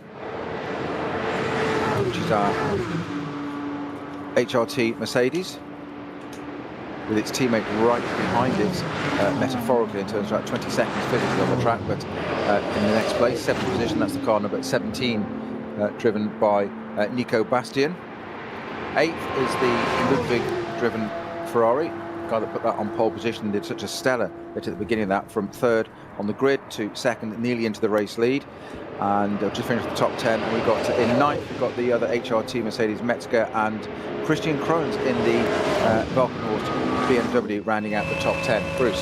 When a lap ago we saw Rafa Marciello going past the Phoenix Racing Audi of Vincent Kolb, the job deal was done. The move has just been reversed the next time around. Kelvin van der Linde into the pits. Maybe the Phoenix Racing Audi is going to come in as well, but it's got back ahead of Rafa Marciello. That jinx into the pits, as I predicted it may well do, and Marciello continues on his way. So the new race leader is Christopher Haas, the 32 Audi, but the car really making big strides is the other Van der Linde, Sheldon van der Linde, got very close, 1.1 seconds down on Rafa Marciello as they went past the pits. I didn't understand why Marciello had sort of fallen back into the grass of Phoenix Racing Audi that's just come into the pits with Vincent Kolb on the wheel. I thought he was going to leave it absolutely way back in his rear view mirror, but we've got 20 laps on the boards. The pit stops have started all over again. Bear in mind, 29, the Audi has come in. It's blinked first if you want, so let's just do the times. It came into the pits with 1 hour and 6 minutes remaining.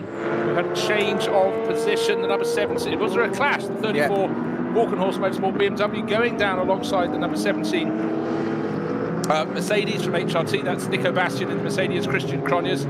And it's still in that order, but it got a bit busy down into turn 1. Certainly did. A bit of trading paint going to turn 1 there. Nothing too consequential, and had no effect on either, other than a little bit of bruised ego, I suspect. But both wanted the same piece of track at the same time, and neither was prepared to relinquish. So the inevitable happened, but it just a little bit of carbon exchange, should we say, and a bit of vinyl. I'm sure it's not paint these days, is it? So as we say, number 29, 5, and 6 into the pit. It's Van der Linde, Kolb, and Baumann. The leading Audi, the 5th place Audi, and the 6th place Mercedes, all in the pit. Yeah, the number 17 Mercedes covered the inside line right by pit exit, forcing the Walkenhorst Motorsport car to the outside line. But as Christian Cronjes thought, well, we've got to start turning right sometime soon, started coming across the red, dark red and black Mercedes was still there. The doors, well, it was side-on contact, but luckily those can lead to punctures, but this time around it all looks as though it's fine. Ooh, I don't think Christian Cronjes will be too impressed with that, to be honest. No. I think we'll have got his dander, shall we say, as they disappear off onto the north side, having completed the GP loop. So that battle will be resumed, I am sure, in a clean and fair way. Of course, I'm not suggesting anything else, but I think it will have got his attention. Like, oh, okay, that's how we're going to play. That's how we're going to play. Boys, I just want to reiterate. So we've got, let's say, 1 hour and 6 minutes on the clock when they came with that pit stop. By my maths, that's 66 seconds. The cars in the pits now have to be at a standstill, and that includes the Rover Racing BMW for 349 seconds. So that's what, 5 minutes, 49 seconds. Those coming in later will have a shorter amount of time at their pit stop. So suddenly cars that seemed out of the reckoning because they were, a distance further back, that gap will be reduced, because they'll be pitting later, therefore their minimum pit stop will be shorter. And if they're doing another lap, that's another 8 minutes. That'll take us down from, what we say, 1 minute and 5. So we go down to 57 minutes, which 326. So you're looking at a big old swing of time there, 20 seconds.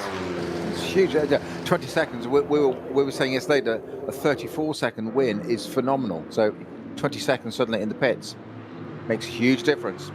Yeah, but the one I'm really interested in was the fact that the 29 blinked so quickly. What it did, the car that was leading with Kelvin van der Linde setting really good lap times, it pitted after 6 laps, then did a 6 lap stint, then a 9 lap stint, and then only a 5 lap stint. So that has really swung itself around. But of course, from here to the end of the race, it's going to be about 7 or 8 laps. So that is a massive variation, but it's just they've decided to do their short stint now. Whereas often in the past, if someone's done a short stint, their next 2-3 stints have all been even length. But this is certainly, a lot of that is also trying to get track position. When you're not at the front of the pack, you decide to get out of it. And that was what I think why they pitted so early. The number 5 crew, for example, Frank Stippler, pitted very early at the end of the first stint because he was at the back of a train of cars. He passed 3 on his in-lap, which was phenomenal, to get up to about 7th. But, that may not have happened. He could have been going around for 10th place for a fair while longer. So the number 29 car is about to leave the pits.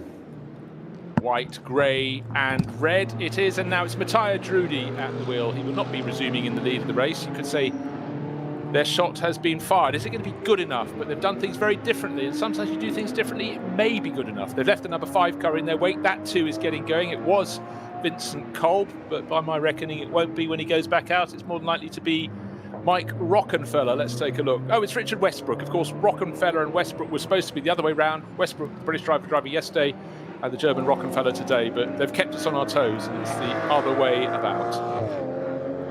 Well, again, somebody of none too shabby a record. Richard Westbrook is time served and a very, I think to describe him as a safe pair of hands would be an understatement, to say the least. A very experienced and very, very highly competitive driver in almost any category he's done.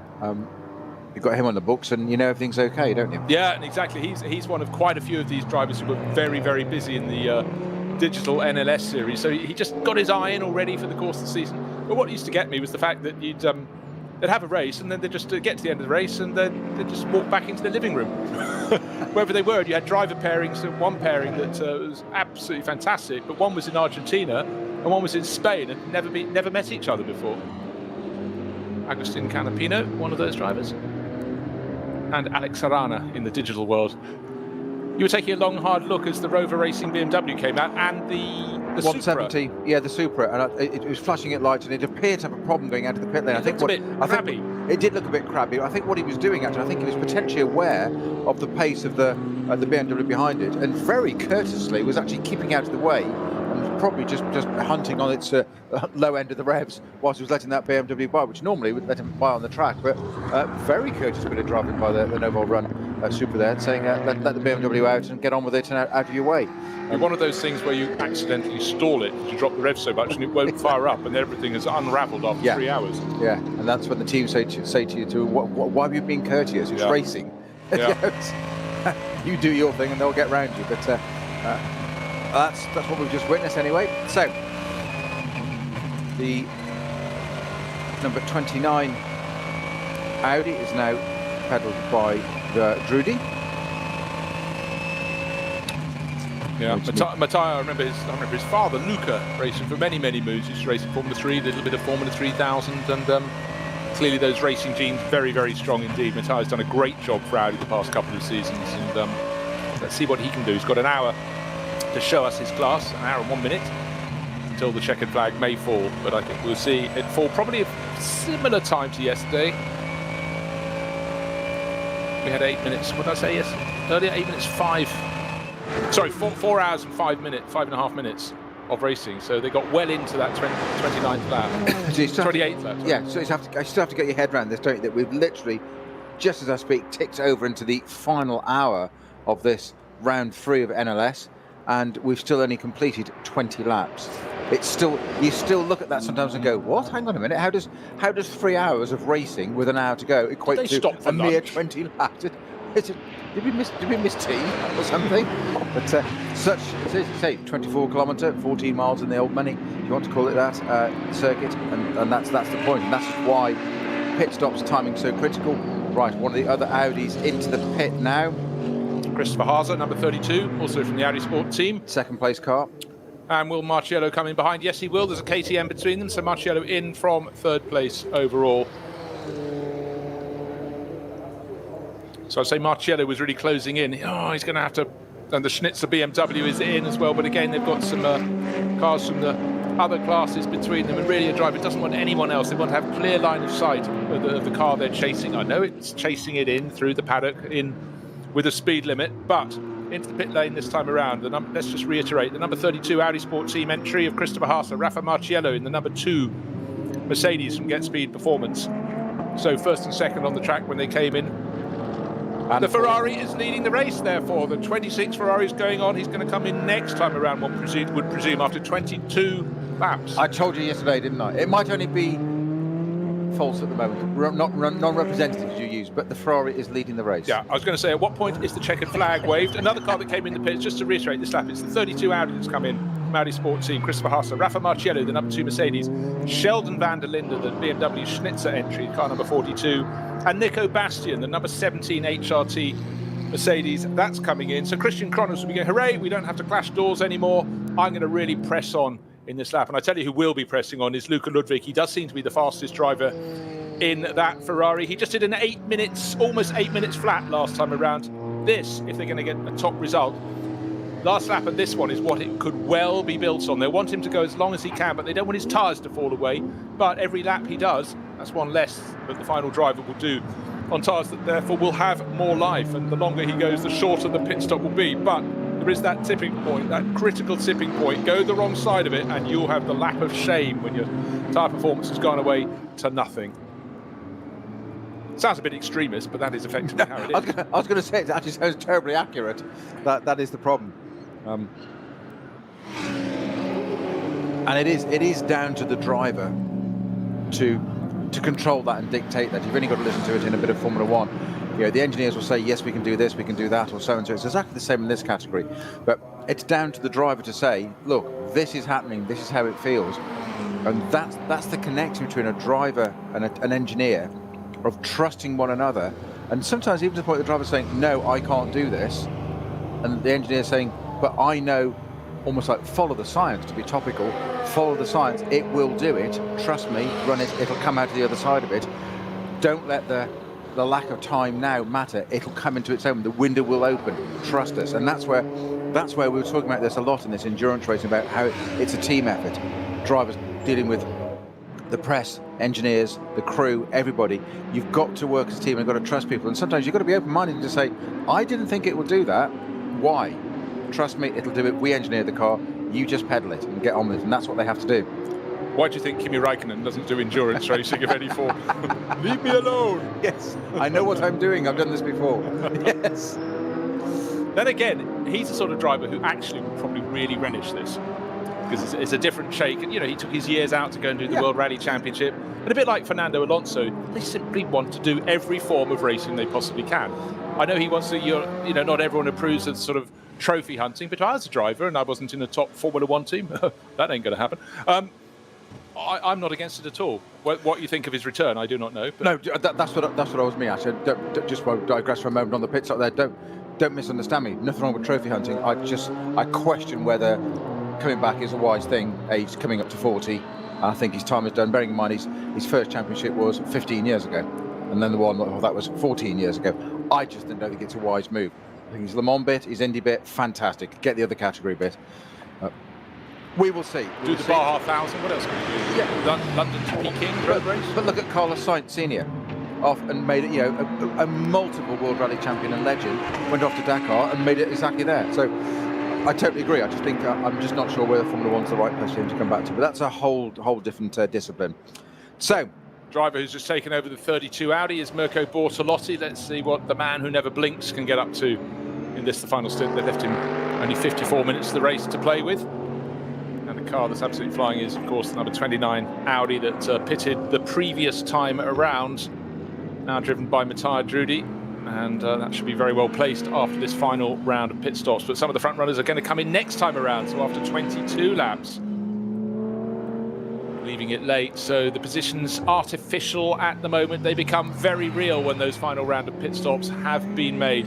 Sky was blue at the start of the day. It stayed fair, a little bit cloudier now, but doesn't look as though rain is going to threaten. Yesterday it did, but it never ever quite got to precipitation. Certainly not all around the circuit, certainly not at any point that we ever saw, which isn't always a given on the Nürburgring Nordschleife. Again, though, it's part of the, very much part of the mix for the NLS. And don't forget, the season normally goes from March to October, so you can go from nearly snowing to nearly snowing again by the end, with great weather in between. But we have had days on the Nordschleife waiting for races to start with the fog descending, or the fog, more to the point, not lifting.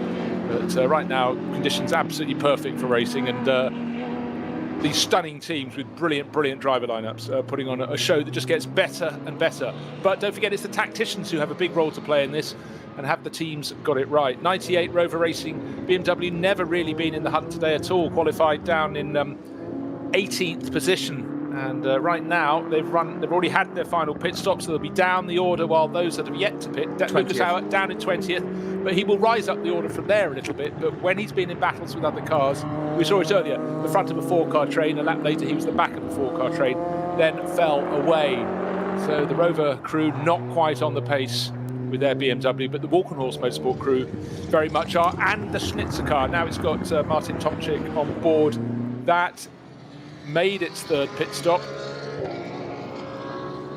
The Rover Racing BMW doesn't seem to have found its sweet spot, does it? Setup performance-wise just hasn't quite. It's just sort of just outside of its operating. Yeah, it went a bit better yesterday, I think, relatively speaking. Yesterday we had, again, driver change. We had Nick Yaloli, who's on board today, but Alexander Sims, you know, that real thinking man's driver, really was delivering some great laps in that. But again, if you qualify badly, and you can be 3 seconds off, which sounds like light years, but around here it's not enormous, and you get a very short time in qualifying to nail that lap, and you're starting 20th. Well, they started 18th. The front row of the grid is already going to be into turn 2 by the time you're getting out of turn 1. So it really is a problem on that opening lap, and then you've got rivals in similar cars to pass for the remainder to try and work your way forward from there, as well as all the back markers when you get up on them. So very, very difficult. And you don't want to make it sound like the Monaco Grand Prix. If you don't qualify on pole position, you've got no chance of winning, but it certainly gives a helping hand. You're selling it well, because why would you want to come and do this? Where did you qualify in the 140 car field? Oh, in the top 130, I'm fine. Fine, yes. There were 10 others behind us. Yeah, still 130 in front, but that's not the point. No, I tell you why I'd want to do this, because A, it'd be brilliant, and absolutely. And B, there are so many classes within this. It's about winning your class, having a very good time. In the top class, it's about winning. In the top class, there's also a Pro-Am element, which is you just try and win your element of that, and the Am class likewise. And there's no way, if you stand out around the circuit, that you can compare these ultra pros with the Ams in the top class, because an SP9 class car is a hard car to drive. Absolutely, and nor should you try to. And exactly as you said 2 weeks ago, that some of the different classes, a bit further down the field, not the ultra winning is everything, but it's about Ferrari into the pits. That's from the lead of the race, bear in mind. It's some of these people's, it's their lives, because it's their social life, is what I mean. They mix together, the camaraderie in the paddock, the borrowing of tools and stuff, which us know we can't do at the moment because of cleaning and social distancing and all that, but it's all that. It's almost like club racing, but it's on the Nürburgring. And it's difficult to express that. So also the Walk and Horse mode in as well. But number 16 has continued for one further lap. Is this going to be the masterstroke? So the number 16 Mercedes leads the race for the second day running, but it's under very different circumstances today. It owes us a pit stop. Where it comes out of its pit stop remains to be seen, but don't forget, by doing an extra lap, an extra 8 minutes in this race, it means it's pit stop. For sake of example, let's remove one. It's got to be the next lap. How much time left? We've got 50 minutes on the clock, so it won't be 50 minutes. He'll come in after about 43 minutes. If he'd come in now, he saved 21 seconds. 21 seconds less at a standstill. Oh. I would be surprised if those that came in now and those that came in a lap ago, that's 40 seconds difference or thereabouts. So you can be seemingly a long way out of it, and then suddenly after the final pit stop be right back in it. I'd be surprised if it doesn't come in at the end of this lap. Team chief will be horrified. We'll see. It's written on the team notice board. That doesn't mean to say that the drivers are going to take any notice of it. No, that's true. We do know that. So just want to refresh who's come in this lap. The race leading, yes, I did say race leading, Octane 126 Ferrari, only now comes to a standstill in the pit lane. Up it goes onto the jacks. Christian Kroner is about 11 seconds down on that to come in the Walk and Horse Motorsport Championship leading. I've got to keep reiterating that and saying it again and again. BMW is coming as well. The number 18 KCMG Porsche Dennis Olsen brought that in, so the two Norwegian racers at the top end, both into the pits, and Kim Lewis Schramm has brought the number 15 yellow Phoenix Racing Audi in for its third and final pit stop. But some of the gaps between these cars are quite big. Just to reiterate, Christian Kroner is 11 seconds down on Luca Ludwig. Then you go back to the Olsen Porsche that probably won't get into the top 10. That's another 32 seconds down off the back of the Walk and Horse car, so we can discount that. He's not gaining 32 seconds in a pit stop or on the track on current form. So the Norwegian racer Christian Kroner is out. The visor, well, the windscreen tear off has been torn off, and the driver change effected. So car 34 been so successful, first and second its results in the first two races of this season. The most recent only yesterday, so no wonder it's winning the championship. But will it still be at the top this time around? Because it could well be the number 16 Mercedes going back towards victory today. And again, the long wait, the Octane 126 Ferrari black with the red stripe up over the nose, over the roof and beyond, sitting at a standstill, waiting to serve its minimum pit stop time. Still attention being paid with the refueling at the back of the car, which is a good idea, because you try and put the fuel in near the engine, I guess. But and waiting, it does seem interminable as the cars sit on their jacks, then sit on the deck, waiting for the signal to get going. But of course, when number 16, the HRT Motorsport Mercedes comes in next time around, its time at a standstill will be some 21 seconds less. And that's a huge factor. I think that the 126 Ferrari then struggled to fire up and restart. Yes, I was wondering about that. Just look at it. There was a definite delay, and you could see the lights were dimming. The headlights were already on it, dimming as if it was cranking it and just not actually firing up. So I think there was a few seconds while that, and that would be heart-stopping for everybody, but certainly the driver sitting inside that, wondering whether that car, that's Grossman is it's in that car now, whether that car was going to restart or not. But it did. It's out on track now, and currently second on track. But obviously that is inaccurate at the moment because we're waiting for our full lap to be completed before we all shake out the order. Well, Manuel Metzger, therefore, leading the race in the number 16 car, the car that has taken the checkered flag in front in round one, but got a time penalty, dropped it down to 6th on the classification, and then was not just victorious yesterday, victorious by 34 seconds. I'm not making it up. That was how big its advantage it was. So it really read the Saturday race here very well indeed. But that yesterday was the 60th Reinholders Langstreckenrennen. Today we're running the 52nd Barbarossapreis, the Red Beard Prize. It's a long story, it goes back a long way. This is the 52nd time it has been run. I love these historic races, and each round of the NLS has another historic name of races that have been run for a considerable number of decades, which makes it all the more rich, the history, you could say. So, waiting for the final front runners to come and make a pit stop at the end of this lap. You can't believe really that many will be able to stretch it any further than that. We've got 22 laps on the board. Metzger is leading the way around with 20 to go towards 23. Of note, into the 34 Valkenhorst BMW is David Pittard again. He started that car and he's finishing that car. I've started, so I will finish. Correct. Clearly the quote, and he's going to see what he can do. But that'll be interesting to see how, because we know his attacking style, we know how much he's melded himself into that team. As you've said, the last couple of years, he really took about Star in the ascendancy. He's really grown into that team, but clearly working very well together with it. Won the first round, admittedly second on the road, but won the first round. Second yesterday, currently third at the moment, having gone out the pits, but that's going to shake out the order. But I'd be surprised if that car isn't up there at the end of this race. Yeah, I think it's definitely top 6. It may be up towards the podium, but we will know a lot more in the space about the next 5 minutes.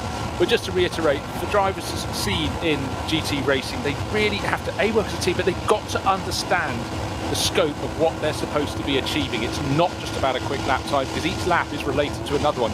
It's about managing the slow zones properly. It's about managing the traffic. It's about giving back a car that has some performance left in it for your teammates, and teams work so hard on this, and not every driver gets it. And the ones that do are the ones that stay on, the ones that have had works contracts for many years. And it's something to aim for, and apply yourself and you're quick, you may yet get a chance. But again, this is a fantastic proving ground, because as I said, every time I commentate on the NLS, there are so many variables. It's about not making mistakes as much as being quick, quite frankly.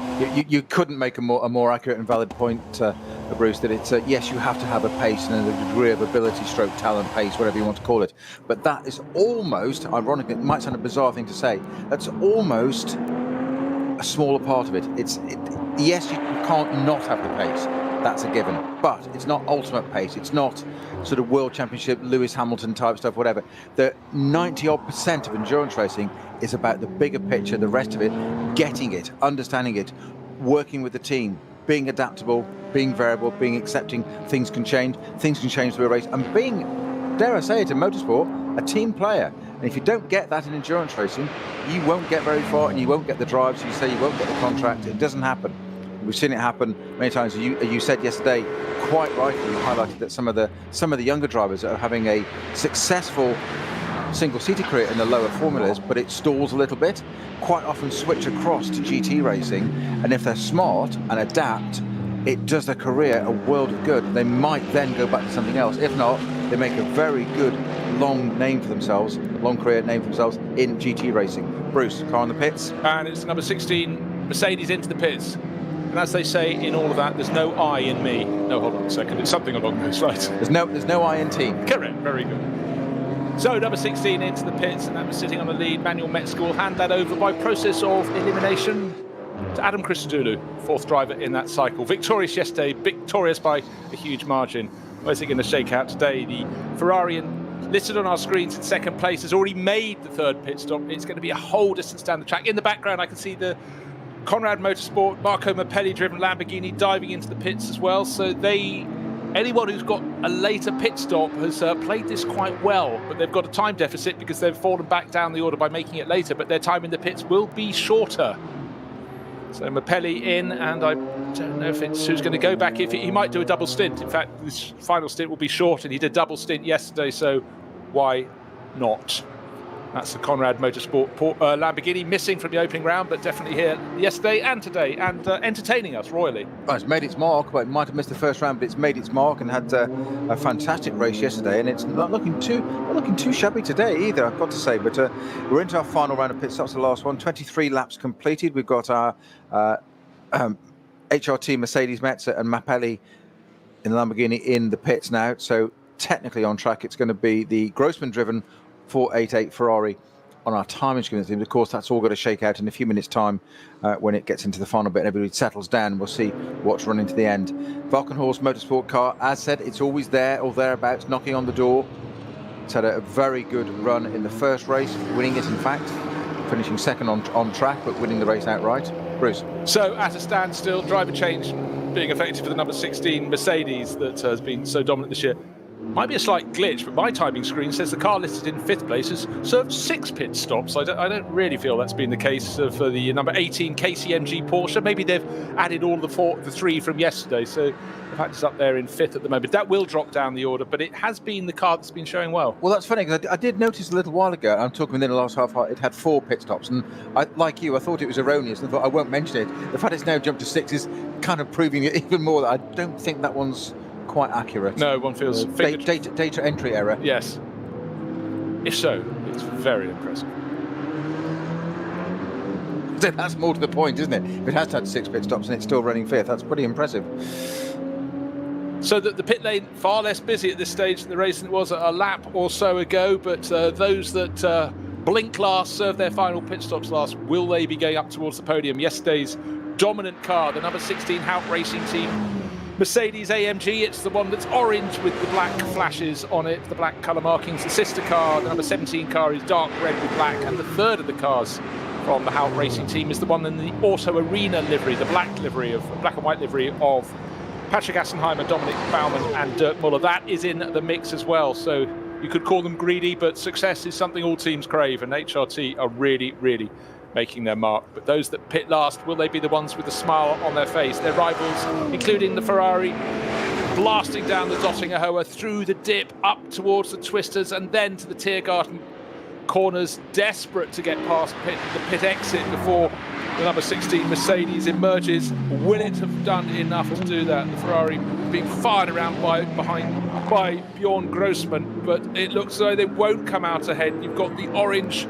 Mercedes exiting the pits and blasting down the straight, so about 10 seconds down is the Ferrari, so it could be right in the mix. Adam Christodoulou taking it to the finish. He got out behind the number 512 Renault Megane that pulled out of the pits ahead of it, and then clearly wouldn't be able to accelerate so hard down to turn 1. Couldn't be passed before the blend line. That's where you have to shed a few seconds, because you know if you go over the blend line, you're in trouble. You'll get a penalty. You've got to waste it. You just got to suck it up at that point. The number 2 Get Speed Performance Mercedes diving into turn 1, but at this point exiting the Mercedes arena, therefore some distance ahead is the number 16 Mercedes. Where is the Valkenhorst Motorsport BMW that's always been a feature? It looks so it's running in about third place with the number 2 Mercedes in fourth, just trying to see if, no, 2 of the Audis are in between it, so maybe the Audis will have a smile on their face today.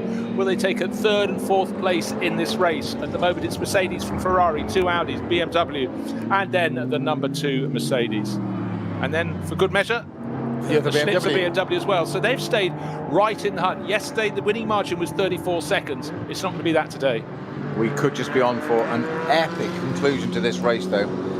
These amount of cars all together, all the different strategies all falling out there, the order shaking out. In about 2 or 3 minutes' time, we're going to get a much better idea of how this is going to be. But this race could be an absolute corker, potentially the most exciting end to one of our 3 races of the year so far. Oh yes, absolutely.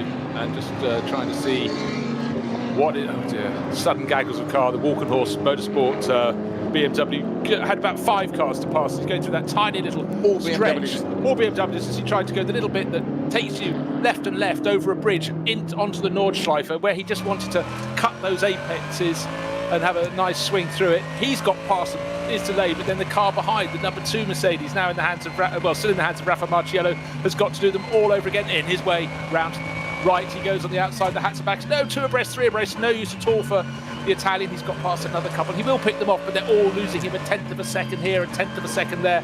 And this is the final run to the end of the race. He's got to get past them, and they can't get out of the way. He's lost 2 seconds, I reckon, through that sequence of corners. He's still got out the continuation of the twists that go out of Hatzenbach, where he wanted to be close to the tail of the Walkenhorst Motorsport BMW. He's lucky to see it as they go towards the Flugplatz. It's gained about 2 to 3 seconds. Well, that really worked for the driver, for David Pittard there, trying to get away from Marciello, given a massive opportunity there.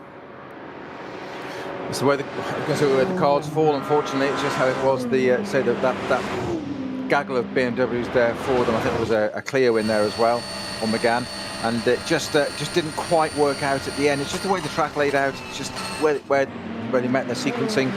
The number 2 Mercedes just caught out there. Marciello just caught out.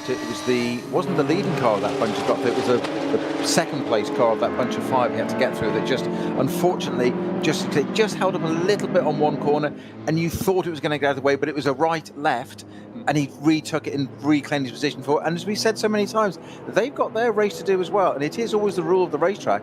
It's always the faster car responsibility to get around the slower car. So in some ways, stay where you are, stay online, do your thing, is not necessarily the wrong thing to do, and it can be wrong hopping out of the way, but he didn't. He stayed where he was, and unfortunately, just from our point of view, as a car that's competing right at the front and trying to go for position, it just looked like he held him up not once but 2 corners in a row. And you said it's not a 10th here and a 10th there. I reckon you're absolutely accurate, Bruce. 2 seconds just like that in 2 corners. But it's one of those stretches. You've just gone onto the Nordschleife, you're going through the Hatzenbachs, then by the time you got to Hocheichen, that's where it's almost the traffic density doubled. And of course, you're thinking, I've got the Kuttelbacher Höhe and I'm on the Flugplatz, a really fast section of the circuit. I've got to be able to see the car I'm chasing, and it just didn't work his way at all there. And this goes back to what we were saying yesterday about that you can't extol enough or explain enough the intricacies of this circuit. It's not like any other circuit. Not only is it 14 point something miles, 24 kilometers long, it's not just that, it's what it offers in terms of the way it flows. Some bits are really fast, some bits are technical, and you go to a circuit normally, as we say, we talk about a technical circuit, we talk about a fast circuit, whatever it may be. You get here, you've got everything, but it's changing within the lap. So your mindset as a driver is having to change. This bit works this way. How does my car work on this section? And then how does the traffic fall in front of you whilst my car does or doesn't work on this section? And all of a sudden there's so many permutations as to what do I do now? And that's where, as you said yesterday, quite rightly, the really smart drivers, the really thinking drivers don't make the mistakes. We saw it there earlier. We saw that number 2 car getting through the traffic and just dealing with it. But it's so easy to just be tripped up over something so small. But also, when we were watching Rafa Marciello in that number 2 Get Speed Performance Mercedes, it was about, when you've been held up, get rid of that thought, focus on what's ahead, almost metaphorically lob it into the back of the car, because if you're thinking about it, angry for the next few corners, more than likely to make a mistake. And so mind management, again, is something that you have to be really, really focused. It's just waste energy. Yeah.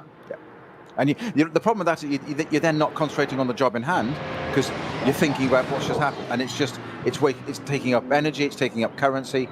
If you don't invest in it, get on with what is happening in front of you.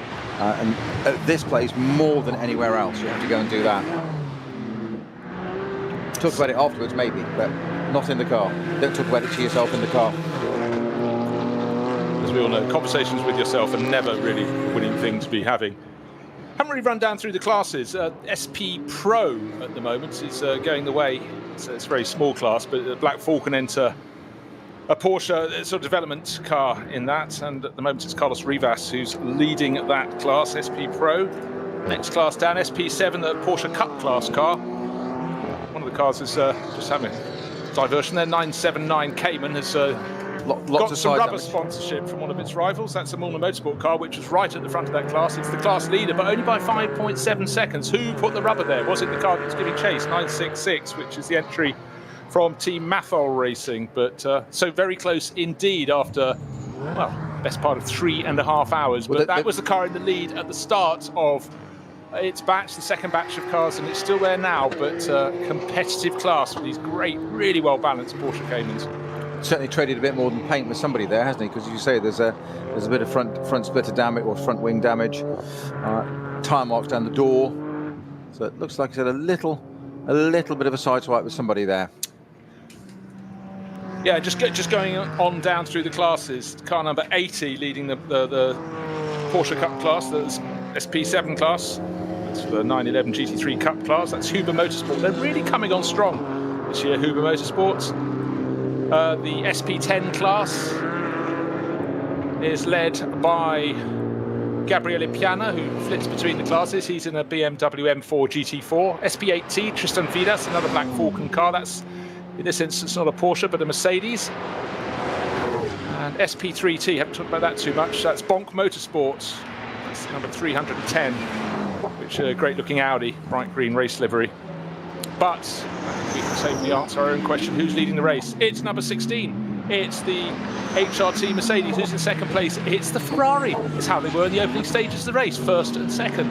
Bouncing over the curves through the final sequence of corners, just over half an hour to go. Gap between Adam Christodoulou, race leader, and second place, Bjorn Grossman. Just waiting for that to be clocked onto our screen. 3.2 seconds. Well. Now, who would have predicted that? You tried to, but I wouldn't have it. I wasn't even going to go there. I wasn't going to do that. Third place. Now you mention it. No, now you mention it. Delete that from the record. Right, Mirko Bortolotti, third place for an Audi. There's an Audi in fourth place. Matteo Drulli, that's car number 29. Then Walkenhorst Motorsport, David Pittard, still the championship leader until the end of the race at least. He's fifth in car number 34. Rafa Marciello, not too far behind in sixth. He's another he's in fact 6 seconds down. There's far better lap. Well, of course, it was a far better lap for David Pittard. He gained 3 seconds because he didn't lose 3 seconds getting through the traffic, as we saw Marciello struggling to do at Hocheichen in particular. But for Christodoulou, just bear in mind, we've got half an hour to go precisely, and he's 3.2 seconds the good over Bjorn Grossman. And his tyres are a lap fresher than Grossman's. Am I right? Is that a lap fresher? 16? Yes, 1 lap fresher. So there you go. The shorter pit stop had a role to play as well.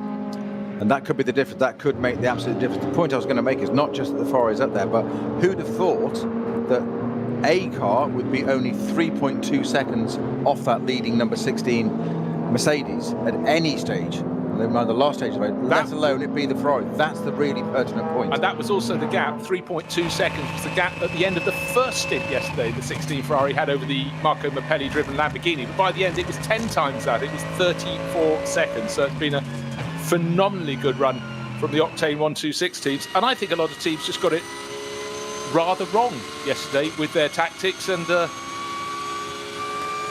Hout Racing team got it very, very right. The others have adjusted their performance and their tactics, and they've got a whole lot closer today, but it's that 16 Mercedes still in front, and in its own way that tells you the story of the season so far.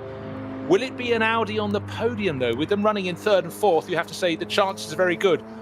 Next closest car is David Pittard. He's 4.6 seconds down on one, and just do some maths, about 6.5 seconds down on the other. So maybe Bortolotti will get the 32 to the podium, entered by the Audi Sport team, or maybe it'll be the 29 car, also entered by the Audi Sport team. So suddenly Audi nowhere yesterday, looking very good today. Best place Audi on the Saturday race was 12th place overall. Today, it's definitely coming their way. Well, David Pittard, as you say, I think you predicted a little bit earlier, and I think you could be absolutely spot on as ever, Bruce, that it might get onto the podium. He's fifth at the moment, you're saying, so a little bit down, 4 seconds off one car, 1.9 off the other. I think he will probably be fourth, but I think he'll have to have his work cut out to get that car onto the podium. We could well see an Audi on the podium, so it could be Mercedes, Ferrari, Audi, but more to the point that not just having an Audi on the podium, but at the moment as it stands, a Ferrari on the podium, and it's only 3.2 seconds, but that Mercedes at the front has got one lap fresher tyres, and that could be absolutely crucial in what is still 27 minutes of racing to go. It might only be a handful of laps, but it's still half an hour of racing. What we've got to check is exactly when it crosses the race leading car crosses the start finish line, and therefore we can work out how much time we have left. We're talking about maybe having an Audi on the podium. We might have two Porsches in the gravel, because the Fulcum Motorsport Porsches are fighting hand to tooth. And it's Peter Dumbreck trying to keep his number 4 entry ahead of the number 3 of Thomas Preining. Number 3, of course, Preining's car had an impromptu barbecue as it came into the pit lane yesterday. And today running very well indeed. The sister car also had a few little mechanical problems yesterday, but they're going well. But unfortunately for them, they're fighting for 16th place. The Scot at the moment ahead of the Austrian, but they're having fun. And we were talking yesterday about trying to explain to the man in the street about tyre wear and how radically different it is in the world of motor racing. Think also that car was on fire yesterday. A whole back end of it was burned. In a normal world, in the real world, that car would have been potentially written off, gone whatever. Put that into your garage. There's going to be lots of teeth sucking or whatever. What do these guys do? Overnight, engine swap, rebuild it, comes out, looks immaculate in the pit lane, and here it is fighting tooth and nail with its teammate. Yesterday it was on fire. Yeah. And that was tooth and nail after 3.5 hours of solid racing around such a testing circuit. So I must say, I'm just going to scroll down and see how many runners we've still got at this late stage in the race. We have a handful of cars in the pits at the moment, but we've got about 110 runners, might be 120, just waiting for the... A lot of the cars. I make it. Yeah, still running. Okay, well that's very good indeed, because we've had a few fallers, but really not many. We've had fewer incidents so far in this race, fewer slow zones, I'd warrant, or it certainly seems that way, because we had some quite long stretches of the track yesterday that were in slow zone, and that definitely knocked the number of laps down, possibly, maybe by 1, because with the lap being so long, you can just squeak onto it. But it was that long run from Brunchen down to Flansgarden that was already quite a long delay yesterday, where the cars had to drop down to that 60 kph limit, which must feel as though you're doing no speed at all. Same for everyone as long as the period is extended, but it's definitely the winners and losers if the period had just been ended when you got there. You didn't have to take the slow speed. You keep pressing on. So who is pressing on? Let's take a look at the lap times. Want to see the lap time of the race leading car in the hands of Adam Christodoulou. This last lap, not representative because it included time in the pit lane, because otherwise an 11-minute 36-second lap wouldn't be the sort of pace I might manage, but not good in a racing scenario. So let's see, the chasing Ferrari last time around, Bjorn Grossman, Ferrari specialist. He lapped in 8 minutes 4.2, which is a fairly decent lap pace. In fact, it was the fastest of all the cars on the circuit last time around, but I feel that Christodoulou will be able to get very close to that, if not outpace it this time around. Waiting to see where he is on the circuit, getting towards the end of another lap. And then we'll see the interval and also work out how many minutes we have left. I can tell you it's 24.5 minutes remaining in this race, which is, well, we're going to have 3 more laps then, aren't we? Unless he does 3 laps of 8 minutes dead, that's 24 minutes. He's not at the finish line yet. We've got 24 minutes, 23 seconds. So from his point of view, the fewer laps you can do, the better. That would be good, wouldn't it? Crossing the line with a matter of seconds to go, and you've got another 8-odd minutes of time to go and do it, to drive there and maintain it, not lose it, and not throw away the potential win. However, I like that word. His advantage over the Ferrari was only 3.2 seconds at the start of the lap, so he can't afford to just lift and cruise to make sure he gets onto that final lap, and ekes out 3 laps rather than 4 laps more. And still trying to pick out exactly where he is on the circuit. He should be coming down towards the end of the lap right now, because the Walkenhorst Motorsport BMW is getting towards a few corners to go to Galgenkopf, so he's going to be, they're going to be getting onto Dottinghoe now, so I think we're safe. There will be 3 more laps. And then the checkered flag will come out. We managed 28 yesterday. We've got 24 on the board, be 25 at the end of this. We'll have 28 again today. But at this late stage in the race, you can really see which teams have got their tactics right, not just in track position, but how much life you've got left in your tyres. Are you about to point that the Ferrari is... less than 3.2 seconds behind? It's not less than 3.2 seconds behind. It's less than 0.3 of a second behind. It's all under that rear wing of that Mercedes. I was not expecting that. As they come into the final, into the Tiergarten stitch, I was not expecting that car to have made that. I didn't think he'd necessarily lose it, but there's some pace in that Ferrari at the end. I said we might well be on for an absolute amazing finish this, and it is looking just that way. Now, that's got the grunt, that Mercedes down the pit straight. The Ferrari's not losing out. He's getting the toe. down the straight. Is he even going to have a look down into turn 1, Bruce? What do you reckon? What's the gap? 0.2, well, let's call it 0.3 of a second, 0.293 of a second. He's absolutely coming on strong. I had no idea I was commentating with Nostradamus, but it's looking very good. But I feel there are still 3 more laps to go, this and 2 more. But 0.293 of a second, that is nothing at all. And even starting to take a look out of turn 2 in the Mercedes arena. So the Mercedes in front, but it could be a Ferrari trying to stick a nose up the inside into turn. They're in turn 3. Have a look at turn 4. No, don't, because you'll have your nose chopped off. So you got there, but a far better exit from turn 4 from the Mercedes arena. The Ferrari's possibly going to make a manoeuvre, but it's into turn 5. But it's only a very tight little, short little straight. Oh no, I'm going to chop right across there, said Adam Christodoulou. Went across the nose of the Ferrari. Perfectly legitimate. It was a single move, but the Ferrari, Luca Ludwig's going, I'm not a second generation racer for nothing. Exactly. It's in my blood. It's never a guarantee a second generation racer is going to be any good, but Luca's very much one of those that is good. And he's really, really making it very exciting indeed. What's the gap back to third place? Only another 6 seconds. And then those 2 Audis very close indeed. It's still Mirko Bortolotti from Luca Drudi, only a second between them. Then, not catching them at all. 5.8 seconds further back is David Pittard.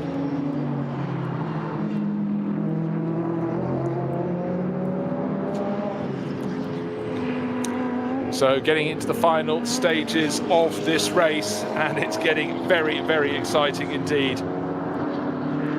Leading group gets back onto the Nordschleife. How are they going to come off it? Is it going to be the Mercedes in front, or is it going to be the Ferrari that will make Peter Snowden alongside me get off his chair? I'll run around the room, I'm sure. So we're going to keep our eyes on that. It really, really has been a fantastic race. And again, it's the effect you cannot predict unless you can take every sector of this 4-sector race apart and analyse exactly the ramifications of one bit fitting together with another. All down to the fact, yes, you can factor in tyre life and how much is kept, but you can also, how long is the pit stop going to be? There is a variable time in the pits at a standstill. Very few other championships use something like this. It's complicated to get your head round, but it just adds this extra layer of excitement. You almost want to put the race into slow motion so you can analyse it fully and gauge exactly how long each pit stop will be. But the general hunch is every time the 16 Mercedes has been on the track, it has got the tactics right. This weekend has been a masterclass, but not enough of a masterclass, because Octane 126 with the 26 Ferrari, with Luca Ludwig, the fastest of its drivers in that class, is right on its tail. And this is building to a crescendo, Peter. I cannot wait to see what happens. Alles begann mit 2 Freunden und einer Vision. Unsere Initialen stehen für Qualität und Fortschritt. Wir schaffen den Technologietransfer von der Rennstrecke auf die Straße. Wir fertigen Gewindefahrwerke, Sportfedersätze, Stabilisatoren, Distanzscheiben und Gewindefedern zu 100% in Deutschland. Wir arbeiten mit Herzblut und Hingabe für diesen einen Moment. Wir sind Motorsport.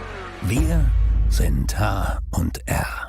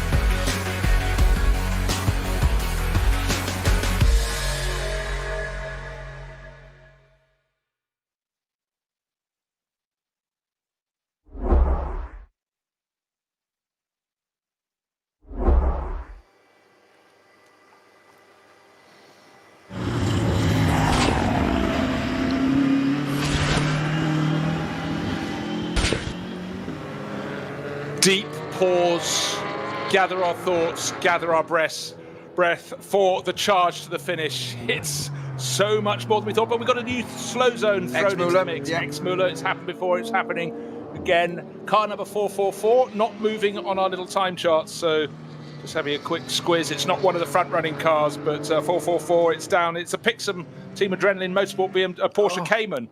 Not a BMW, gets so used to that team running those as well. That's Norbert Fischer, Daniel Sils and Oscar Sandberg not going. Let's hope that could be cleared up very soon indeed. Now, it'll interrupt some, it may not interrupt the others. And that is always the issue around this long circuit, 24.5 kilometres. And let's hope our lead duo can be kept together, not separated by a slow zone. But as they started the lap, just 0.3 of a second apart, it's unlikely it will affect one and not the other. But maybe some of the chasers will be caught, or maybe some of the chasers will be able to close in. That's always the movement in that pack. Riding with Raffaele Marciello, he has sort of got separated from everyone. He's ahead of Martin Tomczyk in the Schnitzer BMW. He's in 6th place, but it's a long way up the road to David Pittard in the Walkenhorst Motorsport BMW.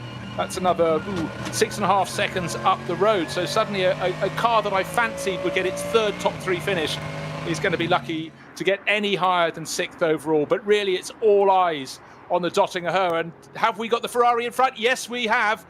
The Ferrari's in front by about 1.5 seconds, 2 seconds. He's made his move. Has Ludwig gone too soon on his tyres? But don't forget, he set the fastest lap in yesterday's race right at the end. So late, we didn't notice it until the checkered flag had been shown. He set some quick laps, but just kept on going faster. And now, what can Adam Christodoulou do? He started the lap 0.293 of a second in arrears. He's going to cross the... He's got to get past a...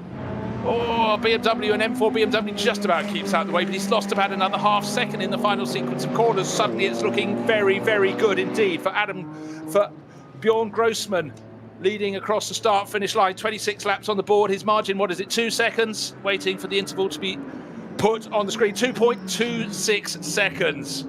Can he do that again? Will he get the brakes in the traffic? Will it go back the other way? That's gone from 3.2 seconds to 0.3 deficit to a 2.26 advantage in those laps. 2 laps to go. Okay, I'm throwing something else in. They weren't the fastest cars on the circuit last time round. It was Mirko Bortolotti who has gained. He's only 1.8 seconds back in 3rd place now. The bright orangey, well, the bright red nose of his Audi. Not far further back, we've also got Matteo Drudi, but then suddenly even faster than any of them. Waiting, that was the previous time around, was the Lamborghini Huracan. So Marco Mappelli's hustling that into the tail of the top 10. So let's just reiterate. Bjorn Grossman, 2.2 seconds to good ahead of Adam Christodoulou. 3rd place, Mirko Bortolotti, only 1.8 seconds further back. He's got a 2.2 second advantage over Matteo Drudi. There will be an Audi surely in the top 3. They're 3rd and 4th. Then the championship leader, David Pittard, he's another 8.5 seconds back. It's not their day today, but he looks safe in 5th place. He's 3 seconds up on Rafa Marciello. In fact, a slightly worrying lap there from Pittard. He was the slowest of the top 6. Is he going to fall back into the nose of that bright yellow Mercedes? More to the point, Bertolotti, as you pointed out quite right, he's now starting to reel in Adam Christodoulou. That allows Bjorn Grossman in the Ferrari to just get on with what he's done so well the last 2 or 3 laps. But Christodoulou is now no longer chasing the Ferrari. He's now got the mirrors full of Bertolotti's Audi. Okay, it's going to be a short pit stop, but Marco Mappelli has come in so late in the race in the Lamborghini, coming in from 10th place overall. But that's a 4th stop. So that is not one they wanted. So that's a stop with a problem. This isn't a stop that you'd automatically knit in to try and get your car to the front of the field. So a problem has removed that. Just as I said, it was getting into the top 10, listed as 9th, fallen to 10th, but now it's in the paddock, going into the pit lane. I'm afraid that's either race over or puncture to be replaced. So tough luck for them, but we've seen some great speed from them this weekend. They did look like it was sort of crabbing a little bit when it came in the pit lane. I can't see anything really obvious on its punctures. It has come to its pit. As you say, what are they coming in for? The crew weren't ready for it. They didn't know it was coming in. So unsuspecting, I'm sure it's just a puncture. Out come the air guns, but also out come the dolly jacks. Left rear. It looks like it might be something on the left rear. There's bodywork loose at the back of that car. It's not going to puncture, so it's not like the tyres damaged the rear bodywork, but they're certainly changing the left rear on that, just as we thought that car was going to be a strong top 10 finish. Unfortunately, that's just put it out at the last, literally in the dying few minutes of this race. 12 minutes to go, unfortunately. So that's the Conrad Huracan that is in trouble in the pit. So Back to the front, though, we've got this Ferrari leading by 2.2 seconds. And I can't believe, I want someone to say that again and say it slowly. We've got this Ferrari leading. We were not expecting that over that number 16 Mercedes, pedalled by Adam Christodoulou, who's done a fantastic job in that car. And Team HRT have been, I'm going to say they've been the dream team of the season so far. We've only had 2 weeks of this season. We've got to remember that. That's what seems really odd to say, but we've had 3 rounds with a matter of 11 minutes to go of our 3rd round here. Team HRT have been the team to beat. They've dominated in every single session, wherever it may be. That's the car to beat. That's been the benchmark. A team that's only a month old. We know, of course, the background comes from Black Falcon. Get that. But it's still the team to beat. Of all the teams I thought would challenge it, it would be potentially certainly a David Pittard-driven Valkenhorst BMW running in 5th at the moment. I'd have thought he'd have been up there in this one. Bartolotti, very impressive, but I would not have put Bjorn Grossman driving the Ferrari 488 at the front of this field at this point, and that's an absolute credit to them as to what that team have done. Superb effort. We know it had its pace, but this pace, you said the driver lineup, they've carried it through, and they've come to the point when it matters. As you said earlier, Bruce, when do you get the checkered flag? It's only 1 lap. Exactly so. And while you were saying that, I was scurrying through my file trying to find the last time a Ferrari won. It was round 3. This is round 3. How uncanny. But 2017, it was Team Monschau. And that was Oliver Kainz, Jochen Krumbach and Jörg Weiss. 3 years ago. No disrespect to them. The whole series has moved on enormously since then. The number of pro racers seem to increase exponentially. But this is going to be a real marker in the sand for the Octane 126 team. We've seen flashes of speed in round 1, but unfortunately theirs was the car facing backwards in the gravel on the opening lap, not even onto the Nordschleife at that point, but they've really, really knitted it together. But it's also about getting the right timing to come in to make your pit stop, and the drivers delivering across 4 racing stints, 4 hours of racing. And just wait and to see what the gap is at the end of this lap. Will be lap number 27. We got 28 laps of racing in yesterday. It's looking all set for the same number today. But again, delivered in a totally different fashion. In fact, the more you'd sit back and analyse this race versus yesterday's race versus the race 2 weeks ago, every single one is different in quite a comprehensive way. I couldn't agree more. You can't believe it. I mean, two days apart, as we said, 2 weeks apart, weather, ambient, all sorts of permutations that could make it. You can need to sit there and go, well, there's time, there's 2 weeks. 24 hours apart. No real significance in weather differences. So it really is down to how the crews are prepared, what they've done, strategies, driver lineup. You're not going to get much more, plotting it morning and afternoon. You couldn't do 8 hours racing in one day anyway. You're not going to get much more of a back-to-back comparison of a 4-hour race than 24 hours apart. Weather exactly the same. Perhaps slightly warmer today. I haven't got an ambient temperature, but I bet it's a couple of degrees, not much in it. But 2 totally different races.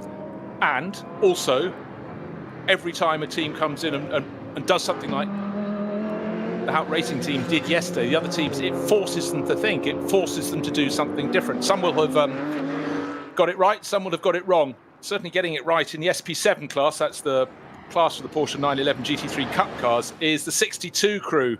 That's the H&R Spezialfedern crew, Marcel Hopper, Moritz Krantz and Peter Terting. They were running second for a while, but they're ahead of the number 80 crew from Huber Motorsport now, so that's swung around. With 8 minutes remaining, it is looking good.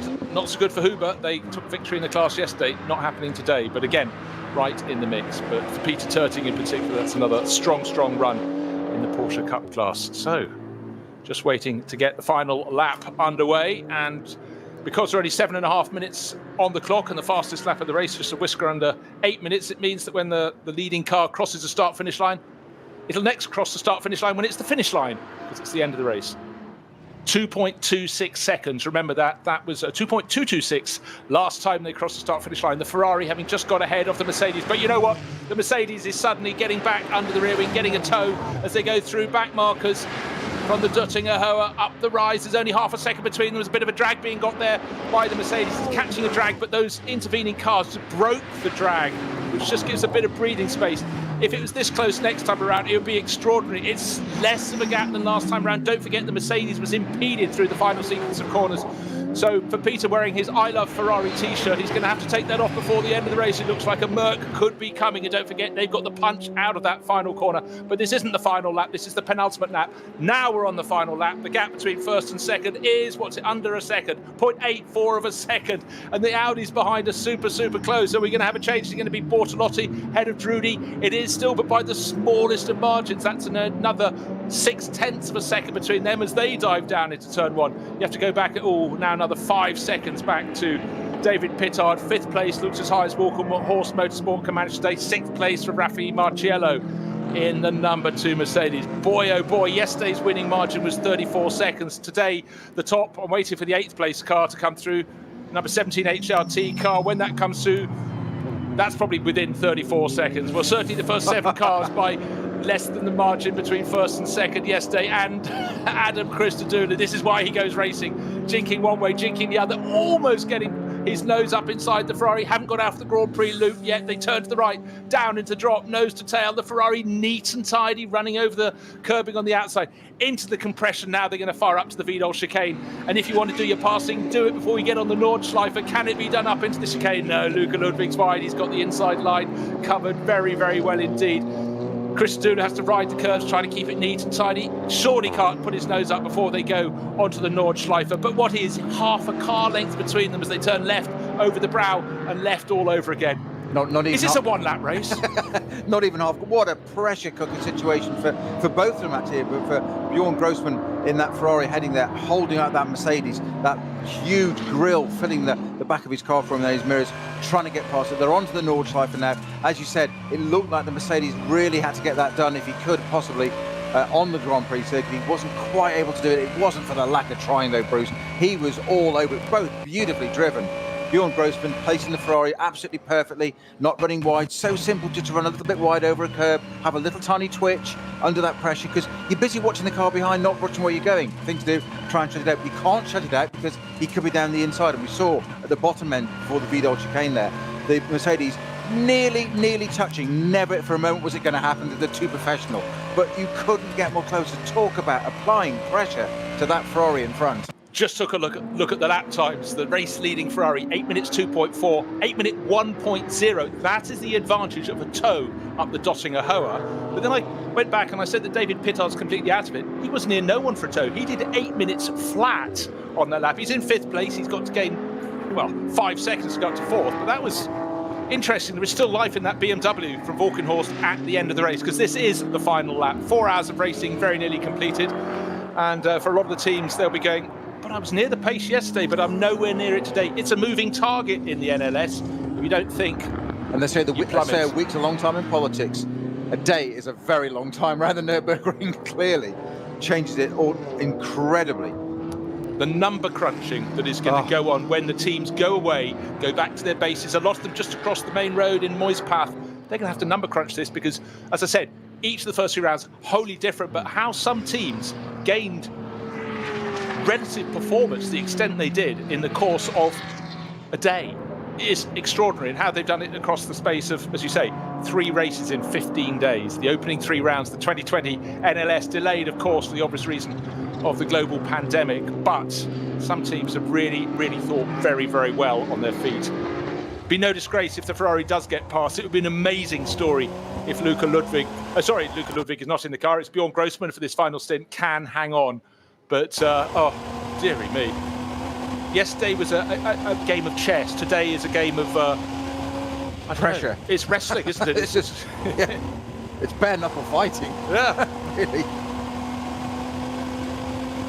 Such interesting lap times. And for all the drivers now, those running in pairs, let's not overlook the fact the third place battle between the best of the Audis is very close indeed. 0.6 of a second between the Bortolotti holding off his fellow Italian, 2 Audi Sport Team entries. It's 32 ahead of 29 at the moment, but Drudy got a very good tow up Dottinger Hoa last time around. And don't forget, you might shape up to get another manoeuvre, but you could be influenced enormously by a gaggle of slower cars as you approach the kink and then Tiergarten. If they're in the way, can't get out of the way, it could provide a possibility, but equally it could scupper all your hopes. We've said consistently, haven't we, through yesterday and today's races, There is no respite. You cannot relax. You cannot get complacent as a driver sitting in this. You just cannot, because this circuit can throw anything up in any second. And we mean from a slow zone, a yellow flag, a slower car, a service vehicle on the track, a car stopped in the pit lane when you think it's all calm and you get to the pit lane and the bit's done. It isn't. It's unrelenting. It never, ever, ever takes the pressure off you. And look at this into the last lap. Talk about a pressure cooker situation there for Bjorn Grossman in that leading Ferrari. Poor old Marco Mappelli. We saw him in last time round. Impromptu pit stop. He's coming round, and that left rear corner, the bodywork is hanging out at 45 degrees from the norm. Won't really be affecting the performance of the car, but clearly there's been some rear end contact there. I don't think the car's been spun. I think something just simply hit it from behind, maybe under braking. But right now it looks like a very early rudimentary aerodynamic design, as the bit of the rear bodywork hangs out at a jaunty, not exactly an efficient angle. So any hopes of a top 10 finish that was surely coming its way. Mappelli crossed the start-finish line in 18th place. Very unfortunate for them, but certainly the Conrad Motorsport crew will be encouraged by the speed, particularly with Mappelli. Now they've brought him on board to propel that car up the order. They've just got to line it up. We've seen it being quick over recent seasons, but doesn't always get the results its performance deserves. But maybe if Mappelli's become a permanent part of the crew, greater things can be expected. But really right now, he's become a side act in what is the overall show. The overall show hasn't long to go. We've got 15 seconds till the 4 hours are up. So when the race leader comes around, will it be the Ferrari with Bjorn Grossman, or will Adam Christodoulou have used a toe and got past up the Dottinger? Bortolotti's too far back to get in the top two. Among the top two, he's another 6 seconds further back. But it's just simply mesmeric, this race. The statisticians, the people who like to put things apart, they'll be entertained all week as they number crunch. But those of us that like the more visceral element of just seeing cars really racing each other on an absolutely sensational circuit, I think we've had a fairly good day, don't you? Exactly what I was just going to say. It really doesn't matter which one of those two wins it now, because either deserve it. It would be a great little story for the Ferrari, because HRT have just done so well, but it'd be great to see the Ferrari do that. But it is phenomenal. These two, either of them deserve it, as we're coming probably towards the end of this lap now. Oh, who's it going to be? The nose is black. It's a Ferrari, and the gap has gone out again. There are back markers between them. They have been passed, but it's surely going to be Ferrari's day. But there's a slow-moving BMW at the left-hand side, the right-hand side of the circuit from the driver's point of view. That narrows it when they get to the kink. Surely this is Ferrari's day. No toe from that BMW. It's all but stopped, but it's a gap of about 1.5 seconds as they get to the kink before they can finally come up the rise and see the T-guard too far back, surely for Christodoulou to make a move. So it's Ferrari's day, the first time for 3 years. What an accolade. And suddenly the slower Hyundai forces the Ferrari to lift, to go around the outside of the final corner. Peter Snowden put his head in his hands. It's going to be 1 second between first and second. But importantly for Octane 126, it's their day. The checkered flag is waved. What a day. Yesterday, the car that came home second today took victory by 34 seconds. Today, it loses out by 0.84 of a second. Wow. Indeed, that was my word. At the end of the race, trying to get some voice. And in behind, we've got very, very close racing action, just trying to see the number 2. Mercedes isn't about to make a place change. Hold on a second. Across the finishing line, Bortolotti. Suddenly, the Drudy Audi went backwards. That was running in fourth place. Bortolotti safe in third, Pittard elevated to fourth, Marcello to fifth, and right at the line, Drudy falling back.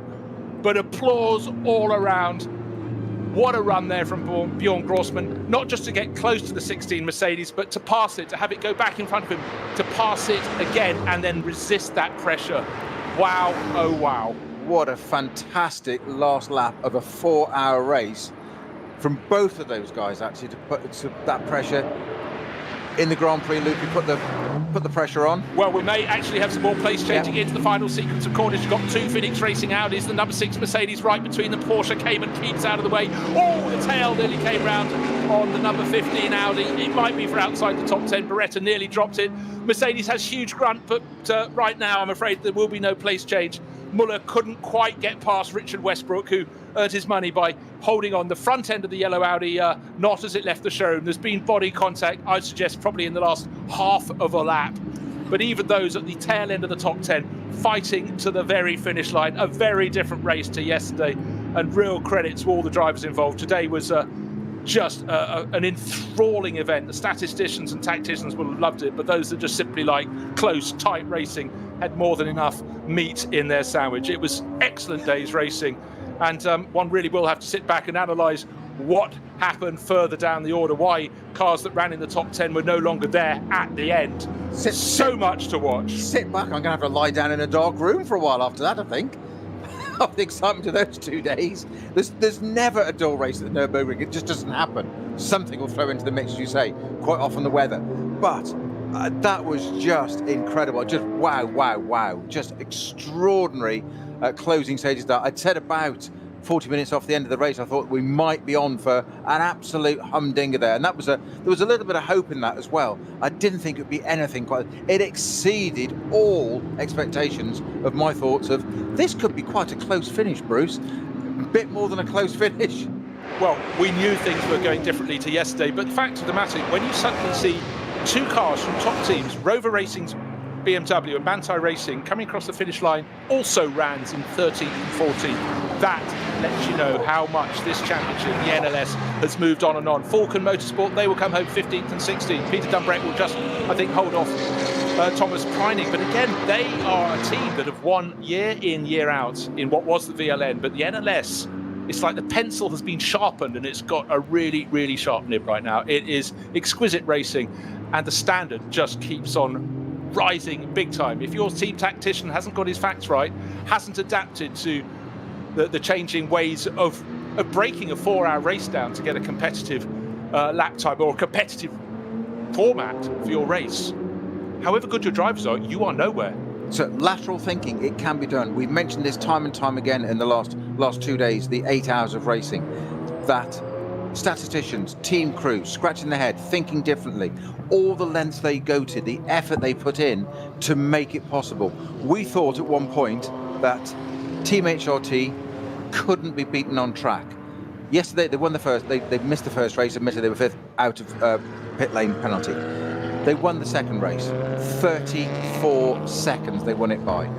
Ferrari came back today and beat them fair and square, all hands down, all even, on track, by 0.7 of a second after 28 laps around the Nordschleife. 4 hours of racing, and it comes down to 0.7 of a second. HRT can be beaten on the track, which means we're going to have an absolutely cracking season ahead of us, Bruce. It's fun. I would not have predicted this yesterday. I'd have predicted a good race, not one of this. It's like somebody's just dipped into the raffle bucket and said, right, go on, let's have that one. Have that one. You're at the front. There you go. I'm beyond words. I'm amazed, absolutely amazed at that Octane 126 Ferrari's performance. And you know what? We haven't even pressed the weather option button as yet. It will come in some of the remaining rounds. So we had 2 days on dry circuits, bar the formation lap yesterday, and I defy anybody, even if they're a team that regularly wins, not to think this thing is moving forward. But a Ferrari in the mix?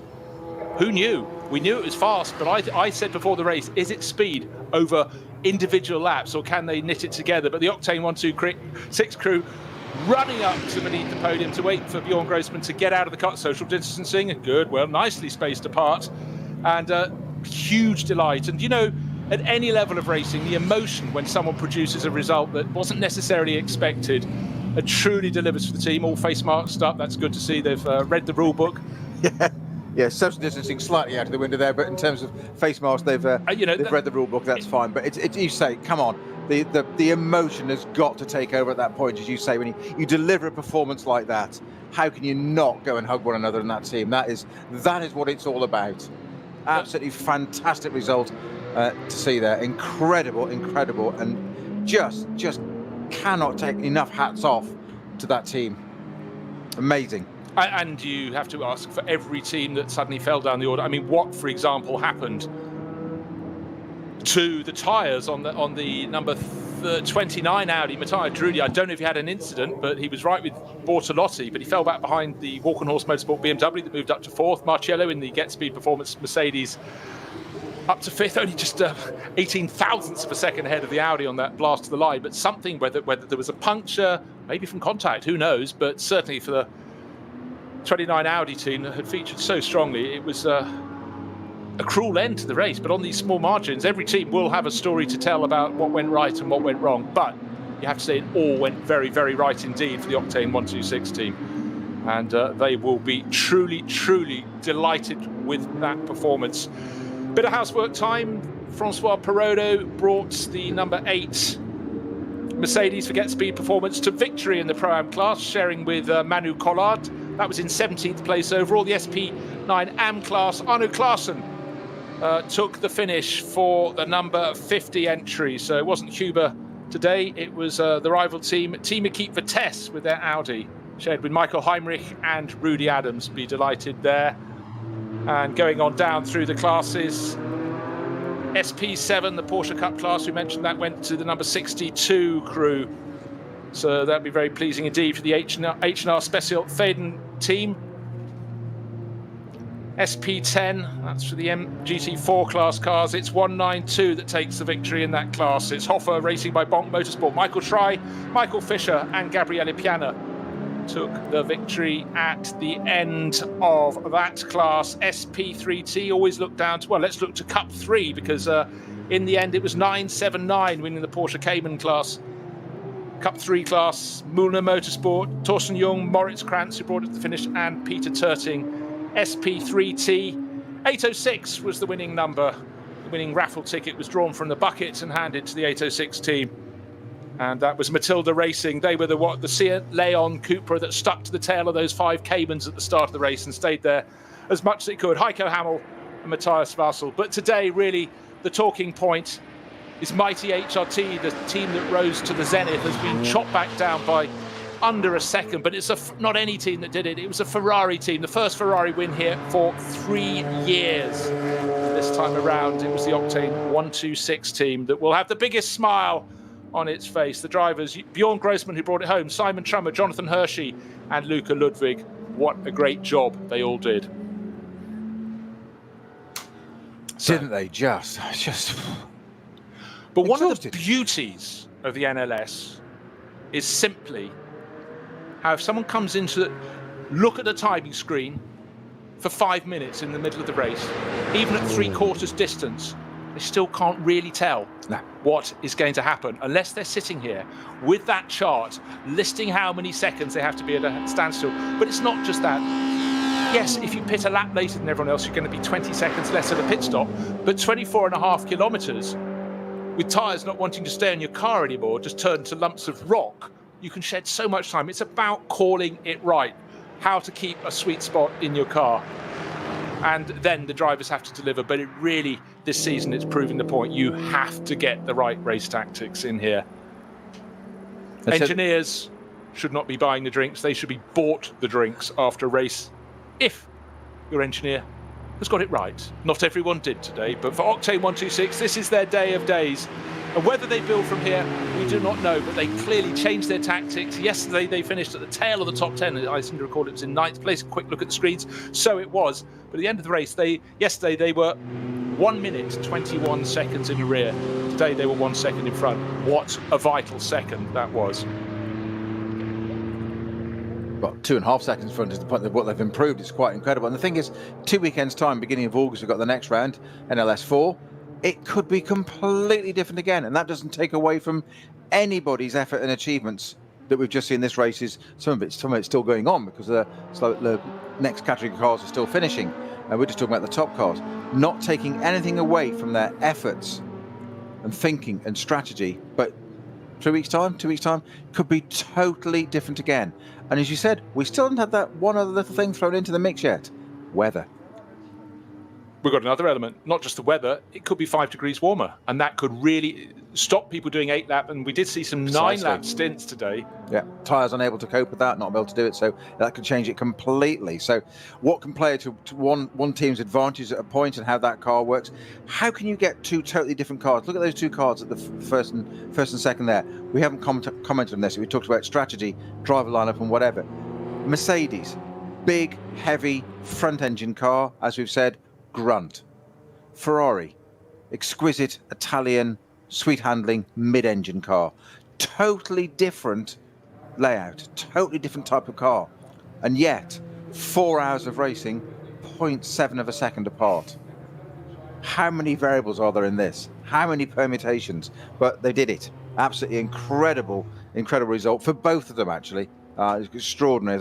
As I said, going on to that last lap, it almost didn't matter which one came out on top, as long as they had a good, clean race out of it, because they both deserved it. And that is incredible after 4 hours of racing. And that's what we love. That's what you and I, people got petrol through our veins. That's what we want to see. You know, a lot of sports, you want the result to be completely obvious, i.e. I watched it, I understand it. This takes a bit more explaining, but I think this is one of those rare sports where that's good. You know, if you looked at cricket and didn't understand why one team in a rained-off match was suddenly given victory despite having scored fewer runs than the others, I still don't understand that. I was going to say, I still don't care. Yeah. But in motor racing, I very much care, and I like the fact that it's not just the drivers who have a role to play in the race. And, of course, there are ifs, buts and maybes, but there is no doubting that was a tip-top performance from the Octane 126 team. And you'd certainly say they've earned their spurs today. Can they repeat it next time we go racing in August? Well, we'll find out. But from 9th yesterday, 24 hours later, they're first. And they've toppled the team that really was setting the pace in this championship. So that is a turn up for the books. And the extraordinary thing about that is, and it just validates exactly what you've just said about having to explain this, is you know that next time out, could they possibly do it? Yes, of course they could. We also know, because of the way this works, it could be the complete opposite. It might be somebody totally different that, we weren't expecting or don't predict. We might not even predict it after qualifying, when we're sitting here on the 1st of August saying, right, here's the qualifying, look at that. That Ferrari was third, it's this, it's that, so-and-so, one last time. We do all that, and all of a sudden, something else pops up. But you won't know for at least 3 hours of that race what it might look out to be. And I think we were 3 hours 15 into this one before I even said to you, didn't I, that, Bruce, we could be on for a humdinger of result here. And that was the inklings of this might just pan out. And boy, did it pan out. You could say that the first two cars into the opening corner 4 hours ago were the first two cars at the end of the race, but there were so many twists in the tail. The Ferrari, we thought, yes, it was quick yesterday, but only finished 9th. Qualified well today, that would give it a bit of a chance, but I didn't think it was going to give it a leg up. At the 16, Mercedes, for the second day running, controlled proceedings, but as the proceedings went on, the Audi, they suddenly thought, hold on, he should have dropped away by now. That crew should have dropped away, but with Luca Ludwig in the penultimate stint, and then Bjorn Grossman taking it to the finish. Not just taking it to the finish, fighting with the number 16 car, overtaking it, getting behind again, overtaking it again, and staying there.